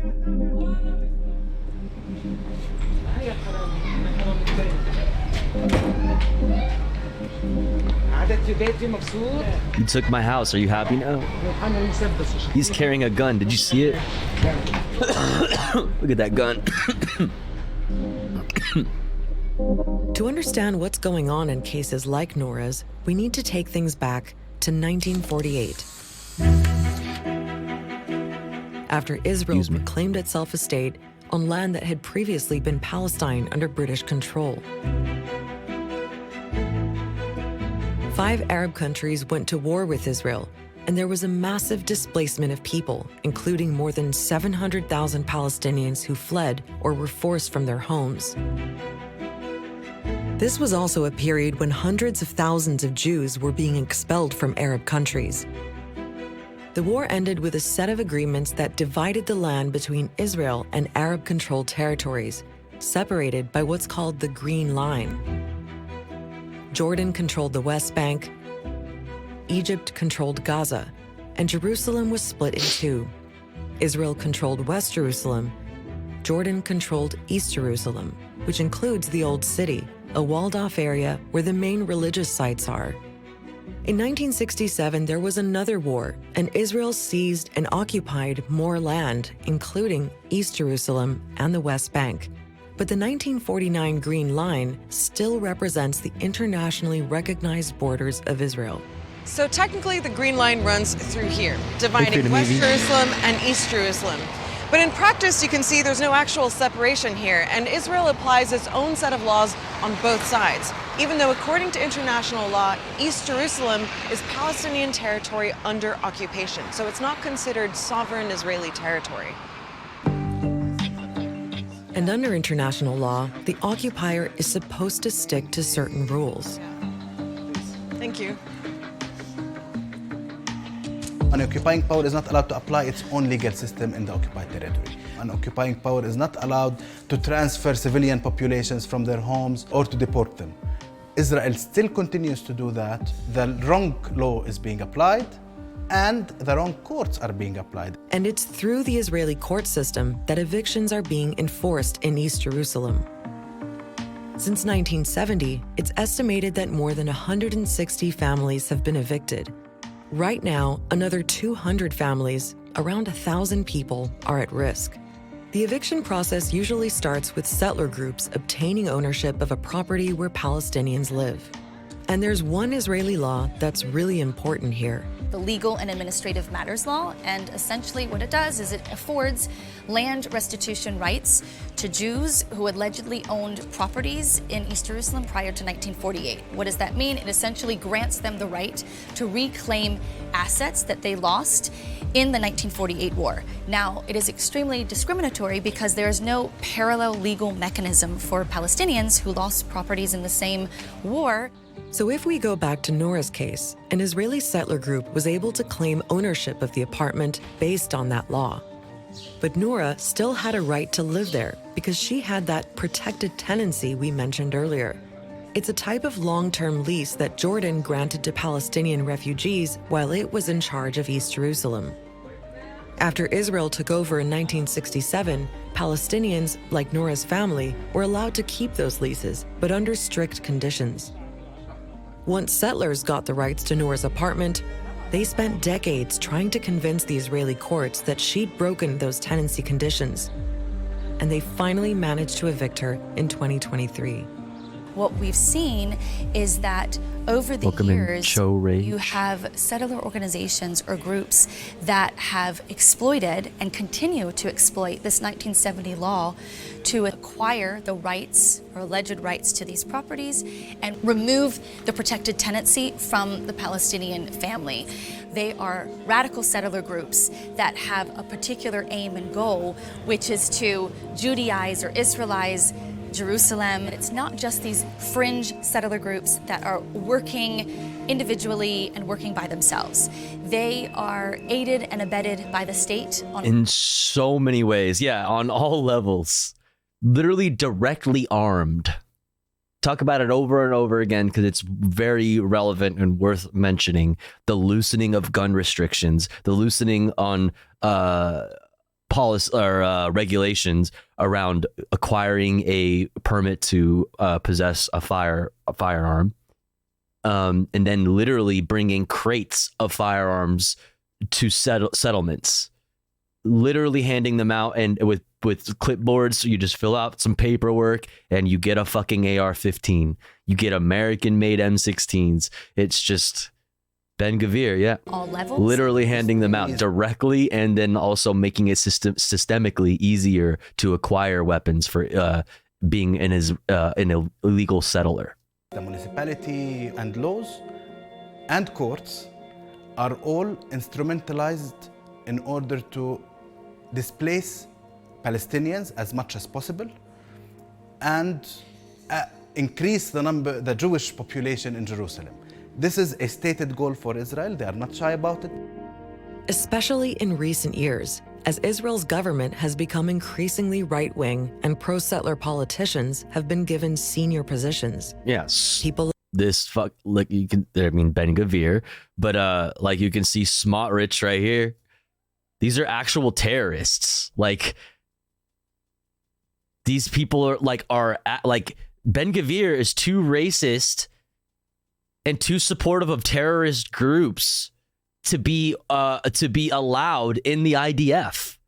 And now he has his own militia charged with fucking policing the West Bank and defending settlers.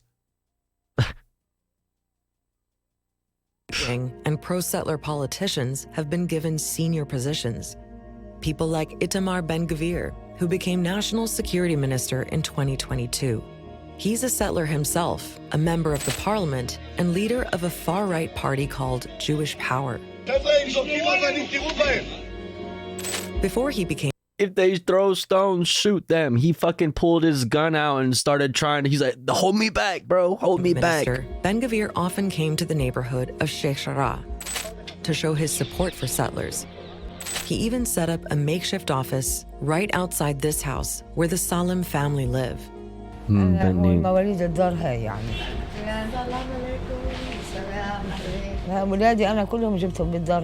had all my kids in this house, and this is my oldest son. Oh, actually, he's not the oldest. There's another one older than him. Recently, a settler activist bought the rights to the Salem family's house and is trying to revive an eviction order from the 1980s that was never enforced. And while Fatima and her family are fighting to stay in their home, they also face harassment from settlers. I lived my childhood in this house and that outside yard. Unfortunately, our kids used to play there, but now they can't. This is because of frequent settlers' attacks on us and on the neighborhood. Not only on the Salem family, but family, but the whole neighborhood of Sheikh Jarrah. They beat me. They sprayed us with gas. They beat my son. They threw me on the floor. Look what they did to me. He slashed me with his hand like this. He slashed me with his hand. Oh dear, we can't sleep at night. One eye is open and the other is closed. We keep feeling as if they're going to attack us any minute. They even threaten to set us on fire in our own houses like they did to Dawabsh's family. They boast about the crimes they commit.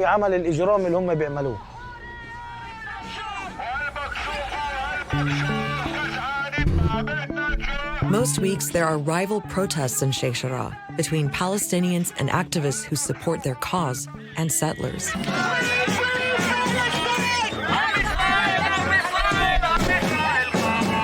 Fatima's one of the regulars. So is the settler trying to evict her, Yonatan Yosef, who's a member of the Jerusalem City Council. It's your house? It's my house. Why is it your house? Because I buy from the people that they have documents that this house belongs to them. I buy it and I have laws, and according to the law, this is my house. I'm here because the Bible says this area, all the land of Israel belong to the Jewish people. But today, Jerusalem is important to Muslims, to Christians, to so many millions of people. Very important, but it belongs to the Jewish. So you've got settler groups pursuing evictions of Palestinians through Israeli courts. That's one pattern playing out. So fucking, like, it's so crazy. Another, like, fucking fundies, dude. is the way Palestinians are getting squeezed out of East Jerusalem through restrictions on construction and the demolition of homes that the Israeli authorities classify as illegal. It comes down That confused the shit out of me. I thought that was a whole ass truck. that the Israeli authorities classify. I thought that was like, I got so confused. I was like, that is a huge couch. So, all right, sorry, moving on. It comes down to the rules that Israel imposed after I 1967. was like, what the fuck happened? About how land is allocated and who can build what and where. Only 13% was zoned for Palestinian construction and residential development. But those areas were already built up, so there's no real space for new houses. And building anything, like an extension for a growing family, requires a permit from the Jerusalem municipality. The process can take years, it's expensive, and applications are very often rejected. So many Palestinians build anyway, without permits. Whoa, those eyes were cool. Very often rejected. So many Palestinians build anyway, without permits. At least a third of Palestinian homes in East Jerusalem don't have the right permits and are therefore considered illegal by Israel, which puts all those homes at risk of demolition. Arya King is a prominent settler activist who's now a deputy mayor of Jerusalem. Arabs are not above the law.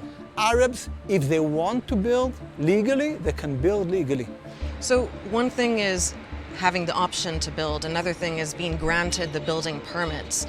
And, several organizations say that just doesn't happen for Palestinians. Arabs should not come and cry why our house is being demolished when they choose to build illegally. But they choose not to build with a permission because they save time, they save money, and they don't pay tax. It's not. Bro, yeah, that's the reason why. Yeah, that's the reason why. Palestinian families want to go and build illegally or unlawfully according to Israeli law. It's that there is a near complete inability to obtain these building permits. The rate of approval is very, very low. Compared to what is being built and what is being approved for Jewish Israelis, you can see just the stark disparity between that. Yeah. So just to give you an idea of where everything is. Like if you put the number of I'm willing to bet if you put the number of like approved permits, side by side for Israelis and Palestinians, like you'd probably see some kind of a difference there. Up there is the old city. This entire area is a Palestinian neighborhood of Silwan. You can see just how close everything is. Over on this side are several ongoing eviction cases. And then down here, this entire section is subject to an Israeli demolition plan.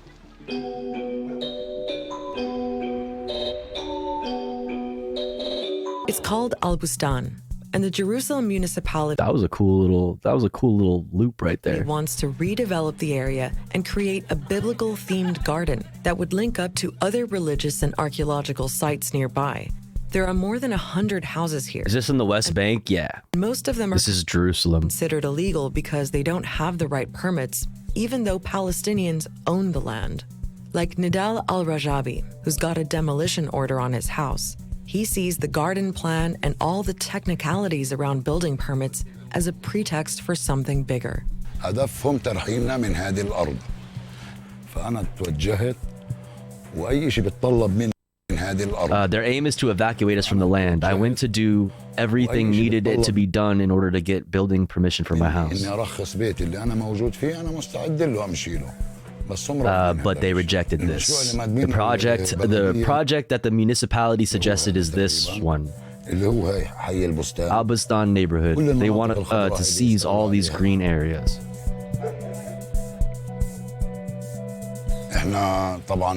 We did a group project, the whole Al-Bustan neighborhood since the year 2000. اللي قمنا فيه هون حي البستان جماعي من سنة 2000.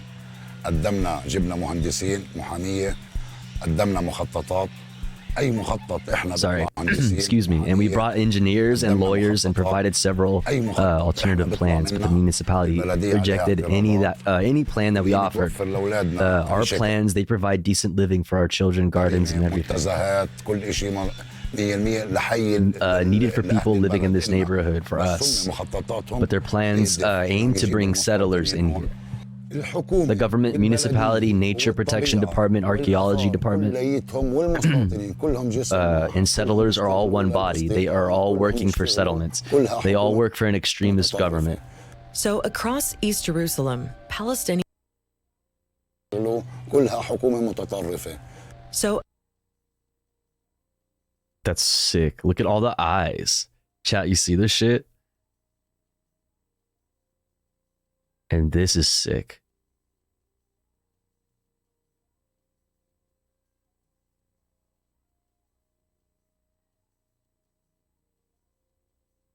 That's so cool. Oh, fuck, there's more.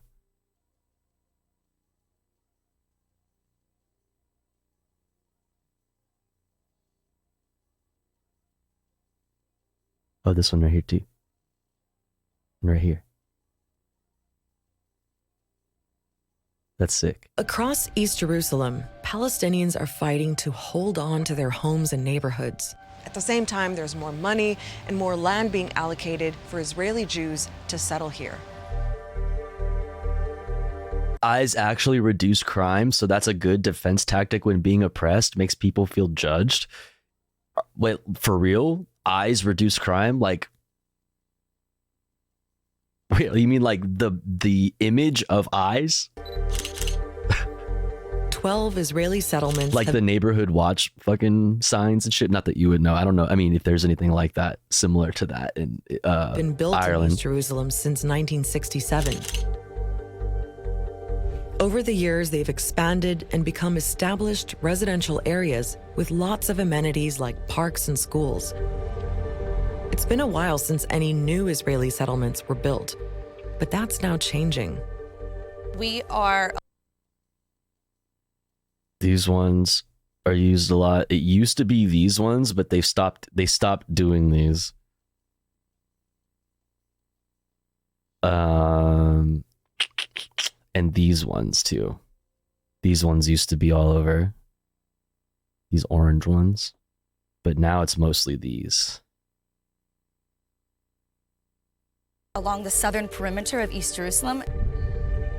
Yeah, they did a wallet drop test in front of and not in front of graffiti of eyes, and people picked the wallet up and stole it less in front of the eyes. Really? That's actually really interesting. That's super interesting.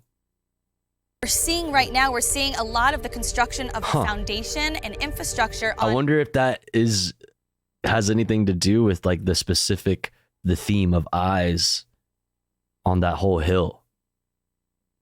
The area in Givat Matos. Givat Matos is slated to be the first new settlement in East Jerusalem to be built in the past 20 years. We're talking about thousands of housing units that are designated for Jewish Israelis, even though it is surrounded by Palestinian neighborhoods.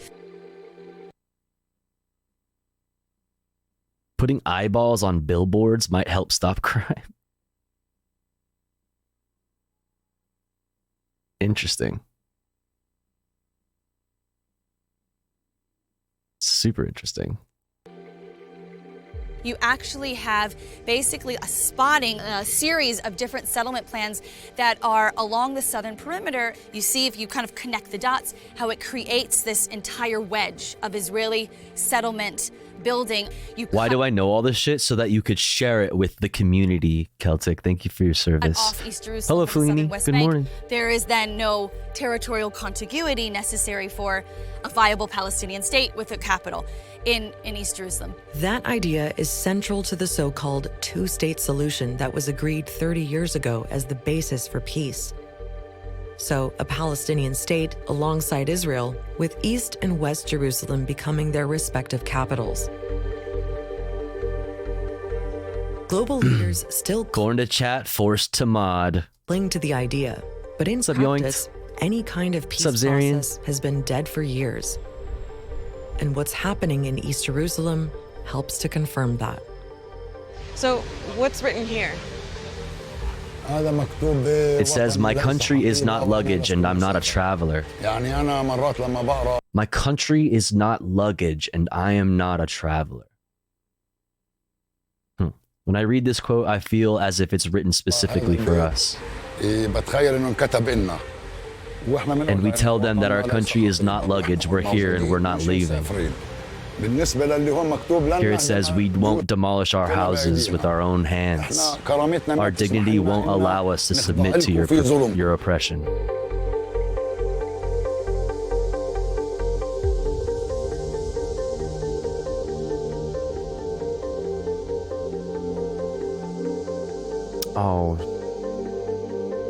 Oh, she just passed. The Salim family are continuing their fight to stay in their home in Sheikh Jarrah. Oh. This film was shot in August. Fuck, man. Oh.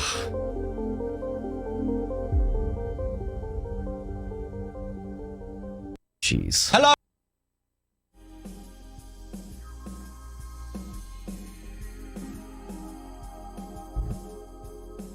Oy. Well, chat. We did it. We got through our news for the day. I thought I had made a shorter bulk of news for us, but it turns out it was about the same as it always was, as it always is, because it's already almost 4 a.m. So let's do comfy content now. It's time. What's this? Philomena Kunk's Moments of Wonder. Oh, this is that lady from yesterday. 9 years ago? Holy. All right, we'll watch this. We'll watch this, and we have other fun stuff too. Heart rate powered drum machine from Look Mum No Computer. We are definitely not watching this hour-long Not Just Bikes. I'm sorry. I'm sorry. I added this to the playlist and I am just noticing that it is an hour, bruh. The fuck? Ain't nobody got time for that. I want to watch fucking, Not Just Bikes, but dog, that is long. We have other comfy shit we could watch too. A whole bunch of shit, Exclamation point watching in the chat for a link to this playlist that contains all of the videos we've watched this evening and everything that we could get into for the rest of the stream. Feel free to look at it, and then if you see something you like, let me know that you want to watch that specifically or something. And also Celtic shared this, so we'll watch that. But here's the thing, chat, before we get into comfy content, we have to run an ad break. Whether we like it or not, the ads are about to run anyway. So the way we deal with that here at the Tofu Ghost broadcast is we run ads while I am away from the stream. That way, even if you are unsubscribed to the channel, you don't miss out on any of the content.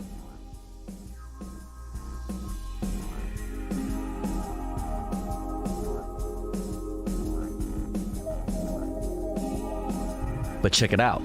If you would like to support the stream while also getting access to cool Tofu Ghost emotes, as well as an ad-free viewing experience, all you've got to do is subscribe. For $5 or for free with a Twitch Prime by connecting your Amazon Prime account, if you have one, to your Twitch account. Or let's say you are already subscribed to the channel and you're feeling generous and you have the means to. maybe consider gifting a sub to one of our unsubscribed friends in the chat. One of our unsubscribed comrades in the community that may not be able to afford a sub this month. That way, they may also be able to enjoy the Tofu Ghost emotes and an ad-free viewing experience with the rest of us. Holy... Yo! Yo! Freedom Evie, thank you for the 25 gifted. Holy fuck. Holy... completely obliterating the sub goal. Thank you so much. Holy shit. If you got a gifty, please make sure to thank Freedom Evie. That is so generous. Happy holidays, Tofu. Happy holidays, Freedom Evie. Thank you so much. Holy crap. Please make sure to thank Freedom Evie if you got a gifty. That is incredibly generous. Thank you, thank you, thank you, thank you, thank you. Holy crap. Thank you so much. I really, really appreciate it. It startled me. Thank you, thank you, thank you, thank you. Now that's 25 people who won't be stuck in the ads. 3 minutes of ads. But we'll be right back, okay? Thank you so much again for that. I really, really appreciate it. I'll be back in 3 minutes. Don't you go anywhere, guys. BRB.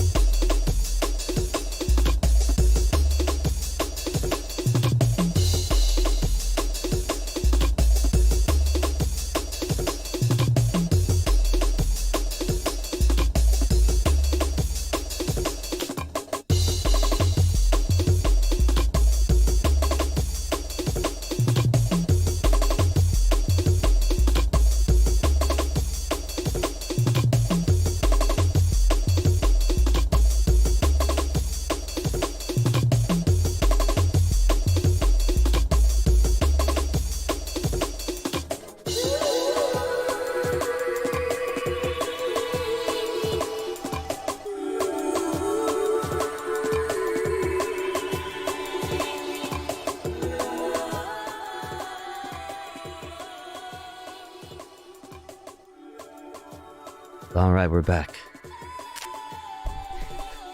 We're back.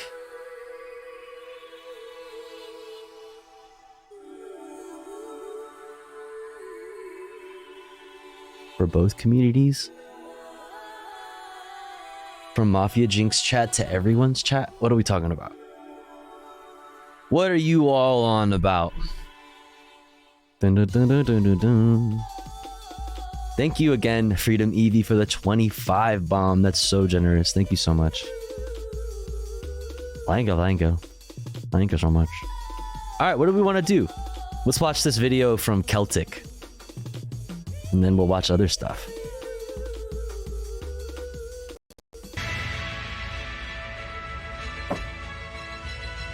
Oh wait, no, I remember that. I've seen this intro before.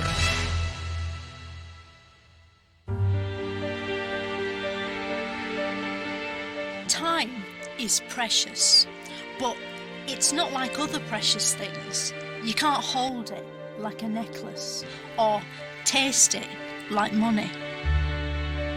Wait. What? Time is precious, but it's not like other precious things. You can't hold it like a necklace or taste it like money. Time has existed since before time began.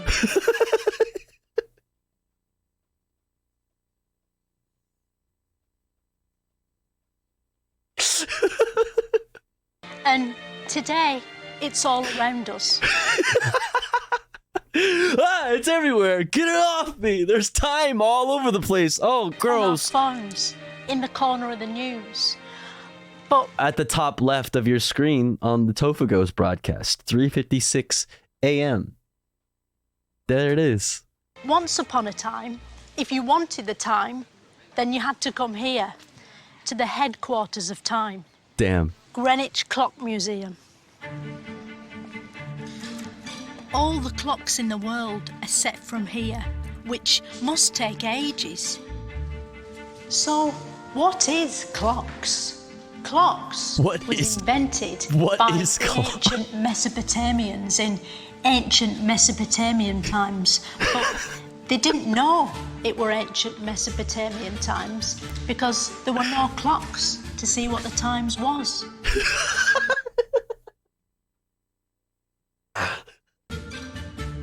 Because of the shape of clocks, you might think time goes in a circle, but it actually goes in a line. This is the famous Greenwich Merillion line, named after the band Marillion, who were named after this line.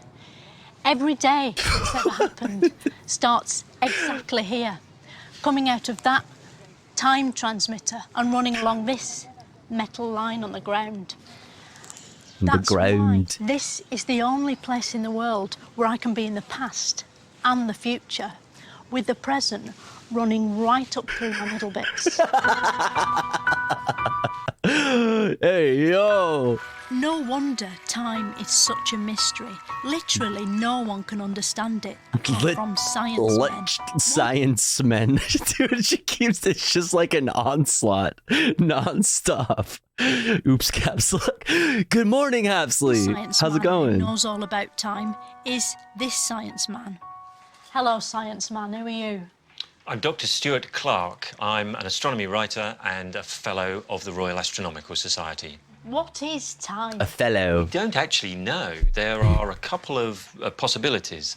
Either time could be a physical thing that flows like a river, or it could be more of a psychological thing. When you say it's like a river, what do you mean?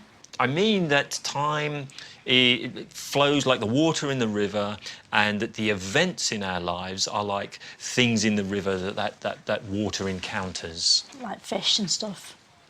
Like...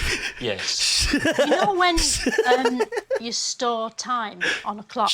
Yeah. How do you get it back out again? Because when I was winding my watch up, I accidentally put it forward, so I'd got 2 hours more in my clock. But I put it back, But I thought, is it still in there? Is the time still in the clock? So your watch doesn't actually measure time. Well, it does, because it's accurate. It measures the oscillation of a crystal. And the change in the physical state of that crystal has to happen in what we call a certain amount of time. So from one moment to another, physical systems everywhere in the universe changes its state. And that change takes place in what we call time. And that's the only way we can infer the existence of time. But actually what time is, we don't know. Right. Damn. So, even the people who understand time don't understand what time is. It'll always be an unknowable mystery, like why the seasons change or how a telephone works. Right. Next time on Moments of Wonder, Right. I'll be asking, what are these? And why are they everywhere? What the fuck is that?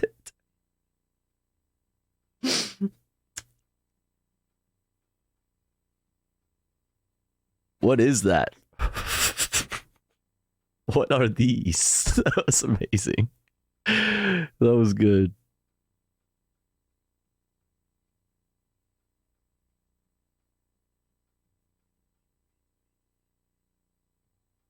I love her. We learned so much today.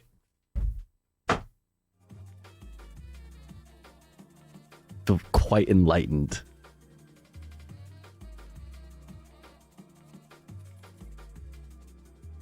Let's watch this. Hello and welcome to the 2023 YouTuber Maker's Secret Santa. It's that time of year again where the names of these fine people down here get put into a hat and get picked at random to have to make a present for. And I've been assigned a name. It is Ali Spagnola. I'm sure you've heard or know of her creation. She's a music maker, comedian, YouTuber aficionado. And yeah, we got to make something for her today. But before that, let's have a recap of what's been going on in the YouTuber Secret Santas over the last few years. The first year I made a triple-headed long Furby for the Hacksmith and received some musical shoes from Kids Invent Stuff. The following year I made a musical cat piano for Stephanie Explains It All and received a bass jacket from the one and only Mr. Colin Furs. The following year we changed it up a bit and made this electromechanical logo machine for this Otoni and received a buck keyboard from hell from the Tested Crew. Last year I built this Etch-a-Sketch out of an old flip-dot display from a bust for Kids Invent Stuff and received these expertly crafted flat-blade screwdrivers from this Otoni, which I still love very much. So yeah, Ali is a musician and a maker, but she's also got a second YouTube channel that is about exercise and getting fit. Stuff that I have no idea about at all. I'm just hoping that if I climb enough ladders in the day and carry enough heavy boxes with things inside it, that'll kind of keep me relatively trim. But as you can tell, that's as Random far question as that popped into my head, like, have you considered doing an advice segment like once a month for your chatters? An advice segment from me? You want my advice? No, I haven't. But I mean, if you guys wanted to do something like that, we could totally do that if people would be into it. Yeah. So it got me thinking, what the heck should I make for Ali? So I sat down with my notebook that I've written a bunch of ideas down. I could give you all the advice on how to have be a failed be poor as shit failed musician, streamer, stoner extraordinaire. Years, and one of them sort of made sense for this. Don't get me wrong, I've built some fitness related Ghost Vice, yo, music machines in the past. However, I don't think they're going to be very friendly to box up. You know what would be cool though, actually, Hapsley, you know, I could do that with like we could team up with Jay Marianne and like Gremlo and people and do like an advice segment. That would be cool. And post really quickly over to America. So we're going to make something a little bit more compact. A few years ago now on Gumtree, I found a listing for a one careful owner used coffin. And I thought, what? I've always wanted a coffin. So I bought the coffin. For quite a while, it didn't really do much. I used to lay in it and contemplate life, and it finally made its way into one of my music videos. But it was something I always wanted to do with that. It was to make a heart rate powered synthesizer. It's impossible to be a failed musician. I'm just being dramatic. I'm just being dramatic put a heart rate and monitor silly. on it, and it starts playing the music based on your heart rate. And the joke being, Like you want advice from little old me? Oh, I'm flattered. Music stops, your heart rate has stopped, so you're going to need the coffin anyway. So we're going to take the concept of that idea and we're going to cater it towards a more portable version for Ali for Christmas. How are we going to do that, you ask? Well, let's have a look at this thing. It's an off-the-shelf hobbyist heart rate monitor that you can plug into microchips like the Arduino, this, that and the other. This one is the pulse sensor and I bought it from Pimoroni and it works pretty well. You can stick it anywhere on your body that may have a pulse, but right now I'm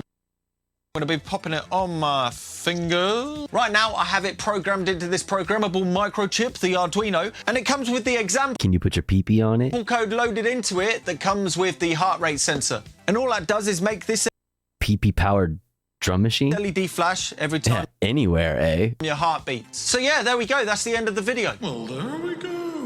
This heart rate monitor right here has 3 wires coming from it. There is a plus voltage that is about 5 volts. There's a ground, which you plug into the ground, and then there's a signal. The signal isn't a digital signal, it's an analog signal, so we can look at that signal on the oscilloscope. Let's wire the oscilloscope into the heart rate. It measures silly levels, the oscilloscope. Monitor sensor thingamajiggy. Pop it back on my finger. Oh! Personally, I'm off the charts. Oh. Hey, as you can see, that's my heart rate. It's quite quick. I've been getting myself excited. All the Arduino is doing is turning this into a digital signal by only listening to it when it goes over a certain point. So when the voltage goes over to that black line, it will turn the LED on. It's as simple as that. Actually, that's got me thinking, since this sends out analog voltages, we could plug it into something else. For this part of the video, I built this synth module for the modular synthesizer behind it. The idea was it would take your heartbeat and transfer it into voltages so the synthesizer would make music. But I managed to break my heart rate sensor and I couldn't get a replacement in time, so video coming soon. So yeah, what's the plan with this? Well, you know, when you go into a gym, I have been once, surprise, surprise, it's to use the vending machine and they're all doing their weights and it's like, get fit. Are you ready? Motivate. Get motivated. Get fit. Well, you know, there's a lot of motivational drum beat heavy music in there. So what we're going to be making is a heart rate based drum machine.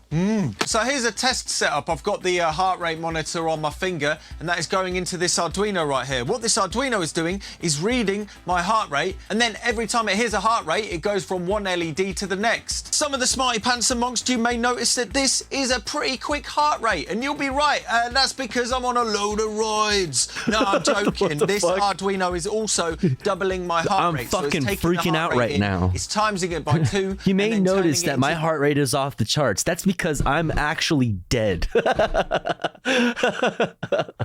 It's actually amazing that I'm able to speak to you right now. This little sequence. We're going to use this sequence of LEDs to sequence drums so Ali Spagnola can play drums to a heartbeat. Well, that's the idea, but it's a little bit buggy. If I wiggle around a little bit, it gets a bit excited, but it just adds to the Christmas fun. Right, so Christmas we've got the fun. Arduino That's right. on the breadboard. We now need to make it permanent and I have multiple hearts I got from Craigslist. Start drilling a load of holes into This is the future that Javier. This is the future that Javier Malay wants for us all. Enclosure. We fit a load of switches onto the front of this. This is so we can make a switch matrix to be able to program the drums Switch matrix. real time. This is the strip board. We're going to put the circuit on, and we can admire our workmanship before we put the 9-volt battery socket on there.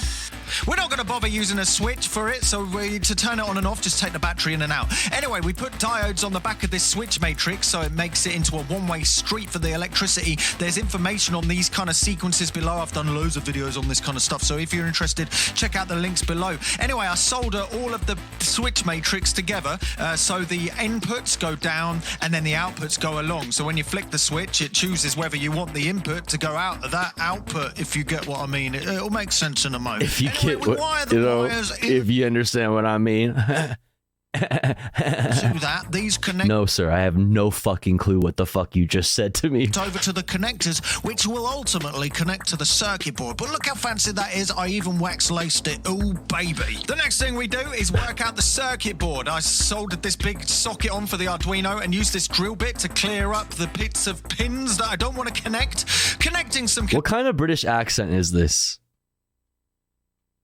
What are the names?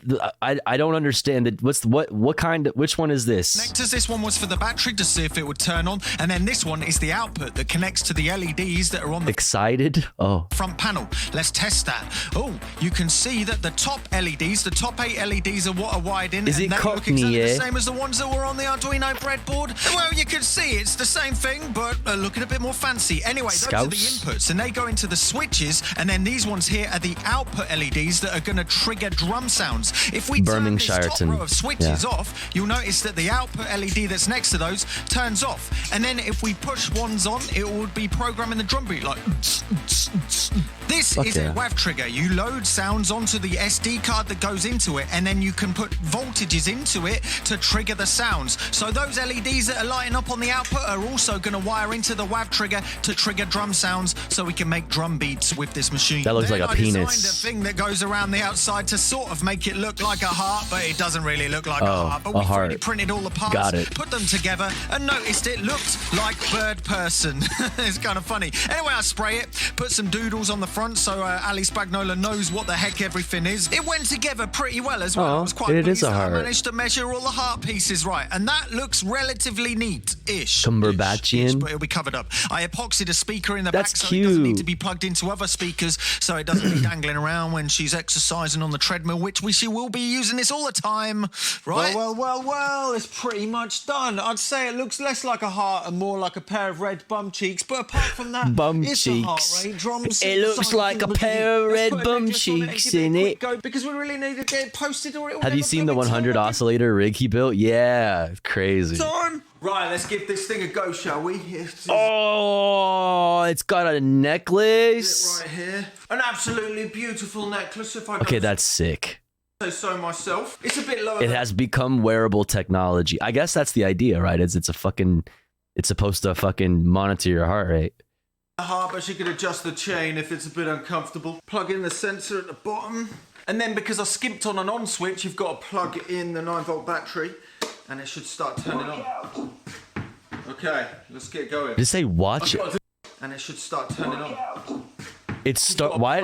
It says watch out when it turns on. It should start turning on. Okay, let's get going. I gotta do the river dance. Oh, those are samples on the thing.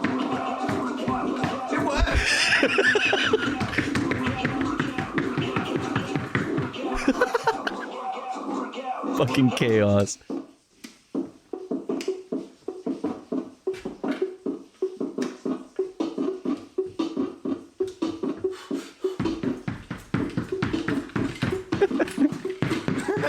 Come on, spin up. So my heartbeat is controlling the drum beat and how quick You it's could going. just, like, It's a tiny up your bit sketchy. breathing. Maybe we should have gone with the average approach, but it's Judging the heart rate from the average human heart instead of every pulse being accounted for. Judging the heart rate from the average heart rate instead of every pulse being accounted for, but I ultimately went with the latter as I prefer to have it have an immediate correlation to your heart, which may come across as buggy at times. But if it was an average, it felt quite fake and removed, but like there was too much thinking going on between your heart and the sound you hear, which ain't my cup of tea. Got it. a bit of fun. It's chaotic. And then I added a workout sample. Oh, it does say workout. And then if I unplug this, it stops. So it is my heart rate. Workout. Workout. Workout. Workout. Workout. Workout. I'm trying to. Workout. Workout. Workout. Workout. Anyway, let's get this posted. Banger. Banger. Anyway, Dude, it's the a heart rate hit. drum machine is now on the 7 Seas over to Ali Spagnola. We've got to go over to the museum because we have a special visitor. Workout. Santa? What could it be? Oh, no, yeah. It's a wild animal, so anything could happen. Oh, there's that synth, the fucking, I think it's more than 100. I think it's 1,000 oscillators. You know, I'm pretty sure that's like more like 1,000 oscillators on that wall behind him. Look at that shit. I hope I'm ready for this. I don't know whether I'd ever be ready for this, but let's open it up. How do I open it? Am I going? Take on the orange tape. Whoa! Oh, it's giant Furby. Holy crud! What the deuce? No way. What the deuce? That is insane. Oh my god! Turn on the Furby with the switch at the back. The Furby will do what Furbies do. All plugged in. Yep. It's just a giant Furby. Batteries Oh on. my god, it's huge. It's literally just a giant Furby. Is that you talking? That's amazing. Oh, its eyes go out and then... Sweet bloody... Oh my god, I'm not looking inside, but I can see inside, but that's... What the deuce? Let's open the... What the Oh, you killed... It's already opened it for me. What? That is the... I thought he broke it. Oh my god, that's the the Furby inside controlling the mecha Furby. The coolest. Oh my god. James. Fucking heck. That is the coolest thing. Blooming heck, this thing is absolutely incredible. James Bruton has completely outdone himself with this Mecha thing. Furby. I'm really lucky to have something like this. If you want to see more information on how James Bruton built this amazing oversized Furby, well, that's how the YouTuber Maker Secret Santa works. You check through the playlist, and there's the video from James Kill Bruton it with fire. making this thing. No. No. If you actually want to see this in person, well, you can, because this is going to be displayed at this museum's not obsolete. It's a museum I've been building for the last couple of years. The opening times and information and all that is available below. It will be widen amongst all of the other interesting technology that you can come and look at over here. There is more information on the heart rate drum synthesizer below. I'm really interested to see what Ali Spagnola thinks to this weird musical instrument. And there'll be another video on the heart rate synthesizer module that I didn't quite finish for the time of the end of this video. Anyway, until next time, I'm Look Mum No Computer. Don't be scared to try it. I'm blah, blah, blah. What did he even just say? For Alice Spagnola for Christmas Day.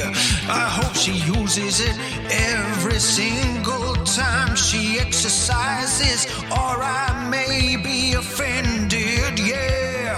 Cause it's really light and practical, yeah, yeah. Yeah, I'm sorry, it looks like a pair of red bum cheeks. I really tried to make it look like a heart. Oh, the song's ended. See you later. Banger. Banger. What is this? The longification of girl. Birthing a long Furby with 4 arms? Huh? Well, my friends, it's finally time. Great start. BDSM Furby. Most of you are probably already familiar with my son, Thursday Plurban and Boy Porridge. Well, for those of you who follow me on other social media, this is my daughter. Her name is Gluten-Free Garbadine Girl Gruel. We've all...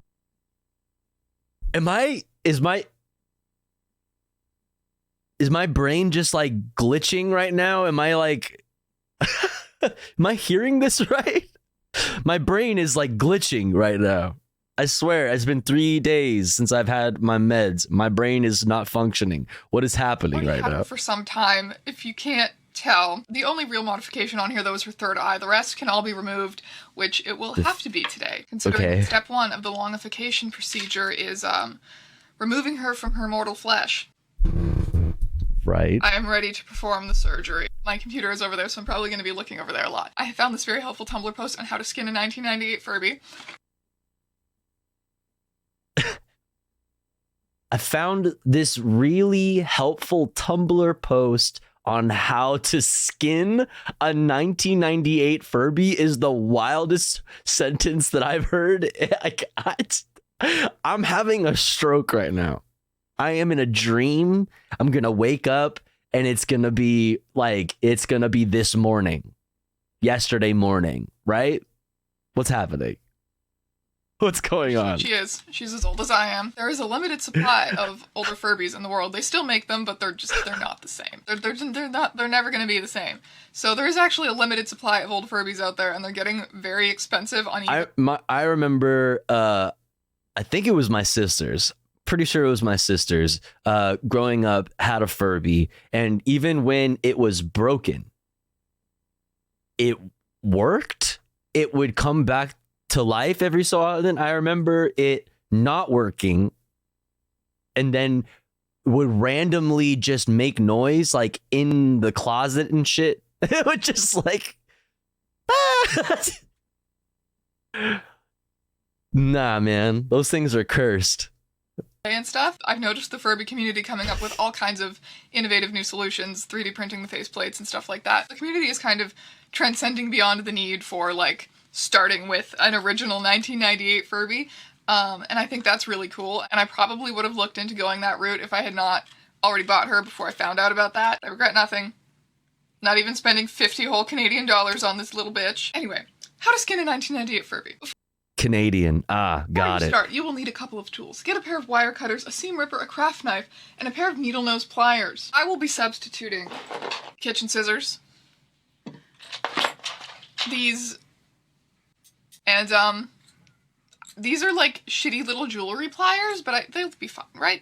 I've already kind of like fucked around and tried to figure out if the skinning process was intuitive. It's not really, so I've already kind of like fucked up the first couple steps of this. And crazy that the Furbies were never meant to be skinned, right? Wow, like can't believe they didn't think of this in 1998, that in, you know, a couple decades there would be fucking people going on Tumblr learning how to skin them in the most efficient manner. Like, what are we doing right now? The zip tie. Furby skinning is vegan, though? Are you sure about that, though? Are you sure? Because I'm not convinced that they are not living things. Honestly, I'm not convinced. Thing in there. Thank you for the helpful diagram of what not to cut, which I totally like. I think that Furbies from 1998 might have been conscious. Okay, so we gotta snip. Is what I'm saying. I can snip it. Oh my god, chat, look away. They did surgery on a Furby. Chat, holy. Hey. They did surgery on a Furby. Okay. Oh, I see. Oh, I see already where this is going. Are you ready to see her innards? Oh, this is undignified. Free the ears. Hey, there we go. Okay, I feel like an expert. The fucking carnage, dude. So, that's what the ears look like, I guess. Ears are removed. Wait, did this one come with a third eye, or did she say she put the third eye on it? Moved. She's looking even more. I don't remember there being a third eye model. Destroyed. I've never had to do this. She's laughing. This before, because Thursday is not made of the mechanical 1998 Furbies that you usually think of when you think of Furbies. He's made of a Furby buddy. We followed the example of the person who created the original long Furby and used a Furby buddy because wait, there's an original long Furby? It's much easier to dissect. Because dissect? Please don't refer to what you're doing to your toy as dissect. It's making me feel uncomfortable. No, parts too. Demons crawling in my throat. And like you can so if you look at her channel, you'll have your mind exploded. She does Tumblr deep dives. Oh man.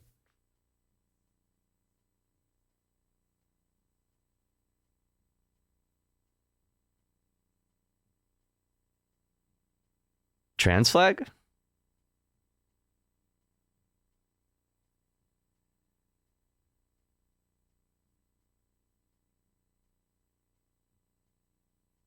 The Tumblr calendar explained. Damn.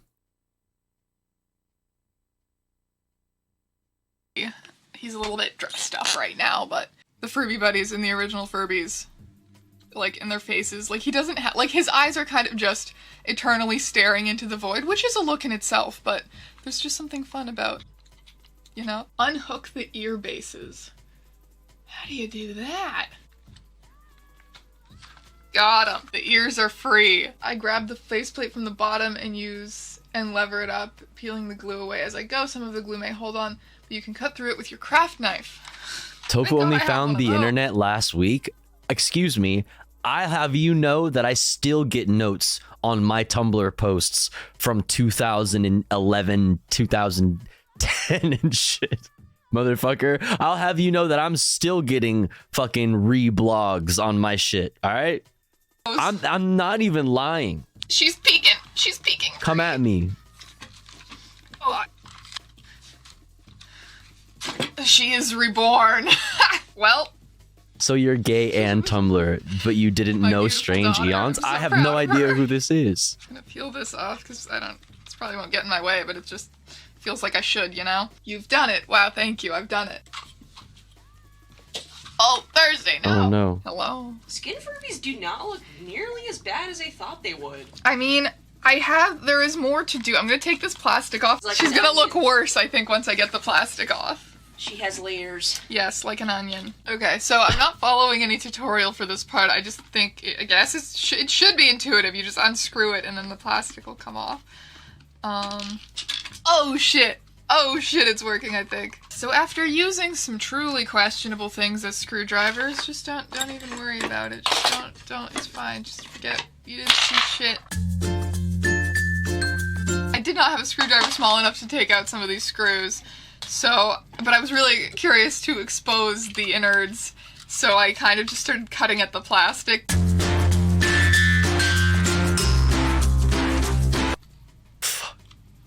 Would you like to come see her?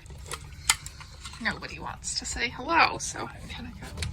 No, nobody wants to say hello to little old skinless Furby. Oh my! So now we're going to attempt to remove the face so that we can stick it on her longified form. You know, I could look up a tutorial at this point, probably, but am I gonna? No. That's no fun at all. Now we've gotten to this screw, which I assume is important for the faceplate. Oh baby, look at me go.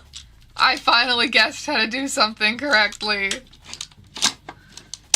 Ah! Didn't expect it to be so, like, you know? Floppy. You see? There it is. The remains. Hello. Damn. Okay, so I realized a few things. Oh my since God. my dissection. I had decided to keep this Wear piece it right like a here mask. because it like I am Furby. holds the back of the mouth am in a way that become it's not Furby. like flopping around all crazy. As for the eyes, you have to glue this white piece down to the black part so that well, I haven't done it, or I did it, but the glue didn't really work. So her eyes still go all the way around. But if you glue this white piece down, the eyes will stay in place and then the eyelids still work. So that is also on the to-do list. However, what I'm working on right now is I'm going to take apart the Furby head skin, taking this part into a few different pieces. She tracing them scalped on it, here dude. so they have a pattern, and then resewing her from this. Keen Heinz opened the Beans Museum as a pop-up. Oh, it's only a pop-up. The faceplate is like half sewed in. Also, I need like a round like piece for the very top. It's not really going in any particular order. It's just whatever I feel like doing, and you know, I have faith that it's going to come together eventually. My daughter is a beautiful young woman. There we go. Good morning, gamers. It's the day 3 I can't believe we just got hard-arred. of longification. I've been sewing on her face again I might have to unsubscribe. this morning. The faceplate has little holes in the side. Focus on her, not on me. She's the real star. I'm sewing through the little faceplate holes because I feel like glue would not feel stable enough. I would not feel safe with that. So I'm As an avid gamer, I'm very offended. painstakingly resewing the faceplate back in. She looks like she's just sleeping. Chat, should I fucking cut my hair short? I feel that I need to cut my hair short again. I feel like I need to. I just see people looking cute with short hair, and I'm like, I feel like I need to cut my hair. Her eyes are still flopping around in every direction. That is a hairy ass Furby. What the fuck? Oh, look, she's like a weird puppet. We have the girl of Gruel. We got her ears. I gotta figure out how to attach these things now, so that's gonna be fun. What? Can you see the pain in my eyes at realizing that I have to sew more tiny little things? Yes. Well, it's pain. Every time you cut the fabric, you shed like 10 pounds of hair. For now, I think I'm just gonna sew this. Wait till you take your meds to make decisions like that. True. There, keep the inside pink of the ears. So I glued the face down, finally. This is not a tutorial. Please do not do any of this in the order that I did it. I cut the fabric out for Sarah to sew with her actual functioning sewing machine. Yes, the game has really been stepped up since Thursday's longification surgery. Remember that? Remember that time we hand sewed for like 12 hours? I got hair all over everything I have ever owned and will ever own. I got hair all over my human essence itself. I think I even found one in my sandwich. That was fun. Can I help you? I got an ear. She's got one. One ear. I existed on my floor like a goblin for many hours that day. The girl was coming along beautifully. Are you getting me while I'm getting her? Rude. I have a job today. It's just... She became queen of the fruit, and then she became a tube. We could already tell she was going to be significantly chunkier than her brother. Hi. My real name is Stranger Jones, and I lied about being done making my Furby yesterday. She's really fun in this form, honestly. I love the little sock puppet. Also, I thought of something horrible. Wait. She's done! It's a little tour of my materials right now. So we've got the girl of Gruel on my handy-dandy IKEA crate. This is her spine. So the blue spine and the white spine are two different brands. They're the same size spine, but just for some reason, because I bought them from different places, they're from different brands. The blue spine, I think, was like some kind of a hose, but it was really cheap, and it was clearly similar enough to whatever the hell we've been using as Furby spines. So I bought it, and I got, like, an insane amount of it, and I was like, that's perfect. They have hands? Why do they have little hands? Is the Furby gonna have hands? Why are there hands? Perfect. That's exactly what I want to use for her creepy little arms, but we'll get to those. But my spine pliers would not work to connect the white and the blue. You mean to tell me this long Furby can also hold things like fucking weapons? Oh god, what are we doing?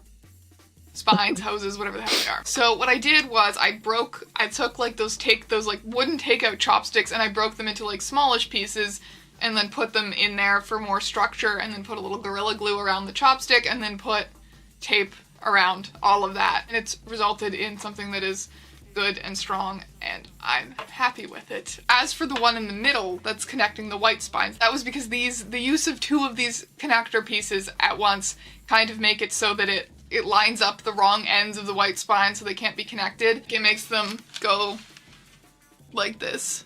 Like those two pieces can't. They don't want to, no. That's what we've got going on with her spine. We've got her skin. It's a natural. But I added her little feet and this bottom flap that will be sewn shut once the spine and the stuffing is in there. And then we have her arms. Oh my god. I'm incredibly excited for. These are just Stop those, like, with the posable, fingers. like wooden artist hands Stop. that I little fingers. I fucking hate it. Arm flesh. I don't do really not have any do solutions to that. right now. She's probably just gonna have exposed spine arms for now. Maybe at some point I'll sew her some sleeves, but I don't know if that's in the cards for today. We're gonna find out. I'm probably gonna have to take another day if I want to give her any arm flesh. That's where we're at. She's taking a nap on me over here. Hello, darkness, my old friend. So I measured out where the armholes needed to go, gave him a little snip, and shoved her spine right in there. She had a severed spine where her head should be, and what looked like creepy little insect arms, and honestly, it was kind of a look. Oh, this is exciting. Oh, this is I like this part. Okay, so I think the process Don't slap it like I'm gonna that. stuff most of her body. I'm gonna sew up her ass, and then... and then I'm going It was at that moment when she thought to herself, what the fuck am I doing? Why am I doing this? Probably put her head on. I need to give her a heart. I don't have any like scrap. Dude, it's literally the fucking Tin Man. Or wait, which one didn't have a heart? Was it the Scarecrow? Who didn't have a brain and who didn't have a heart? Fabric, never mind. I forgot. A red scrap. Tin Man? Fabric, so I've come up with a pretty horrible solution for that one. Something I do remember from making Thursday was that you kind of have to try and keep the spine in like the center of the stuffing so that she doesn't get weird, but if there's anything we've learned from Thursdays, they're gonna get weird over time anyway. It's very warm inside here. She has gained an ass. Honestly, she's very soft. I'm feeling very comforted right now. I'll probably feel less comforted when she has tiny little hands, but right now, very comforting. I've tried to glue a worm onto the wire heart to the best of my ability, but that does not appear to be working. It's kind of just falling off. Also, I realized that if we hug her, the wire is probably just gonna fall off. So yeah, I'm like too lazy to set up 2 cameras this time, so my glue just fell down. I'm a mess. Okay. So I don't think that is the solution for us. I think I might just honestly be really lazy and just tie the worm. A worm pretzel, but it's heart adjacent. Heart adjacent. Like she's a pretzel for a heart. I know, that's what I said too. So I pretty much just have to sew it on, and then she's gonna be like 90% done unless I decide to give her better arms. I'm gonna sit on the floor and listen to the Gideon the Ninth audiobook. Yeah, I did just read it a month ago, and now I'm listening to the audiobook again. What do you want from me? No, this video is not sponsored by Audible. It's sponsored by Tia's Hyperfixations. I noticed that putting stuffing directly behind her faceplate stops the eyes and the mouth from working, so I found this takeout container. What is it sponsored by? I just cut it and stuck it in there behind the faceplate, and that solved the problem. And then she was totally almost done, and we didn't overcomplicate it anymore at all. Did she say TS Hyperfixations? It looks like the fucking hands, dude. Stop. Wearing a furry jacket. It's not my original vision. Tia. Of like spidery arms, I was but like, it looks what? better. She looks more huggable, more fashionable. She looks more approachable, which is not really what you want with a Furby, but I think it looks better. It looks more finished than just the spine arms. Buff. Yeah, she looks weirdly jacked. My daughter, gluten-free, Garbadine, girl gruel, was born on March 19th, 2020. With all of her arms completed, our final task was, of course, to terrorize the town. In keeping with our celebration of Thursday's birth, I thought that this should involve christening her at the nearest government building, which in this case was Toronto City Hall. I encountered a problem, a hindrance to my artistic vision, you might say. This balcony was still closed for the winter, so I might possibly perhaps have taken advantage of the fact that my platform boots gave me the ideal leg length extensions necessary to step over the fence, closing it off. I am escorted out of the Furby christening by Nathan Phillips Square security. I got caught by security. Oh, did you? They came up to me as I was on my way out, climbing back So over the fence. stupid. It was very dignified, I assure you. The first thing one of them said to me was, excuse me, but what the hell is that thing? Is that Furby? And I said, Stay yes, sir, back. this is my Furby. I really wanted to do the Lion King thing off City Hall balcony with my Furby, you must understand. I might have gotten away due to the sheer absurdity of my crime. Now that my daughter had tasted a life of crime on only her second day in this world, it was time to wind down with a little family picnic. So here she is. Wow. Gorgeous, effervescent, transcendent. I hope you liked coming along on this journey with me. I hope that you see Girl couscous? Rule and her tiny little hands in your dreams tonight. And as always, thank you so much for watching.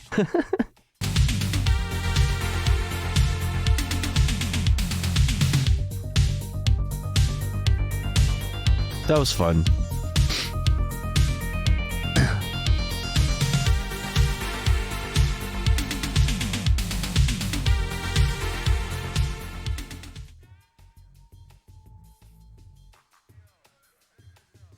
I'm trying to find. Oh, here it is. Here's my post that I have. This post that is like still getting notes.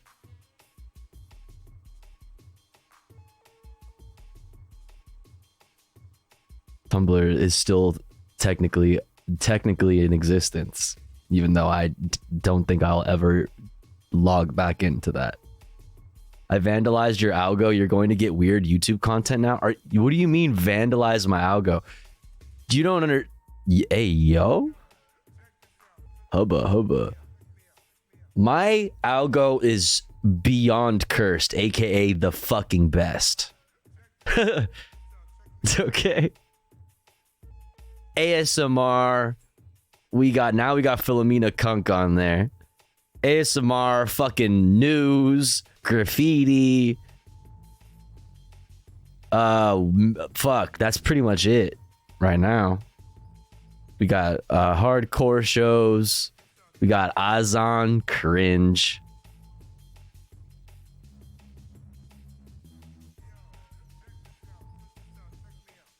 It's actually not that cursed today. Transphobic Christmas memes? Pog.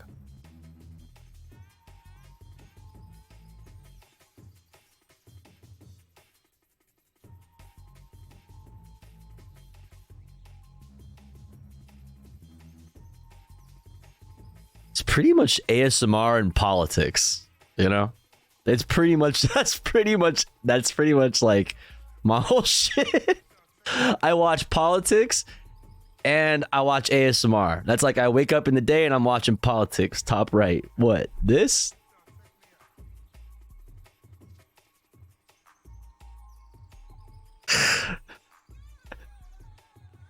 That? Ew. Ew, what the fuck is that? This is a small squid. I've always wondered, how do squids move around? I thought they just spread their legs and pushed the water, but I was wrong. See this mushroom cap shape right here? That's the squid's mantle. Squids can suck water into their mantle through an opening at its base. Now, when I turn the squid over, do you see that small Is this hole? thing real? This is the squid's siphon. It's connected to the mantle. So when a squid wants to move, it sucks water into its mantle and then pushes it out of the siphon, like water shooting out of a hose. This acts like a little jet that shoots the squid in the direction it wants to go. And that's how squids move around. This is a small squid. I've always wondered, how does one of the most interesting shotgun loads we ever did were just a stack penny ammo. Christmas wouldn't be Christmas with kitty cat. Cats can fit into any space they can fit their head into. This is due to the fact that they do not have a collarbone. So today we will be testing this. I measured Kurt's head. Don't shove your cat. Okay. This shit is cursed. It's unfortunate. This shit is cursed. They're one of the best survival. Depressing fact, a group of squids is not a squad. Fuck. Petition to change that.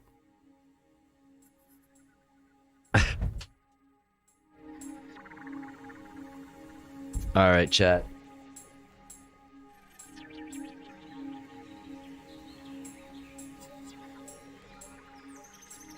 I hope you enjoyed your stay at the TofuGo stream, but unfortunately it is time for me to call it, okay? I'm tired and I'm hungry and I can't believe I went this long anyway. But I hope you enjoyed your stay, because I enjoyed your company. Thanks for hanging. Thanks for all the support. Thanks for all the good vibes. Thanks for putting up with me and my fucking broken brain. You know, my fucking my brain not working properly after not having my fucking antidepressants for 3 days. Thanks for putting up with me. I hope to see you again soon. Maybe this week, maybe Saturday or Sunday for a top secret gaming stream. We've been doing that at least once the past few weekends. So depending on, you know, my schedule, if I get all my chores done and shit tomorrow, aka today, maybe we'll do a top secret gaming stream. Maybe we'll do a top secret music stream. Who knows? Who knows? Hydrate time. But like I said, thanks for hanging out with me, chat.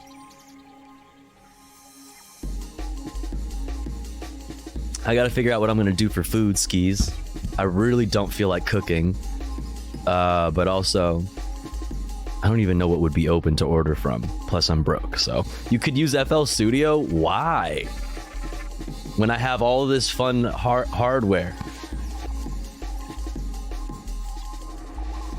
and Logic to deal with it, because it's fire, I guess.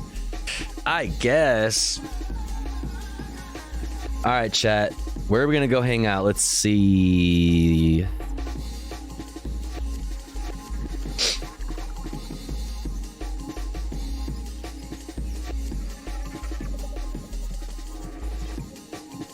Bum, bum, bum, bum, bum, bum.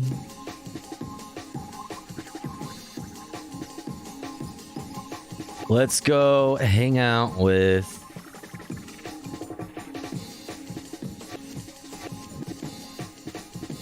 Left Flank Vets, and let's spam some emotes. More importantly, spam some good vibes like you be spamming around in the Tofu Ghost chat. Once again, thank you so much for all the good vibes. Thanks so much for all the support. Really appreciate it. Hope to see you again, definitely on Monday, if not sometime this weekend for a top secret gaming stream. But you got to be in the Discord to find out when that's going to happen, you know? ! Discord. Go follow my socials. Any last minute tippers want to buy Tofu Ghost dinner? There's that. Much love, everyone. Thanks for hanging out with me. See you definitely Monday, maybe tomorrow or Sunday. Bye, everyone. Sweet dreams. Much love. Remember to drink some water. Remember to take your meds. Remember to be nice to yourself. Remember to be kind to yourself. Be kind to others. Don't be a dick, but also don't be a pussy ass, bitch ass, hoe ass, mark ass, trick ass. See you next time. Much love. Mwah.